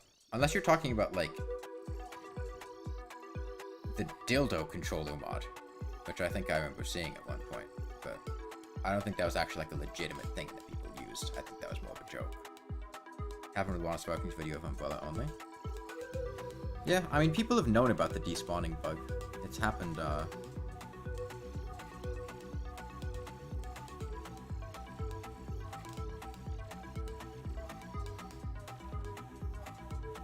there was a forum post about it, like, 2 or 3 years ago, I think.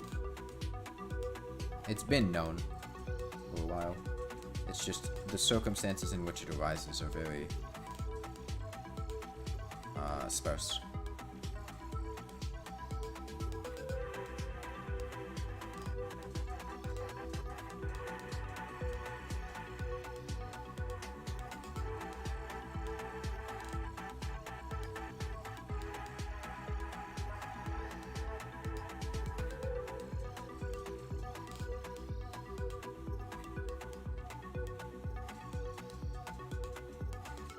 I have to guess why it wasn't patched. It either wasn't really on their radar or wasn't something they could fix easily.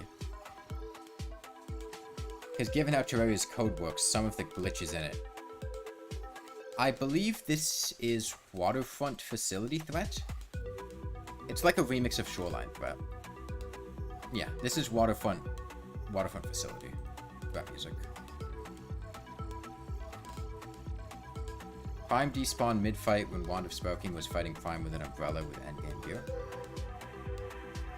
Okay. I don't really know how to react to that. I mean,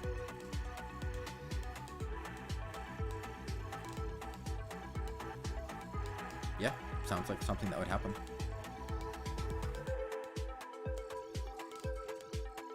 In the exact same way. Well, yeah, I mean, this happens.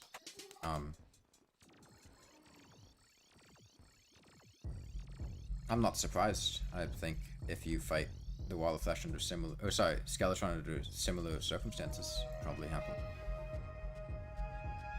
Is this another custom song? I don't recognize this one.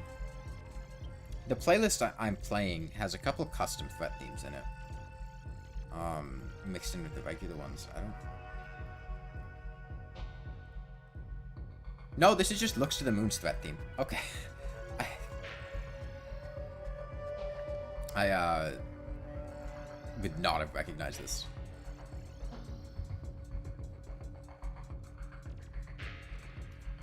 Devs learned to not divide by 0 challenge.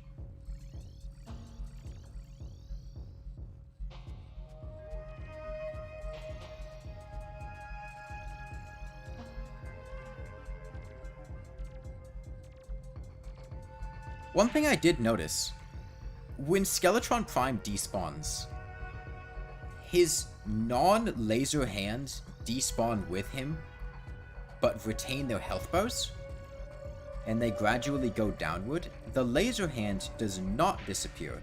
It stays there. But, like, the health bars stay there and, like, gradually slide downward, but the other 3 hands disappear. Which is really weird. I don't know why that... What's special about the laser hand that it doesn't happen to that one?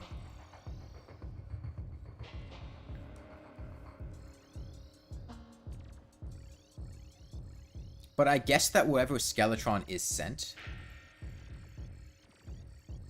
is very far below the world, because the hands drift downward. If he was sent, like, really... Because, what... Is he, like, teleporting, like, super far to, like, really distant coordinates, or is he just despawning? I forget which one it is.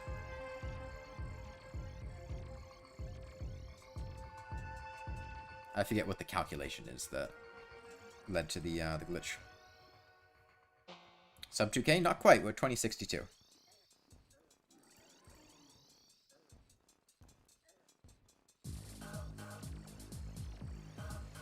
It's the Rubicon. This is the one that plays during the Saint Challenge, right? Like, there's the unused Rubicon music.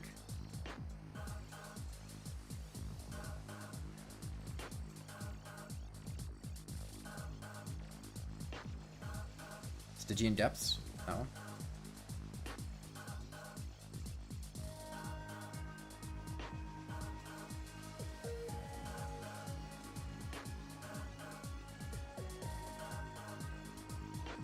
It might not treat it as below the world, it might just be the default position for these, if not bound to a Skeletron AI, is to sink downward.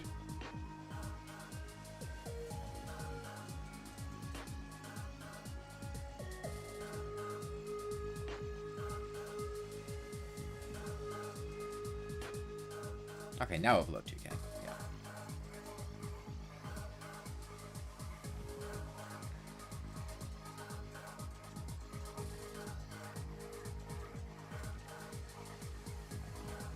So people have said it's because the distance between me and him is 0, but why? What is the calculation that takes place where being directly on top of him causes him to try to go to an invalid number?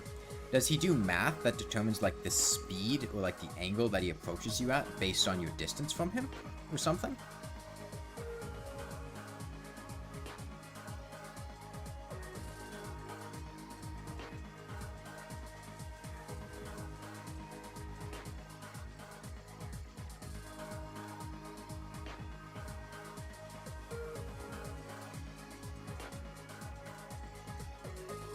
His head is based on the Pythagorean distance from the center of his hitbox to yours.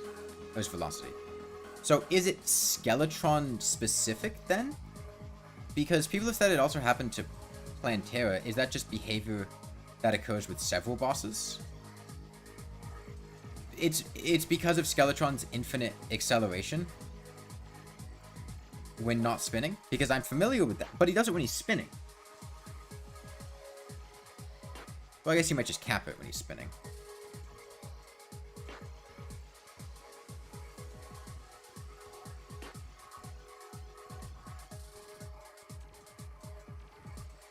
Yeah, I had tried the thing that you said, Fine, of not moving and only sticking on the left side. It didn't help. In fact, he's despawned more now that we haven't been moving.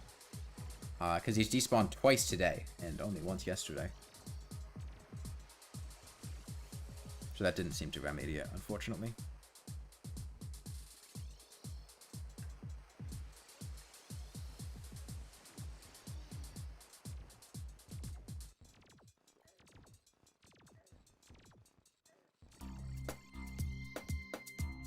What is this?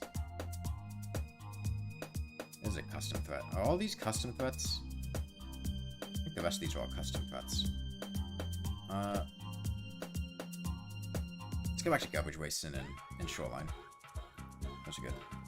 At this point, I just want to kill Skeletron. I feel like clicking off to find something else to listen to.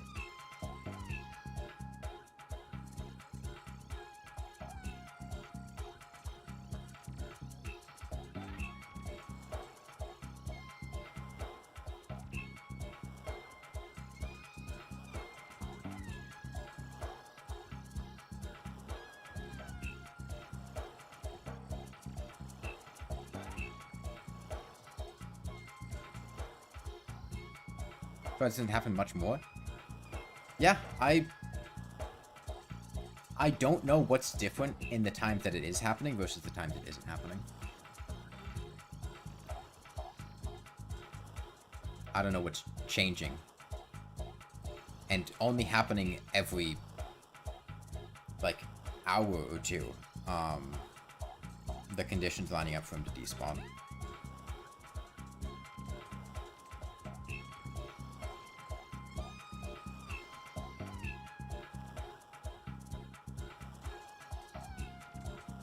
You're glad I'm streaming because your other subscriptions are slacking how they have personal lives and not make content 24/7.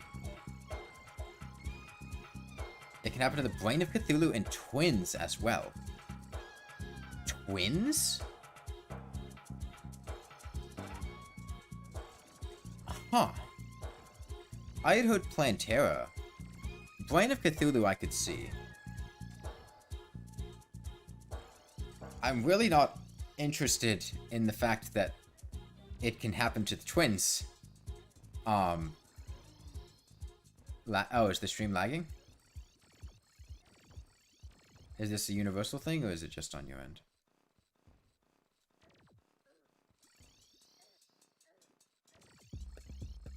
Twins do dash maybe with the dash where you're matching their hitbox. Tell them to teleport to the top left of the map instead of despawning. I will prepare for that, and I will link a teleporter to the top left of the map in case that happens. When we fight the twins. Oh, fuck. Hold on. I need to... This is bad.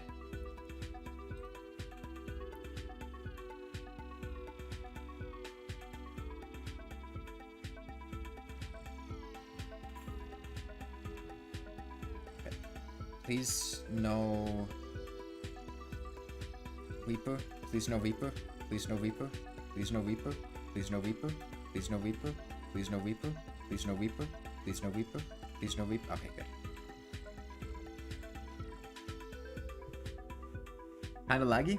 Okay. I'll see if YouTube's giving me any error messages. I'm getting stream is healthy with the information that I'm putting out, and OBS is telling me I'm doing it at a proper frame rate. Let me know if it subsides. Is it still laggy?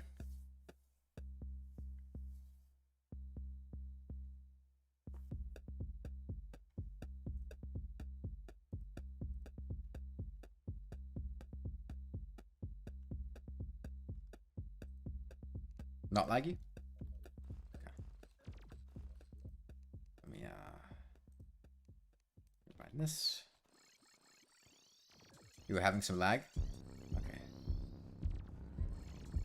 It's over now, though, right?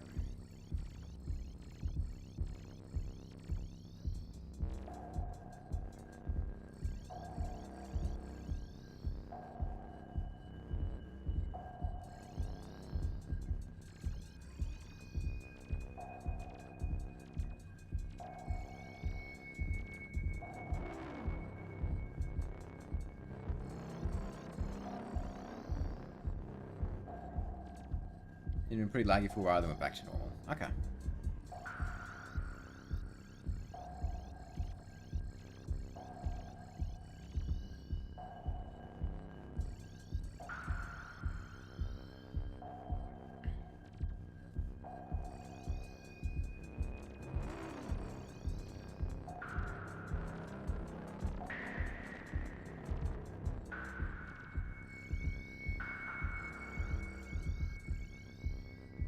How long have I been doing this? Skeletron? I think we're about 8.5 hours into Skeletron. It's tough to say for certain because we've had to deal with a couple of despawnings and it's split between several days and it's been a little all over the place, but I think about 8.5.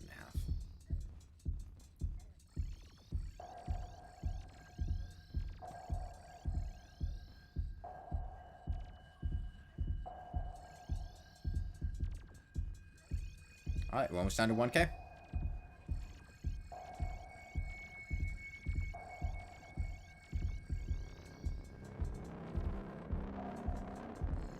No, not Cleveland. Is this expert? Yes, this is on expert mode.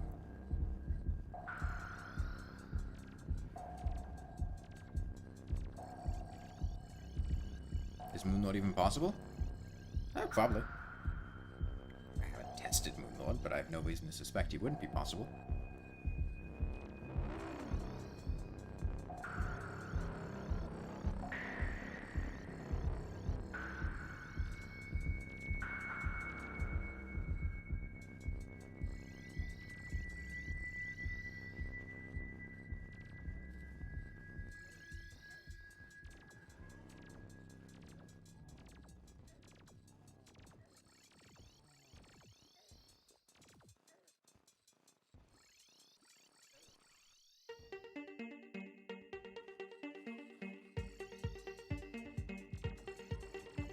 God, Chimney Canopy is good threat music.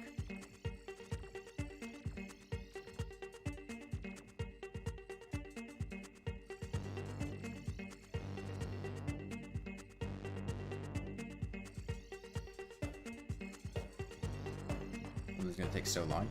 Yeah. These are specifically the threat themes in Rainworld, which play when you're in danger, so they have a particular vibe to them. I just don't get to listen to them very often because they're not in the jukebox.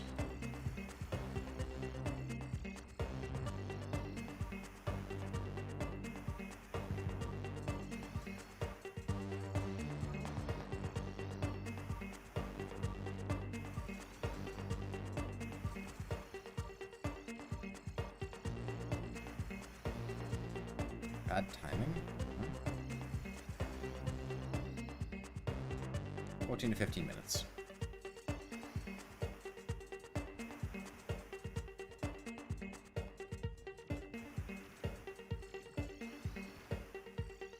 Okay, 1001. Okay. 3 digits.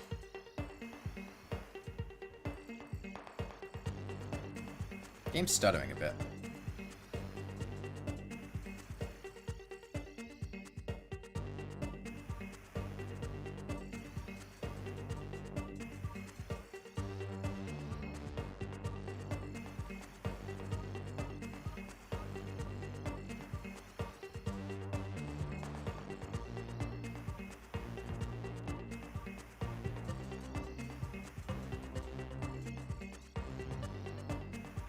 Reapers only spawn pre-Plantera? No, Reapers spawn post 1 mechanical boss. Oh wait, no, is it post? No, it's all post, it's post all 3 mechanical bosses, that's right. Yeah. I'm being dumb. You're right. Pre-Plantera.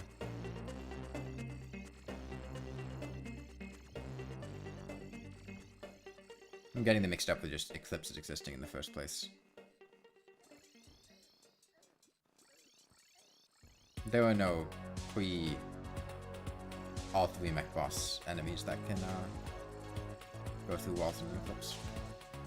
Please despawn. Why do you want Prime to despawn? I'd rather he didn't.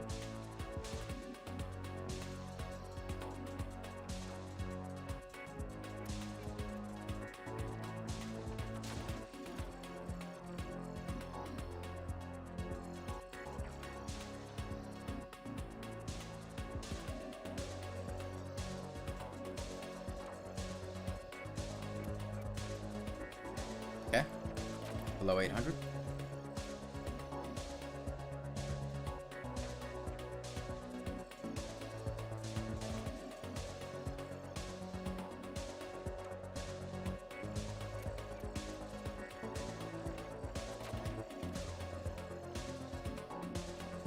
The suspense. The stakes are exactly the same as they were before, which is just Prime is gonna be a jackass, and there's like a 1 in 10,000 chance anytime we hit him that he despawns.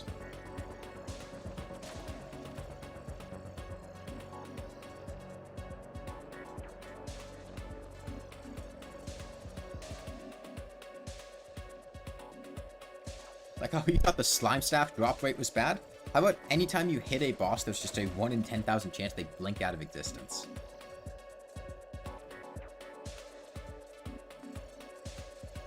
That's basically what this fight is working out to.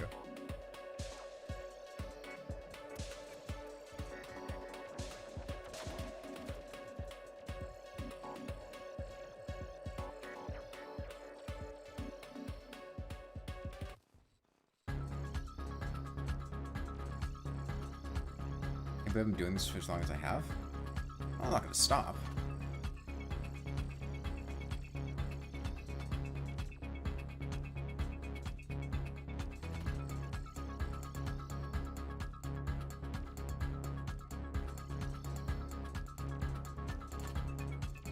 Oh, did the demolitionist die? I wasn't paying that much attention.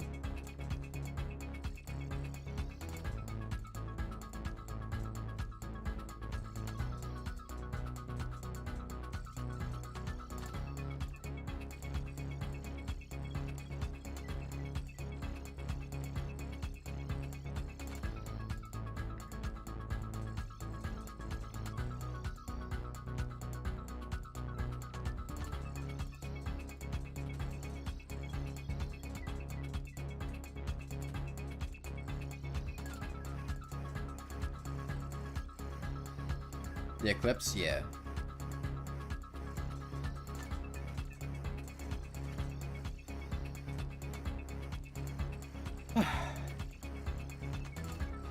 We almost got his last couple pixels out of his health bar.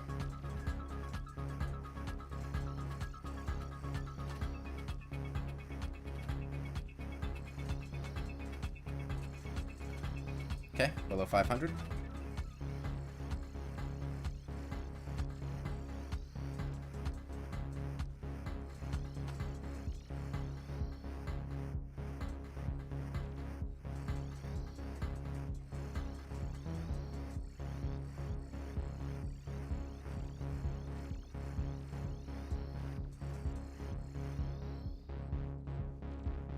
Interesting. Sometimes when he stops spinning, he bounces back up really quickly.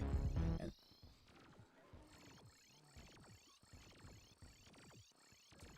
not entirely sure why that is. Oh, this was the bad custom theme. Maybe not bad, I don't know, but just a custom theme.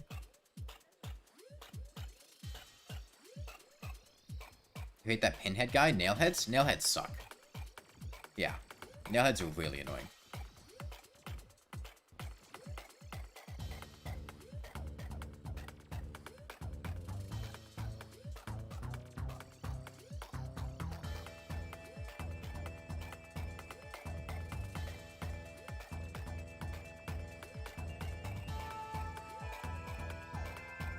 Izor is worse? At least attacking Izor, like... Izor doesn't have, like, 8,000... Like, how much does Nailheads have? Nailheads have a fuck ton of HP. Izors are annoying, but, like, when a Nailhead shows up...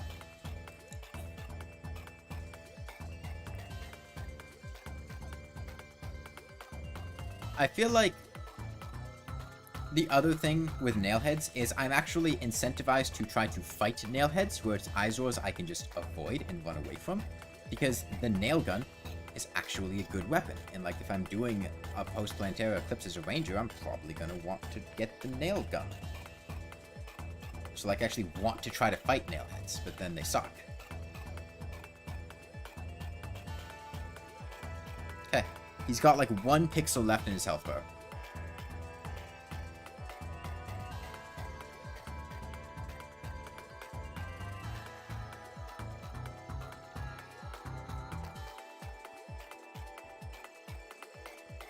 Vampires get you their high speed and knockback resistance. I would suggest trying to keep vampires horizontal to you. They enter bat form if they're like, if you're on a different elevation from them. If you can keep them horizontal to you, you can keep them in like their physical form, and then I find them to be a lot less annoying.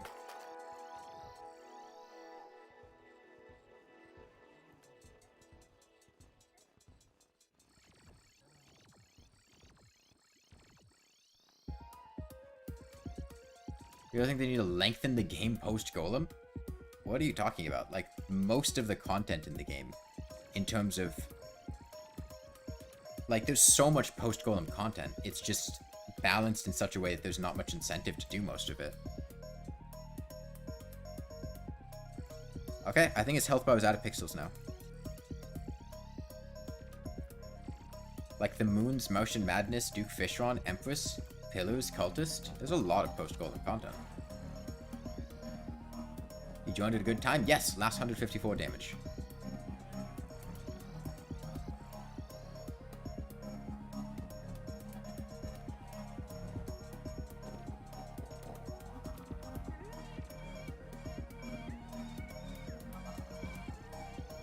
Alright, double digits. Probably take a cycle to heal. Motion Madness on post-golem, it's really fun for you? Really? I don't like Motion Madness at all. But yeah, the, before all 3 mech bosses, there are no enemies in Eclipse that can go through bloxes. That can go through blocks. What was that sentence? Bloxes? Like Golem? Gollum?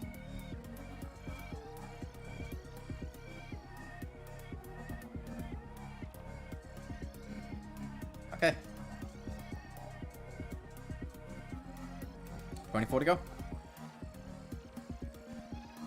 Home stretch here. Maybe he'll die here. Maybe. No, one more. One more. Get him with the spinny. Get him with the spinny. Get him with the spinny. Come on, spin. Spin. Spin. Spin. Spin. Spin. Spin. Spin. Dead. Okay. Skeletron down.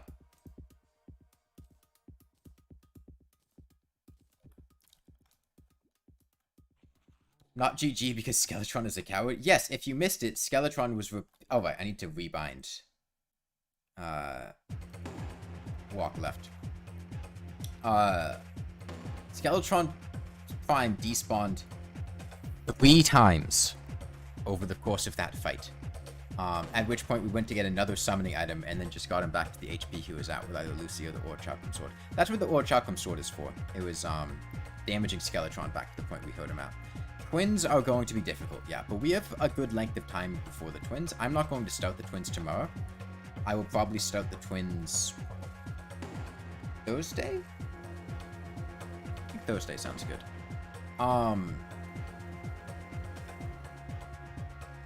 Tomorrow, I'm not sure what I'm going to do. I'm open to ideas, but what I'll probably end up doing is put out a poll on the Discord server.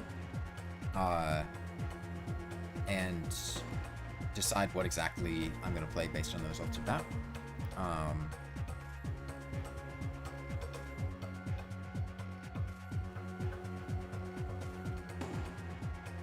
We have enough hollowed bows for hollowed armor now, but I don't want hollowed armor. Because it's just not very good comparatively. What I will probably do is grind for the stuff to make the Ankh Shield, because right now I have... Let me go ahead and get these shimmered. I have 4 of the 5 Ankh Shield pieces that I need. And getting that extra 2 defense, I would really like. I got a bunch of plants I can turn into the Dye Trader too. And like those 2 points of defense isn't huge, but like it's not meaningless, and I'd really like to... The twins are going to be very difficult, and I really would like to have every advantage I can have for that fight. Particularly because unlike... Stop. The other bosses in the game, the twins have a very potent damage over time effect. Ghost Flames is like, what, 12 DPS? And it also nerfs your regen. It's really not something that I want to have to deal with a tanky build. That's quite concerning. Okay, trifold map as well. Fast clock bandage. Go home. Go home. Go home. Go home. Where is my magic mirror?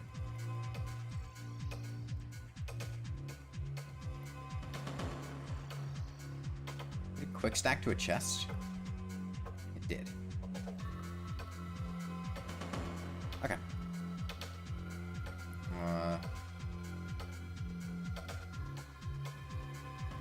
problem with my only... Oh, I can make goblin tech, too. Let me do that. There's some inventory space. I'm still gonna get broken armor. Yeah, but broken armor doesn't come up during boss fights, so I'm not too concerned about it.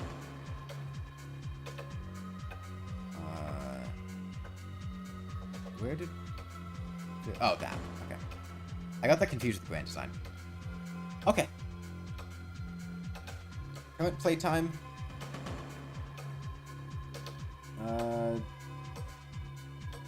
57 hours, 18 minutes, 25 seconds. That's gonna be it for the day, though. Skeletron sucks because this game is buggy and awful and doesn't work, but he's dead, so